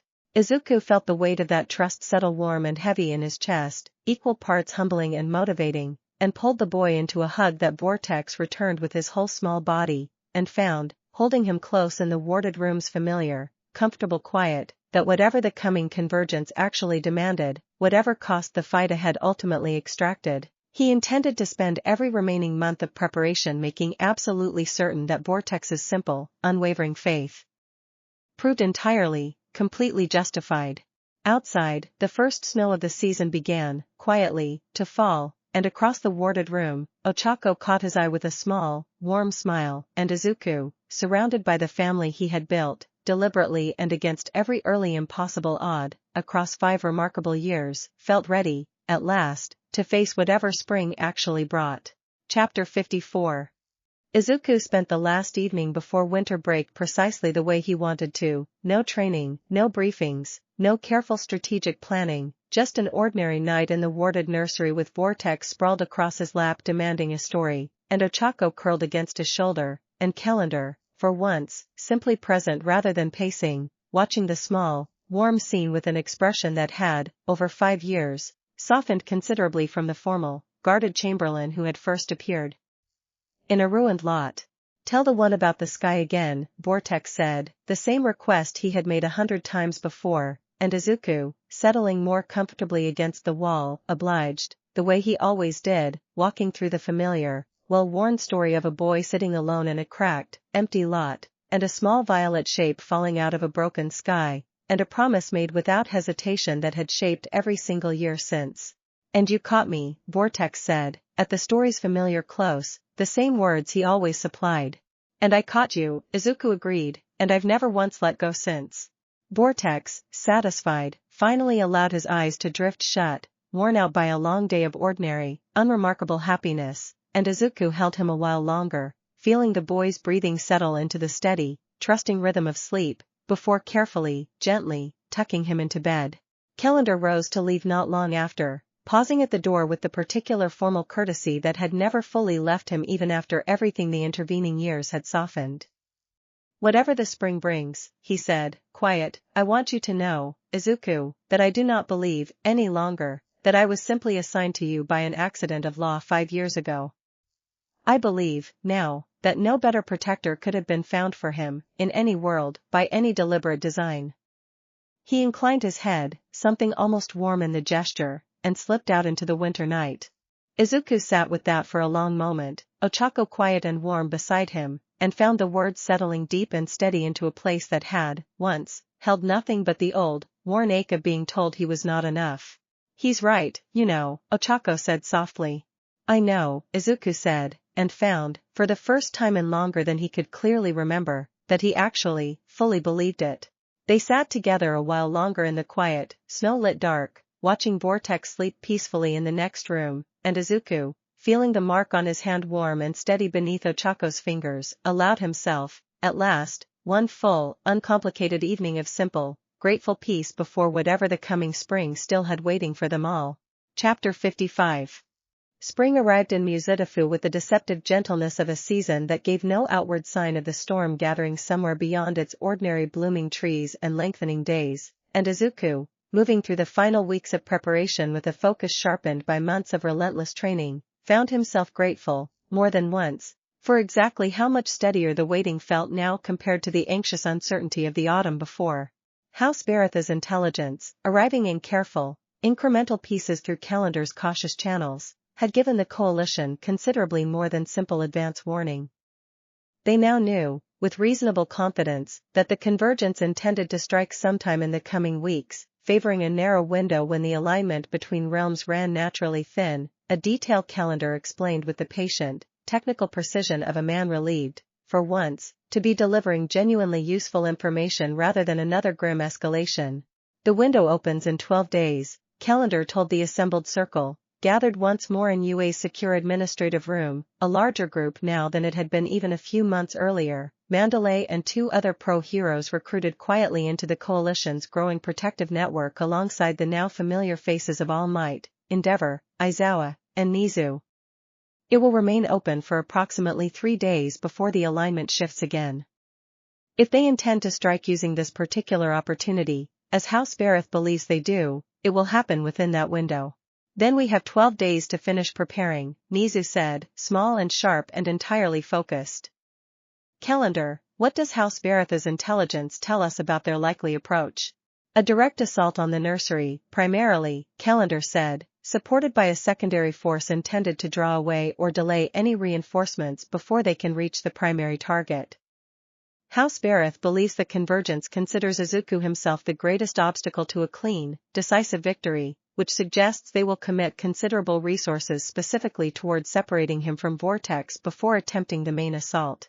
Izuku felt the old, familiar cold settle into his chest at that, the same fear that had gripped him at the training camp months earlier, the terror of being forced apart from Vortex at exactly the moment his protection mattered most, and found Ochako's hand finding his own beneath the table, steady and certain, exactly as it always was.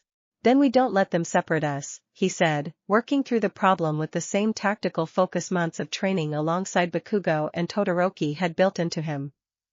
We need multiple defensible positions, coordinated well enough that pulling me away from one doesn't leave the others undefended. Precisely the approach we've been building toward, All Might agreed, nodding toward the tactical diagrams already spread across the table, weeks of careful planning finally converging toward something concrete and actionable.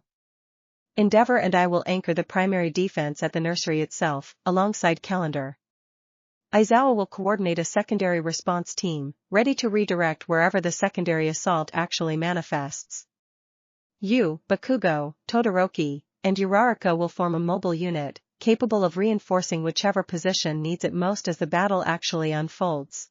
The planning continued for hours, every contingency Calendar's intelligence could anticipate mapped and countered with the same thorough, collaborative care the coalition had brought to every decision since the winter briefing, and Izuku, walking back toward the dorms that evening with Ochako beside him, felt the weight of the coming days settle heavy but manageable across his shoulders, 12 days rather than an open, uncertain future, a concrete deadline he could actually prepare for rather than simply dread.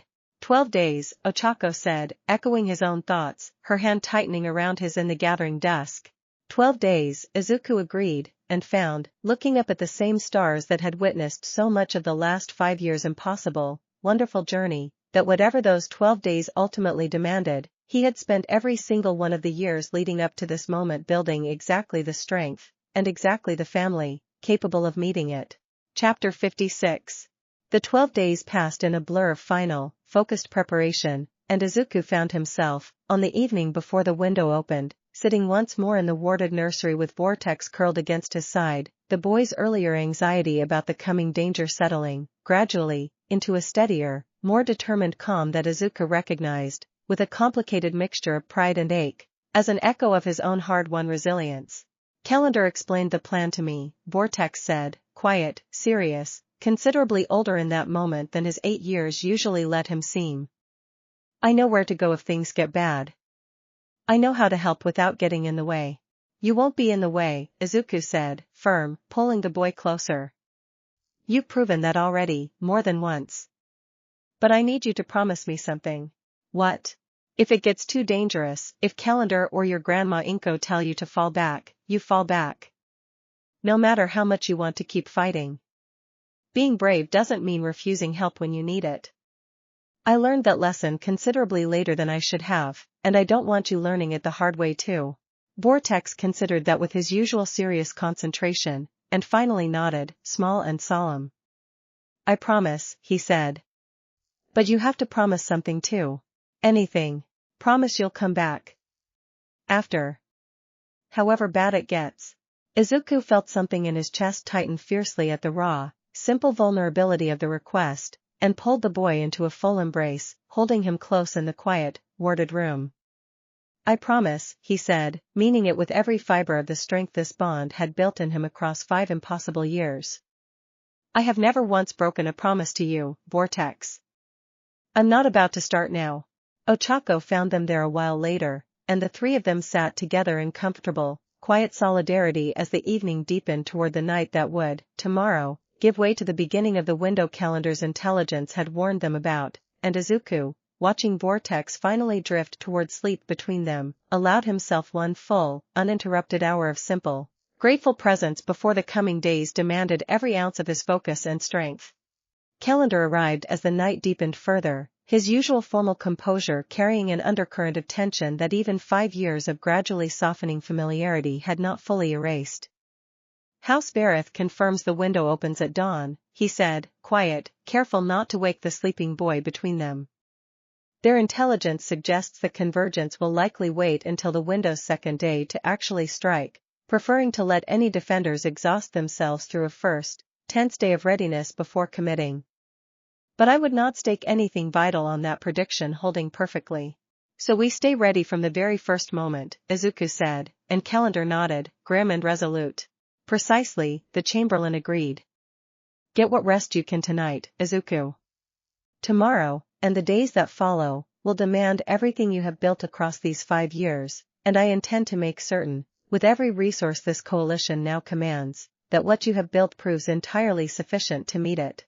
Izuku, looking down at Vortex's peaceful, sleeping face and across at Ochako's steady, familiar warmth beside him, felt the fear and the fierce, unshakable resolve settle together into something he recognized, distantly, as exactly the same feeling that had carried a frightened 10-year-old boy through the decision to catch a falling child out of a broken sky. Whatever the dawn brought, he was ready to meet it. Chapter 57. The first day of the window passed in a tense, uneventful quiet that felt, to Izuku, almost more exhausting than an actual battle would have been, every member of the coalition holding their assigned positions with a readiness that could not be allowed to lapse even for a moment, and by the time evening settled over the nursery's reinforced perimeter without incident, he found himself simultaneously relieved and more unsettled than he had been that morning. House Vareth's prediction is holding, Calendar observed, patrolling the perimeter's edge with the same restless vigilance he had carried since dawn. That should reassure me. It does not, entirely. An enemy patient enough to wait through a full day of readiness before striking is an enemy that understands precisely how to exploit the fatigue such patience produces. Izuku, catching a few hours of restless sleep in a cot set up within the nursery's fortified inner chamber, woke on the window's second morning with the pendant against his chest warm but steady, no immediate alarm, and found the coalition's assembled defenders already moving through their positions with the same careful, disciplined readiness, fatigue visible in more than one face but resolve, crucially, holding firm alongside it.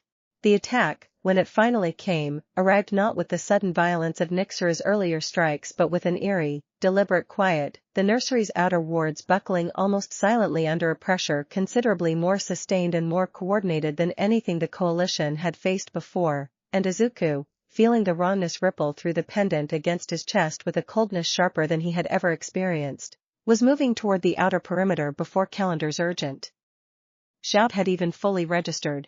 "They're here," the Chamberlain called, already moving to reinforce the buckling wards, and Izuku, arriving at his side within seconds, felt the full weight of what House Veritha's intelligence had warned them about finally, unmistakably, made real. The tear that opened across the nursery's outer grounds was larger than any Izuku had witnessed before, considerably wider than Nixura's original breach, and the soldiers pouring through it in coordinated, disciplined ranks numbered, within the first minute alone, well beyond anything a single scouting party could have accounted for. "Secondary force detected 2 kilometers east," Aizawa's voice crackled through the coalition's coordinated communication line, tense and immediate. "Moving fast, clearly intended to draw our mobile response away from the main position." "Hold your ground," All Might's voice answered, already carrying the controlled, focused intensity of a man fully committed to the fight ahead. "Bakugo, Todoroki, intercept the secondary force but do not overcommit. Uraraka, stay mobile, reinforce wherever the line needs you most. Izuku, with me. We hold the primary breach." Izuku moved to All Might's side without hesitation, the two of them planting themselves at the widening tier's edge as the first wave of convergent soldiers closed the remaining distance, and felt, in the charged, suspended second before the fighting actually began, the old, familiar refusal rise up in him whole and absolute, considerably stronger now than it had ever been, tempered by 5 years of impossible growth and months of relentless, focused preparation. Whatever this convergence had gathered to throw against them, however many soldiers or however dangerous their commanders proved to be, Izuku Midoriya was not going to let a single one of them reach the boy sheltering behind him. The fighting began. Chapter 58.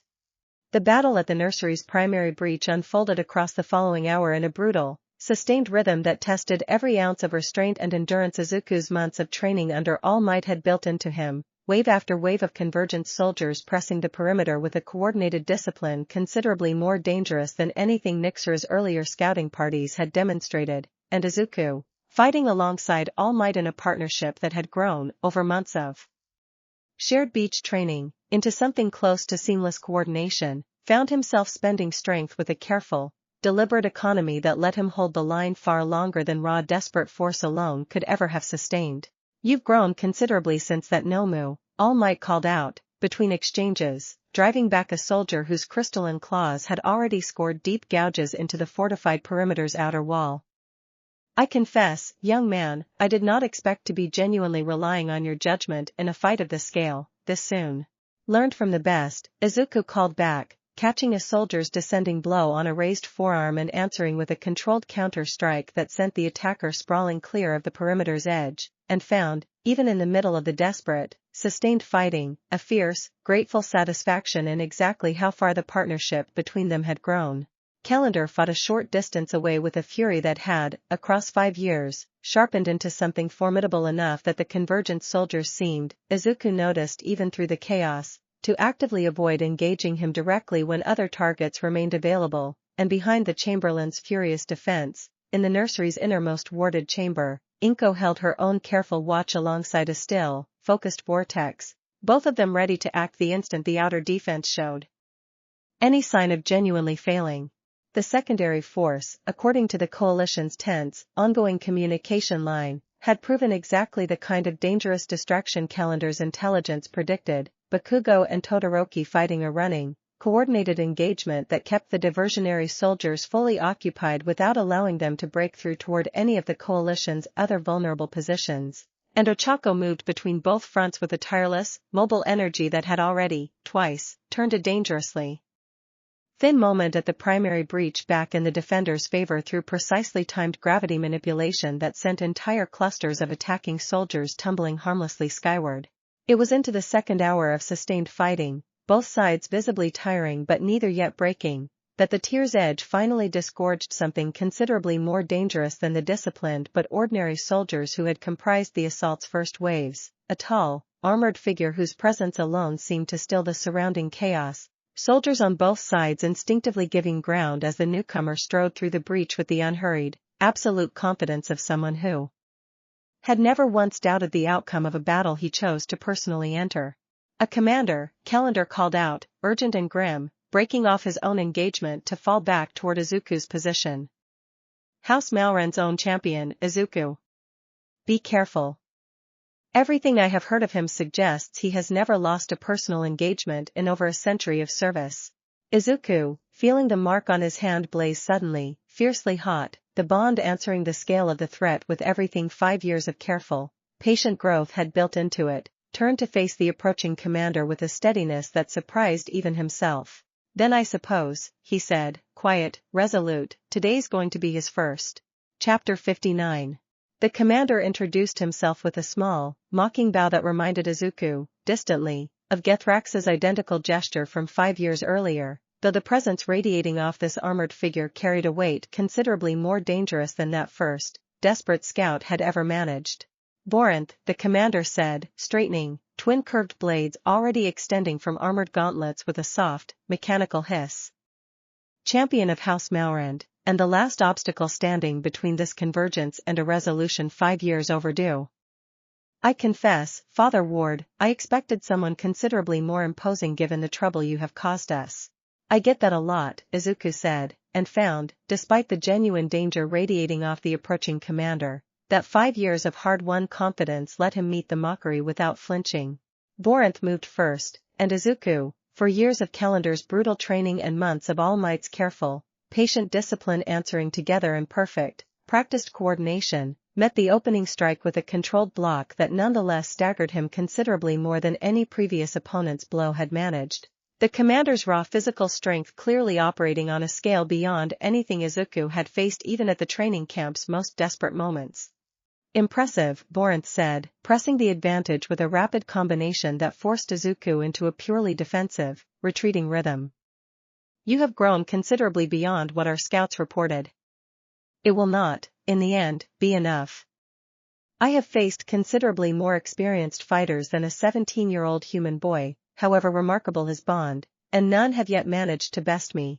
Izuku, absorbing the relentless pressure with careful, disciplined restraint, felt the old, familiar instinct rise up in him, the same refusal that had once carried a 10-year-old through an impossible confrontation with Gethrax, but tempered now by months of All Might's specific, hard-won lesson about spending strength wisely rather than desperately, and rather than answering Borinth's aggression with matching raw force, he began, instead, to read the commander's rhythm, the same patient, careful analysis that had once let him spot a phasing villain's vulnerable window during his very first field arrest. The pattern, when he finally found it, was subtle but real, Borinth's dual-blade style favoring a slight overextension on his fourth strike in any given combination, a habit built, Izuku suspected, from over a century of facing opponents who had never survived long enough to exploit it. He waited for the opening. It came 3 exchanges later, Borinth's blade extending a fraction further than the pattern's earlier repetitions had suggested, and Izuku, for years of training and 5 years of desperate necessity converging into a single, decisive instant, closed the gap inside the overextended strike's reach and drove a controlled, powerful blow directly into the commander's exposed side, a strike that would have ended a lesser opponent's involvement in the fight entirely. Borinth staggered, genuine surprise breaking through his earlier confident mockery for the first time, and Izuku, pressing the advantage with the same careful discipline that had won him the opening, found himself, for the first time in the entire brutal engagement, genuinely, cautiously believing that this fight was one he could actually win. You found the pattern, Borinth said, breathing harder now, some of his earlier easy confidence visibly shaken. In 3 exchanges. That is considerably more than I expected. I've had good teachers, Izuku said, and pressed forward, the mark on his hand blazing steady and fierce, 5 years of borrowed strength and hard-won skill finally, fully proving their worth against the single most dangerous opponent he had ever faced. Chapter 60. The fight against Borinth stretched into its second desperate minute, both combatants trading blows with a ferocity that had begun, gradually, to clear a wide berth around them as the surrounding battle's lesser soldiers instinctively avoided the collision course of 2 combatants operating on a scale considerably beyond their own, and Izuku, matching the commander's renewed, more careful aggression with everything 5 years of impossible growth had built into him, felt the battle's outcome. Balanced on a knife's edge that could tip, he understood clearly, in either direction with a single decisive mistake. It was in that charged, uncertain balance that the pendant against his chest, without warning, turned sharply, urgently cold. The wrongness hit him like a physical blow, considerably worse than the earlier warning at the training camp because this time there was no possibility of dividing his attention between two crises, Vorantha's blade still pressing forward with relentless, dangerous precision that demanded every ounce of Izuku's focus simply to survive, let alone break away to address whatever new danger the pendant's warning represented. "Calendar," he shouted, desperate, trusting the same bond that had once carried his plea across miles to reach the Chamberlain even now, mid-battle, and heard, through the coalition's communication line, Calendar's own urgent, alarmed response confirming his worst fear. "Second breach," Calendar called out, voice tight with barely controlled panic. "Inner chamber, they found a weakness in the reinforced wards I didn't account for, Inko and Vortex are." The transmission cut off in a burst of static that told Izuku, with cold, immediate certainty, that whatever was happening in the nursery's inner chamber had just gotten considerably worse. He made his decision in the space of a single desperate heartbeat, driving a final, powerful blow into Vorantha's guard that staggered the commander back several full steps, buying himself the barest window of separation, and broke away from the fight entirely, sprinting toward the inner chamber with every ounce of speed 5 years of borrowed strength could produce, trusting all might, engaged in his own fierce battle nearby, to cover the resulting gap in the outer defense as best he could. "Running from me already?" Vorantha called after him, mocking, though the edge of genuine effort in his voice suggested the fight had cost him considerably more than his earlier confidence had let on. "I did not expect the legendary Father Ward to abandon the field so easily." Izuku did not answer, did not slow, the terror of Calendar's cut-off warning driving him forward with a singular, absolute focus that left no room for anything beyond the desperate need to reach the inner chamber before whatever breach had opened there could reach the two people he loved most in either world. He burst through the chamber's outer doorway to find a scene of genuine, immediate crisis. A smaller tear opened directly within the supposedly secure inner sanctum, two convergent soldiers already through it and closing on Inko, who stood between them and a defiant, furious Vortex with nothing but her own small telekinetic quirk and a fierce mother's determination standing between her son's ward and considerable danger. Izuku crossed the remaining distance in a single, desperate burst of speed, the mark on his hand blazing with an intensity he had never felt before, 5 years of accumulated bond and love and desperate necessity converging into a single, overwhelming surge of power that carried him into the fight with a force that sent both soldiers reeling before he had even fully registered closing the distance. "You do not touch my family," he said, and the words carried a weight, a fury, that surprised even him, and the fight that followed lasted considerably less than a minute. Chapter 61. The two soldiers who had breached the inner chamber found themselves facing a Father Ward whose fury, in that desperate moment, had burned away every careful, disciplined restraint months of training had built into him, and Izuku, moving with a speed and power that felt, even to himself, considerably beyond anything he had accessed even against Vorantha moments earlier, ended the confrontation with a decisive, overwhelming force that left both attackers incapacitated before either had managed a second strike. The silence afterward felt enormous, the particular fragile silence of catastrophe narrowly, desperately averted, and Izuku turned immediately to Inko and Vortex, both of them shaken but, he confirmed with frantic, careful hands, entirely unhurt. "You're okay," he said, half question, half desperate reassurance to himself as much as to them. "You're both okay." "We're okay," Inko confirmed, though her voice shook with the aftermath of genuine terror only just beginning to recede. "Vortex protected me, Izuku. He held the tear partially closed with his own power, bought us the time until you arrived."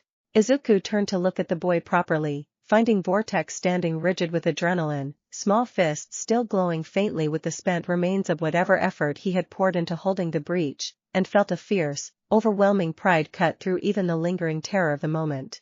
"You held it," he said, crossing the remaining distance to pull the boy into a tight, grateful embrace. "Vortex, you actually held it. I remembered what you said," Vortex managed, voice small but steady, muffled against Izuku's chest. "Being scared and being brave aren't opposites. I was really, really scared. But I fought anyway." "I'm so proud of you," Izuku said, meaning it with every fiber of the exhausted, grateful relief flooding through him, and held the boy close for one more precious moment before the coalition's communication line crackled back to life, Calendar's urgent voice cutting through with news that pulled Izuku's attention immediately, painfully, back toward the battle still raging beyond the chamber's walls. The outer defense is holding, but Vorinth has regrouped and is pressing All Might directly now, Calendar reported, breathless, having apparently fought his own way clear of whatever had delayed him from reaching the inner chamber himself. Izuku, I am sorry, I could not reach you fast enough, I was caught by a secondary wave at the outer perimeter. They're safe, Izuku cut in, firm, urgent. Vortex held the breach himself until I got here. Everyone's okay. I'm heading back to the outer line now. He looked once more at Inko and Vortex, both steadier now but still visibly shaken, and made a swift, careful decision. Stay here, both of you. The inner ward should hold again now that the breach is sealed, and Calendar's going to reinforce it the moment he arrives. I need to get back out there before All Might's facing Vorinth alone. Vortex caught his sleeve before he could turn away, small hand gripping tight. Come back, he said, echoing the promise from the night before, fierce and immediate. I promised, Izuku said, meeting the boy's matchlight eyes with absolute, unshakable certainty. I meant it. He turned and sprinted back toward the outer perimeter, the sounds of ongoing battle growing louder with every stride, the mark on his hand still blazing with the overwhelming surge the crisis had drawn out of him, and found, closing the final distance toward All Might's ongoing, desperate engagement with Vorinth, that he had never in his entire life felt more certain of exactly what he was fighting for, or more determined to see this battle through to a victory worthy of every single promise he had made. Chapter 62. Izuku arrived back at the outer perimeter to find All Might locked in a fierce, evenly matched exchange with Vorinth, both combatants showing the visible wear of a battle that had already stretched considerably longer than either had likely anticipated, and the commander, catching sight of Izuku's return out of the corner of his eye, allowed himself a short, breathless laugh despite the evident strain of the ongoing fight. Back already, Vorinth said, disengaging briefly from All Might to reassess the new arrival. I confess, Father Ward, your devotion is beginning to genuinely impress me, whatever else I think of this doomed cause you've chosen to defend. It's not doomed, Izuku said, closing the remaining distance and falling into coordinated position beside All Might with a fluency that spoke to months of shared training finally proving its full worth. You're just about to find that out. The two of them pressed the renewed assault together, All Might's raw, overwhelming power complementing Izuku's precise, calculated strikes in a combination that visibly began, over the following exchanges, to erode Vorinth's earlier confident composure. The commander forced increasingly onto the defensive as the coordinated attack found openings his considerable century of experience had never before needed to account for. 2 against 1, Vorinth managed, between increasingly desperate parries, is hardly the honorable single combat this dispute was meant to. You brought hundreds of soldiers to attack a family, Izuku cut in, sharp, unrelenting, driving a strike home that finally, decisively broke through the commander's guard entirely. I don't owe you honorable single combat. I owe the people I love a world where they're safe from exactly this kind of attack, and I intend to deliver it. The final exchange came swiftly after that, All Might's overwhelming strength driving Vorinth's defense fully open while Izuku's precise, decisive follow-up strike ended the confrontation entirely, the commander collapsing to the churned, battle-scarred ground with a groan of genuine, unmistakable defeat. The surrounding battle, Izuku realized, taking stock of the scene around them for the first time since the fight against Vorinth had begun in earnest, had shifted decisively in the coalition's favor in the minutes since his return, Bakugo and Todoroki's mobile unit having successfully repelled the secondary diversionary force and rejoined the primary defense. Ochako's tireless gravity manipulation having steadily whittled down the remaining convergence soldiers' numbers, and the tear itself, without its champion's continued presence to anchor it, beginning to visibly, gradually destabilize. Fall back, a voice called from somewhere within the retreating convergence ranks, urgent and defeated, the champion has fallen, fall back through the tear before it closes entirely. The remaining soldiers broke and retreated in a scrambling, disorganized rush, and Izuku, standing amid the wreckage of the nursery's outer grounds with All Might beside him and Vorinth's defeated form at his feet, felt the battle's exhausting, desperate weight finally, gradually begin to lift, replaced by a cautious, hard-won relief that spread slowly through the entire coalition as the tear finally, completely sealed shut behind the last of the retreating convergence forces. It's over, All Might said, breathing hard but steady, surveying the scarred, battle-worn grounds with a grave, exhausted satisfaction. For today, at least. Well fought, young man. Considerably better than well fought.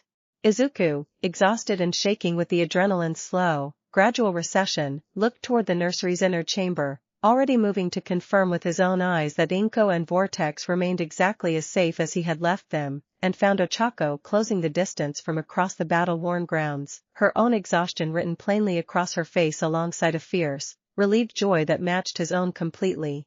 We held, she said, half laughing, half something closer to tears, closing the remaining distance to wrap her arms around him.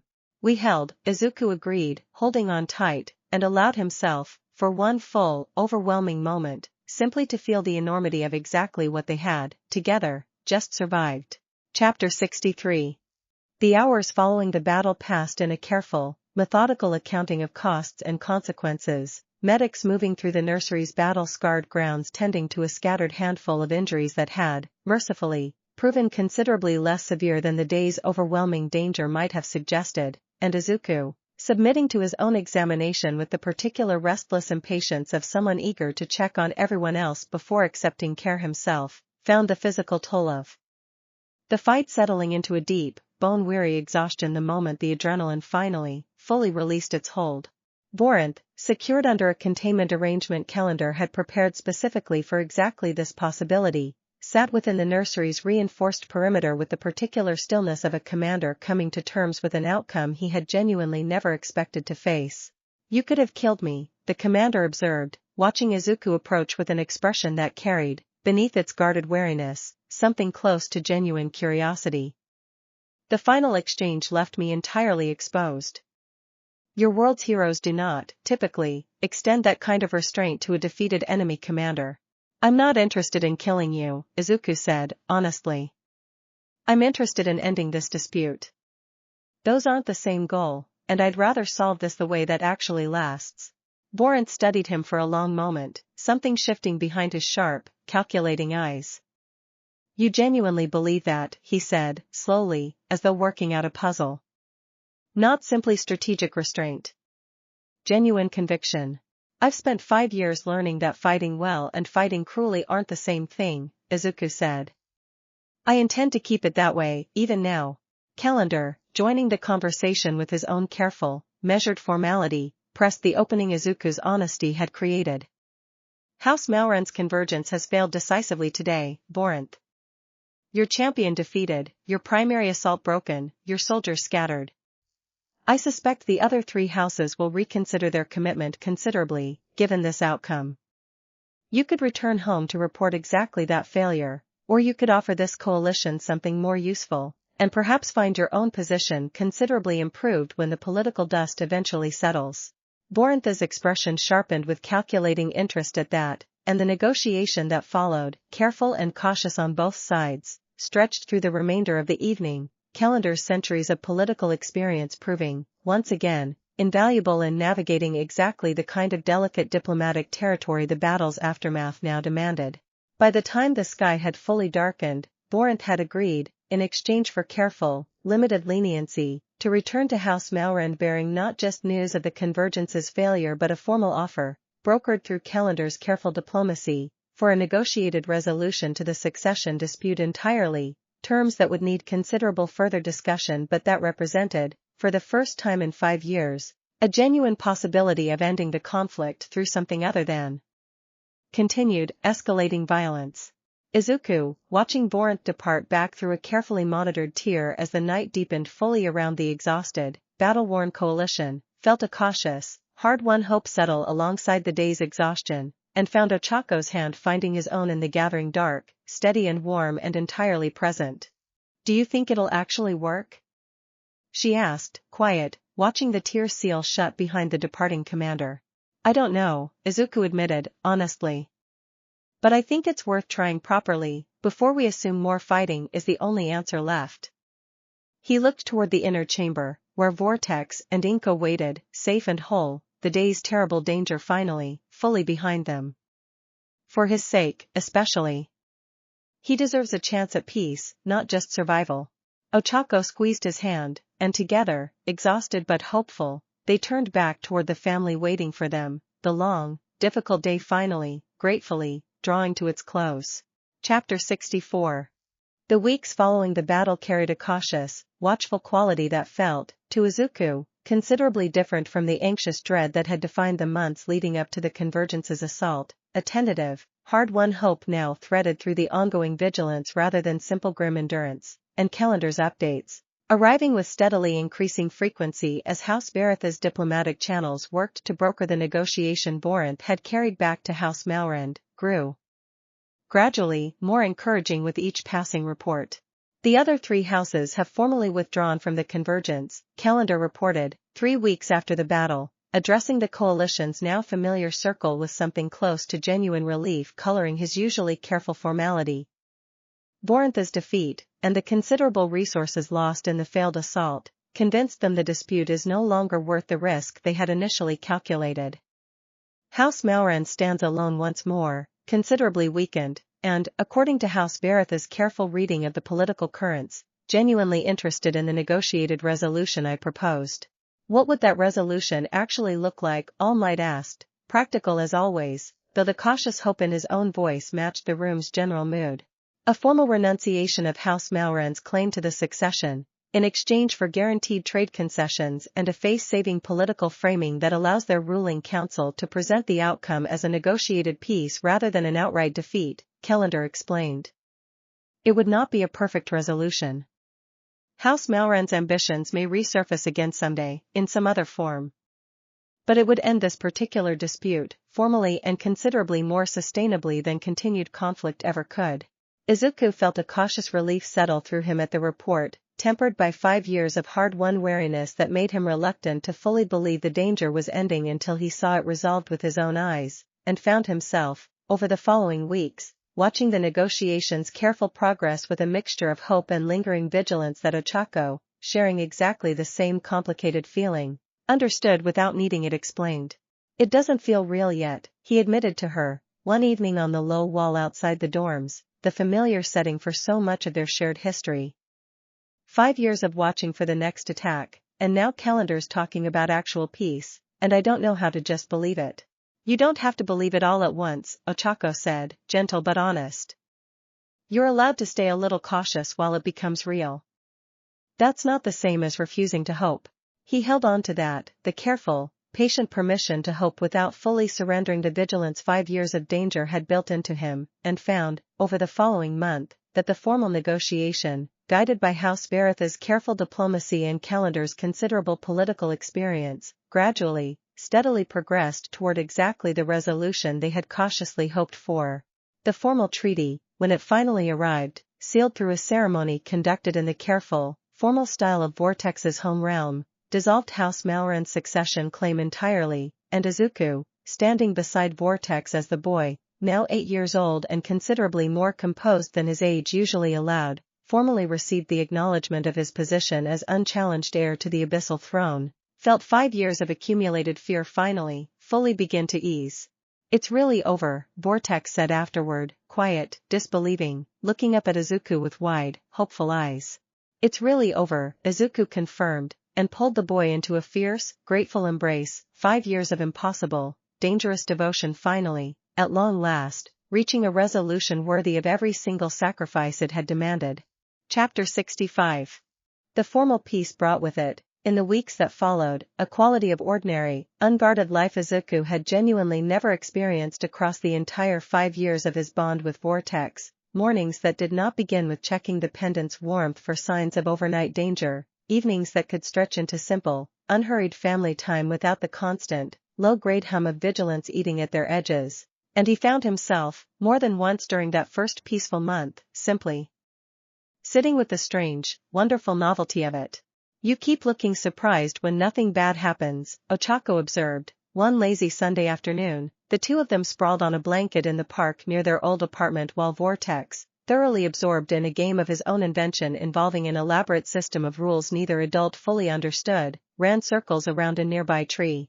I think I forgot how to just relax, Izuku admitted, watching Vortex's uncomplicated, delighted energy with a warmth that ached, pleasantly, in his chest. 5 years is a long time to spend braced for the next attack. I don't entirely know what to do with myself now that I'm not You'll figure it out, Ochako said, easy and certain, threading her fingers through his. We've got time now. Actual, real time, not just the desperate borrowed kind we've been running on. He thought about that, turning the strange, precious idea of genuine, unhurried time over in his mind, and found himself, watching Vortex's boundless, carefree play, allowing himself, cautiously, to actually believe in it. Calendar's role shifted, gradually, over those peaceful weeks, the Chamberlain's formal duties as protector giving way, slowly, to something closer to permanent, settled family, his visits growing less frequent out of necessity and more frequent, instead, out of simple, genuine choice.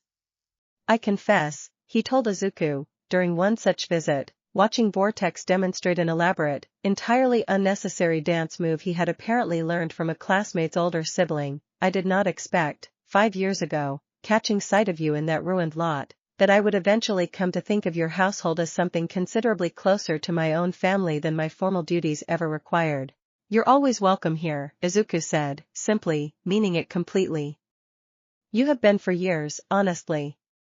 I just don't think either of us really let ourselves say it out loud until now.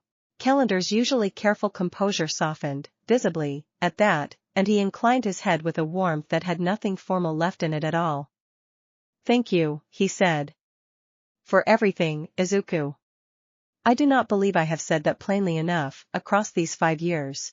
House Vareth, in the weeks following the treaty's formal signing, extended a cautious, tentative overture toward continued relations, an ambassador arriving to establish, carefully, the kind of ongoing diplomatic relationship that would, Calendar explained, prove valuable as Vortex grew steadily closer to eventually claiming his throne in truth, and Izuku found himself, watching those careful diplomatic beginnings unfold, genuinely hopeful for the first time in years about the shape of the future actually waiting for the boy he had spent 5 years protecting.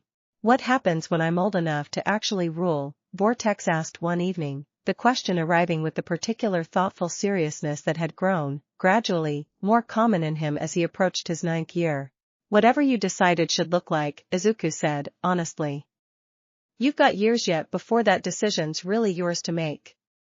And whatever you choose, I'll still be right here, however that role ends up looking. That part was never going to change, throne or no throne.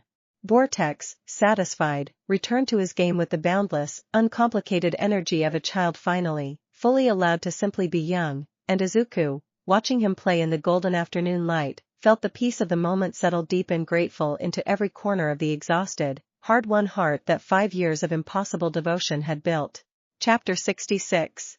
Third year at UA began with a lightness Izuku had not expected to feel walking back through the familiar campus gates, the peace treaty's steady, several-month-old hold finally settling into something he could trust rather than simply hope for, and he found himself, sitting in Aizawa's homeroom on the first morning back, genuinely, uncomplicatedly excited about the year ahead in a way that felt, after everything the previous years had demanded, almost unfamiliar. Final year, Aizawa said, addressing the class with his usual flat economy, though even his exhausted delivery carried a note of genuine significance. This year determines your placement for the official hero license exam, your work-study assignments, and, for most of you, the actual shape of your careers going forward. I expect focus. I also, he added, with the barest hint of something that might, on a less exhausted man, have qualified as warmth, expect you to actually enjoy this year, given everything several of you have already survived to reach it. Bakugo, seated in his usual spot with an intensity that had, over the years, gradually channeled itself into something considerably more constructive than his old explosive temper, caught Izuku's eye across the room with a small, sharp nod that carried, by now, an entire history of grudging rivalry turned genuine, hard-won friendship. Ready for this? He asked, during their shared lunch period, the question carrying more weight than its casual phrasing suggested. Ready, Izuku confirmed, and found, saying it, that he genuinely meant it, 5 years of impossible growth finally, fully settling into something he could simply, confidently claim rather than desperately hope to earn. Todoroki, joining them with his own quiet, steady presence, added his own considered assessment. Whatever agency offers come through this year, I think we should compare notes before deciding, he said. After everything the last 2 years demanded of us as a group, It seems worth considering whether staying connected professionally might serve all of us better than scattering entirely separately. The suggestion settled into Izuku's mind with a genuine appeal that grew, over the following weeks, into an actual, seriously considered possibility among the small, tightly bonded group that had fought together through the Convergence's assault, and he found himself, discussing it with Ochako on their familiar low wall one evening, genuinely excited about a future that felt, for the first time in years, shaped by choice and possibility rather than desperate necessity. Our own agency, eventually, Ochako said, testing the idea aloud, her eyes bright with the particular focused enthusiasm she brought to any genuinely exciting plan. Built around the people who already know how to actually fight together. That's not a bad idea at all, Deku. It's not, Izuku agreed, and found the future stretching out ahead of them, no longer shadowed by the constant, low-grade dread of the last 5 years, feeling, for the first time in longer than he could clearly remember, genuinely, uncomplicatedly bright. Vortex, now solidly 9 years old and thriving in the peace the treaty had secured, had begun, that same term, formal lessons with a tutor calendar had arranged specifically to prepare him, gradually and at an appropriately gentle pace, for the responsibilities his eventual throne would someday demand, and Izuku, visiting the nursery on quiet evenings between his own demanding coursework, found himself continually struck by how thoroughly, wonderfully ordinary the boy's growing confidence had become, no longer shadowed by the constant vigilance 5 years of danger had once required. "I'm going to be a good ruler someday," Vortex told him, with the particular serious conviction that had grown, gradually, into one of his most defining traits. "Calendar says I've got good instincts." "Fair ones." "You do," Izuku agreed, ruffling the boy's dark hair with easy, familiar affection. "You always have." That was never really in question. Chapter 67. The official hero license exam arrived in early winter, a considerably more demanding assessment than the provisional exam 2 years earlier, and Izuku found himself, standing among a gathered cohort of third-year hopefuls from across the country's top hero programs, feeling a calm, settled confidence that would have been unimaginable to the anxious, uncertain boy who had once stood in a nearly identical crowd for his UA entrance exam 5 years before. The exam's practical portion tested every dimension of genuine field readiness the coalition's demanding training had spent years building into him: coordinated team scenarios, high-pressure ethical decision-making under simulated public scrutiny, and a final, grueling combat assessment against professional examiners specifically selected for their ability to push candidates to the genuine edge of their capabilities.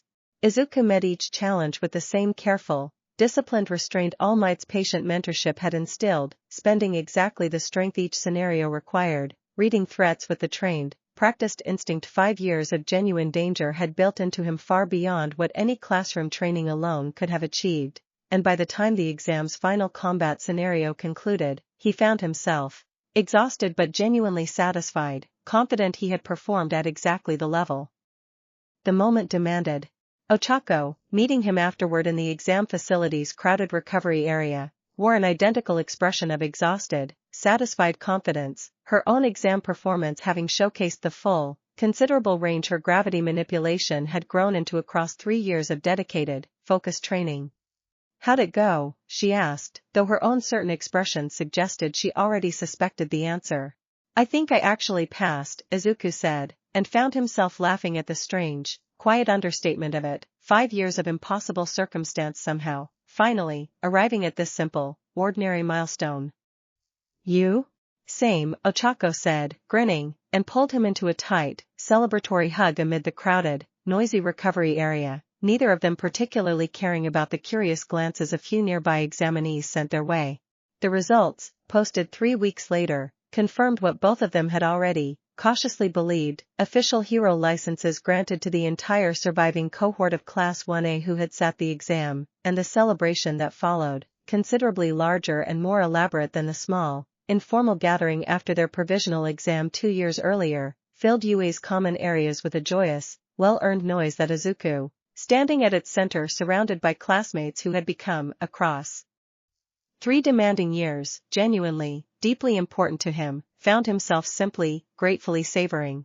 Calendar, attending the celebration at Izuku's specific invitation, watched the noisy, happy gathering with an expression that carried, beneath its usual careful formality, something close to genuine wonder. 5 years ago, he said, quiet, mostly to himself, watching Izuku laugh with Bakugo over some shared, exhausted joke about the exam's grueling final scenario, I feared, more than once, that this bond would cost you every ordinary joy a boy your age deserved. I am glad, more than I know how to properly express, to have been so thoroughly wrong. Izuku, catching the comment, crossed the room to join him, Vortex trailing behind with his own delighted, uncomplicated excitement about his father Ward's official new status. You weren't entirely wrong, he said, honestly. It did cost a lot. But it gave a lot too. I don't think I'd trade any of it, even the hardest parts, for a version of my life that never included any of this. Calendar's careful composure softened fully at that, and he inclined his head with a warmth 5 years had gradually, thoroughly earned. Congratulations, Izuku, he said. On your license, and on everything considerably larger it represents. Izuku, surrounded by the family he had built across 5 impossible, wonderful years, felt the truth of that settle deep and grateful into every corner of his exhausted, thoroughly, finally content heart. Chapter 68.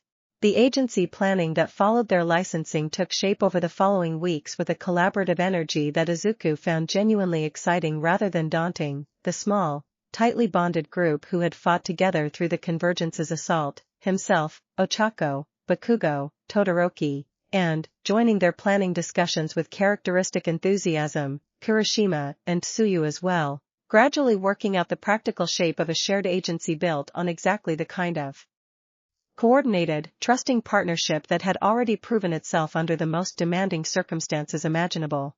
We need a name, Kirishima said, during one such planning session, sprawled across the dorm common room floor with the rest of the group scattered around a table covered in half-finished proposals. Something that actually means something, not just a generic hero team name. The discussion that followed stretched through most of the evening, ideas proposed and debated with the same easy, familiar camaraderie that had carried them through 3 demanding years together, and it was Ochako, finally, who offered the suggestion that settled, immediately and unanimously, into something the entire group recognized as exactly right. Vigil, she said, simple and certain. Because that's what we've actually been doing, this whole time. Watching out for each other. Standing guard when it mattered most. Seems like the right thing to build a whole agency around.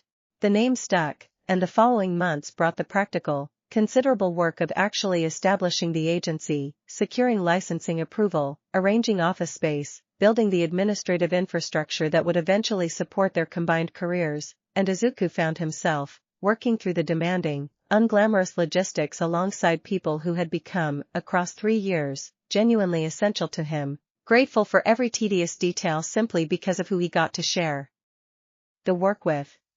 Endeavor, consulted for advice given his own considerable experience running a demanding professional agency, offered his usual blunt, practical guidance alongside something Izuku had not entirely expected from the famously exacting hero. You have built something considerably rarer than most young heroes manage, he said, during one advisory session. Genuine trust, forged under genuine pressure, rather than simple convenient alliance. Protect that, as carefully as you protect anything else. It will serve you considerably better, over a full career, than raw individual talent ever could alone. All Might, offering his own guidance with the particular warm, invested care he had brought to Izuku's mentorship since that first honest conversation in his cluttered office, added a final, characteristically earnest piece of advice. Whatever Vigil eventually becomes, he said, do not let it become simply another agency chasing statistics and reputation. Let it remain what it already is, at its heart. People who genuinely, deeply care about protecting each other and the people around them. That is the foundation every truly great hero legacy is actually built on. Izuku carried that advice with him through the remaining months of planning, and found, standing eventually in the small, newly secured office space that would soon become Vigil's official headquarters, surrounded by the friends who had chosen, deliberately and repeatedly, to stand beside him through everything the last several years had demanded, a settled, grateful certainty that whatever challenges their new agency eventually faced, they had built something genuinely, sustainably strong. Enough to meet them. Vigil, Ochako said, testing the name aloud in the empty, echoing office space, a small, proud smile spreading across her face. It's really happening, Deku. It's really happening, Izuku agreed, and found, looking around at the space that would soon hold the next chapter of everything he had spent 5 impossible, wonderful years building, that he had never felt more ready, or more grateful, for whatever came next. Chapter 69. Graduation day arrived on a clear, bright spring morning, almost exactly 5 years to the week since a violet-skinned infant had first fallen out of a broken sky and changed the entire shape of Izuku's life, and standing among his assembled classmates in UA's grand auditorium, dressed in the formal ceremonial attire the occasion demanded, Izuku found the symmetry of the timing settling into him with a quiet, profound significance he suspected only Ochako, seated beside him with her own hand, finding his beneath the ceremony's formal program, fully understood. Nizu's address to the graduating class carried the particular sharp, genuine warmth the small principal reserved for moments that actually mattered to him beneath his usual wry, calculating demeanor, and when he reached the portion of his remarks specifically acknowledging the exceptional challenges certain members of this graduating class had quietly overcome, his eyes found Izuku's briefly across the crowded auditorium, a small, knowing nod passing between them that needed no further words to carry its full weight. You have all grown, across these 3 years, into exactly the kind of heroes this profession genuinely needs, Nizu said, addressing the assembled graduates. Not simply powerful. Not simply skilled. Genuinely, deeply committed to protecting the people and the world around you, even when that commitment demands considerably more than any of you could have anticipated when you first walked through this school's gates. Izuku, listening with a chest full of gratitude that felt, in that moment, almost too large to contain, glanced toward the auditorium's guest section, where his mother sat with tears already streaming freely down her face, calendar beside her in the careful, formal attire he had chosen specifically for the occasion, and, perched between them with barely contained excitement, a 9-year-old boy who had, over 5 impossible years, become as essential to Izuku's entire existence as breathing itself. The formal ceremony proceeded through diplomas and individual recognitions with the particular slow, anticipatory rhythm every graduation carries, and when Izuku's own name was finally called, crossing the stage to accept his diploma from Nizu's small, extended paw amid a roar of applause from his assembled friends and family, he found himself, for one suspended, overwhelming moment, simply unable to fully process the enormity of everything that moment actually represented. 5 years since a quirkless boy had caught something falling out of a broken sky with nothing to offer beyond a stubborn refusal to let it hit the ground alone. 5 years of secrets and danger and impossible growth, of a bond that had cost him considerably more than any teenager should reasonably be asked to bear, and had given him, in return, a family, a purpose, and a strength he had once believed entirely beyond his reach. He found Ochako's eyes in the crowd as he returned to his seat, diploma in hand, and the fierce, proud joy written across her face matched, completely, the overwhelming gratitude filling his own chest. The ceremony's conclusion brought the entire graduating class spilling out onto UA's sunlit central courtyard, caps thrown skyward in a chaotic, joyous celebration that Izuku joined with his whole exhausted, grateful heart, and it was there, amid the noisy, happy chaos, that Vortex found him first, barreling across the courtyard with a boundless energy that had, 5 years earlier, once broken windows with fear and now, instead, radiated nothing but pure, uncomplicated joy. You did it, Vortex announced, as Izuku swept him up into a tight, delighted embrace. You're a real hero now. An actually official one. I've been a real hero for a while now, Izuku said, laughing, holding the boy close. This just makes it official. Same thing basically, Vortex declared, with the simple, absolute confidence that had, across 5 years, become entirely his own, and Izuku, surrounded by his mother's tearful pride, Calendar's warm, unguarded joy, and Ochako's fierce, certain love, felt the truth of that settle deep and complete into every corner of his exhausted, thoroughly, finally fulfilled heart. Chapter 70. Izuku and Ochako spent the evening after graduation exactly where so much of their shared history had unfolded, the low wall behind their old apartment building, the same worn, familiar spot that had witnessed a laundry basket introduction, countless quiet conversations through 5 years of impossible circumstance, and, 8 years earlier now, an infant's first delighted laugh in Ochako's cooing, unguarded arms. Feels right, ending the day here, Ochako said, leaning into his shoulder as the evening settled gold and warm around them, graduation caps and formal attire long since traded for comfortable, familiar clothes. It does, Izuku agreed, and found himself, sitting in the quiet, settled peace of the evening, turning over something he had been carrying, carefully, for several weeks now, ever since the agency planning had first made their shared future feel genuinely, concretely real rather than simply hoped for. I've been thinking, he said, and found her attention immediately, fully turning toward him at the particular careful weight in his voice. About everything ahead of us. The agency, Vigil, actually building careers together. Vortex growing up, eventually claiming his throne someday. All of it. He paused, gathering the words with the same careful deliberation he brought to every genuinely important moment. I don't want to just be moving through all of that alongside you, Ochako. I want to be building it with you. Deliberately. As partners, in every sense of the word, for as long as we both want that. Ochako's expression softened into something warm and unguarded, understanding, immediately, exactly what he was working toward even before he finished. Are you asking me something specific, Deku, or just being romantically vague at me? He laughed, some of the careful nervousness easing at her familiar, grounding teasing, and reached into his pocket for the small, simple item he had spent considerable, careful thought selecting, a plain silver ring, unadorned except for a small, subtle spiral engraved into its inner band, a quiet echo of the mark that had shaped both their lives across 5 impossible years. Not marriage, not yet, we've got time for that eventually if it's what we both still want, he clarified, watching her eyes widen slightly at the ring's appearance. But a promise. That whatever comes next, the agency, Vortex's future, everything neither of us can fully predict yet, I want to build it with you specifically. As my partner, completely, in every part of my life. Will you wear this, and let it mean that?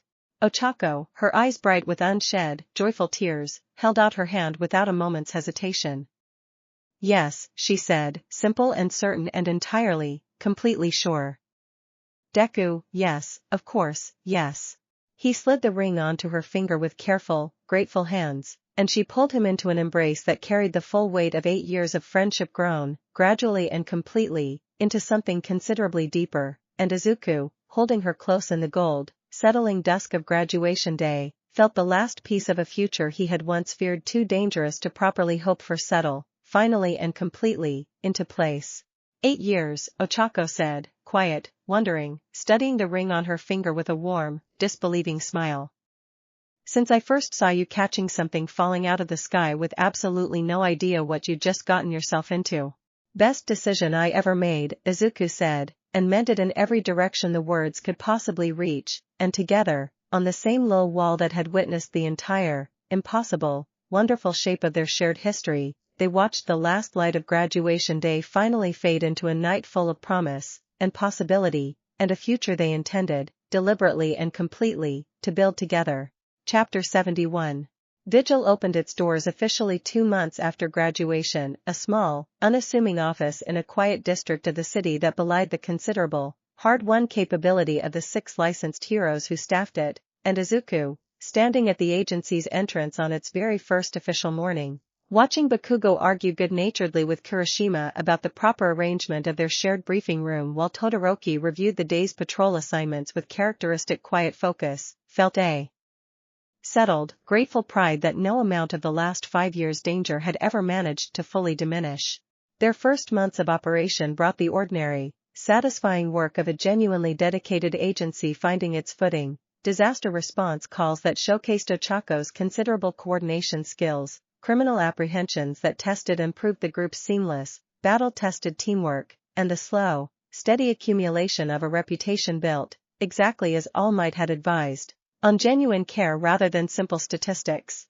Izuku found himself, 6 months into Vigil's operation, settling into a rhythm that felt, after 5 years of impossible circumstance, genuinely, wonderfully ordinary, mornings at the agency, evenings, whenever his schedule allowed, at the nursery with Vortex, now approaching his 10th year and thriving in the settled peace house Veritha's continued diplomatic relationship had helped secure, and nights, Increasingly often, spent in the small apartment he and Ochako had begun, slowly and deliberately, building together.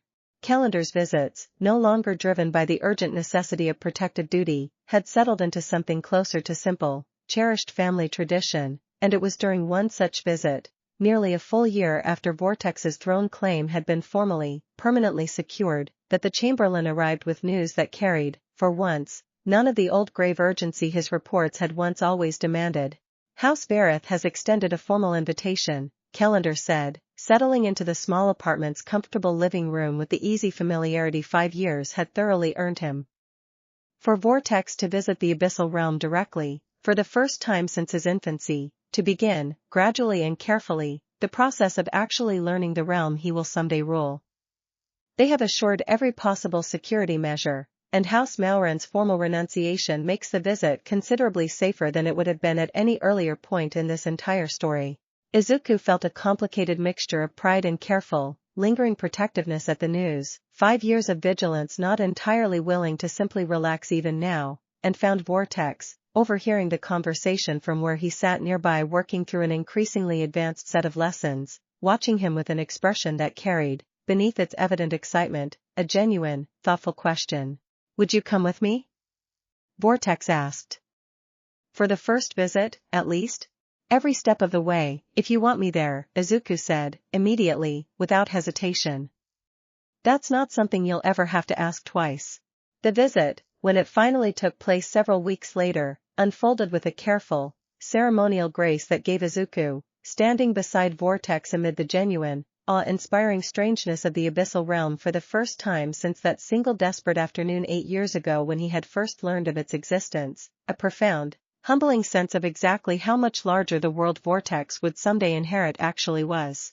The realm's assembled dignitaries received the young heir with careful, respectful formality, and Izuku, watching Vortex navigate the elaborate ceremonial proceedings with a composed, thoughtful grace that spoke to years of Calendar's patient tutoring, felt a fierce, overwhelming pride that had nothing to do with power or strength at all, simply the deep, complete satisfaction of watching a child he had raised grow into exactly the kind of person capable of carrying genuine responsibility with genuine wisdom.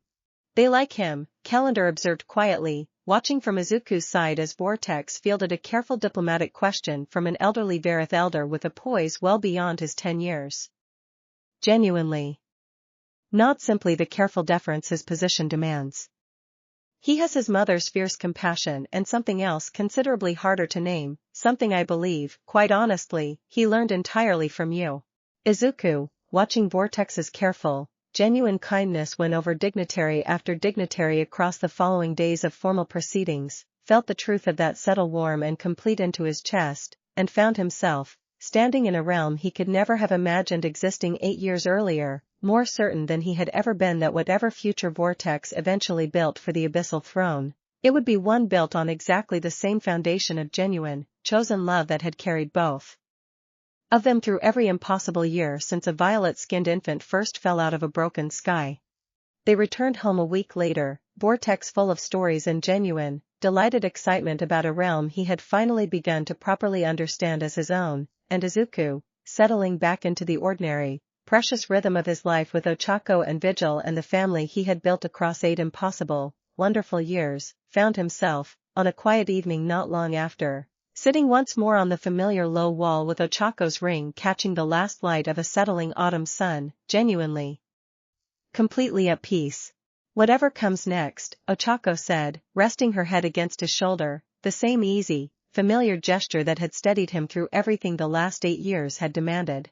"Whatever comes next," Izuku agreed, and found, looking out over the quiet, peaceful evening with the girl he loved beside him and a boy thriving safely in a future finally, genuinely secure, that he had built exactly the life worth every single sacrifice it had taken to reach, and that whatever the years still ahead of them eventually asked, he intended to meet them, as he always had, steady, grateful, and never, ever alone. Chapter 72. Winter arrived again over the following months, the seasons turning with the ordinary, gentle rhythm of a life finally, fully allowed to simply unfold rather than brace against the next crisis, and Izuku found himself, on a quiet snow-dusted evening nearly 9 years after that first impossible afternoon in a ruined lot, gathered once more in the warded nursery that had, over the years, become considerably less a fortress and considerably more, simply, a beloved second home. Vortex, now well into his 10th year, sat cross-legged on the floor working through correspondence with a young Varith noble he had befriended during his realm visit, his careful, thoughtful handwriting a far cry from the wild, uncoordinated scrawl of his earliest years, and Izuku, watching him work with quiet, focused concentration, felt the familiar warmth of pride settle, once again, deep into his chest. Inko, visiting for the evening with a batch of cookies that had become something of a tradition across the years, settled into her usual chair with the easy comfort of a woman who had, across nearly a decade, watched her son build a life considerably more remarkable, and considerably more fulfilling, than she had ever dared imagine during his hardest, most quirkless years.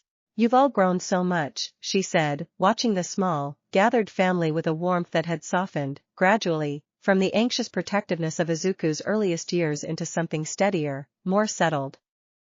"I still remember how terrified I was, that first night, holding a baby I didn't understand at all."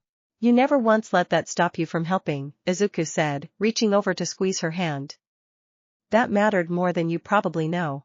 Calendar, arriving a short while later with his own quiet, contented presence, settled into the gathering with the ease of a man who had, across 9 years, become as thoroughly woven into this family's fabric as anyone present by blood alone, and the evening unfolded in the particular, precious ordinary warmth that Izuku had once feared, during the darkest years of House Maoran's patient danger, he might never genuinely get to keep.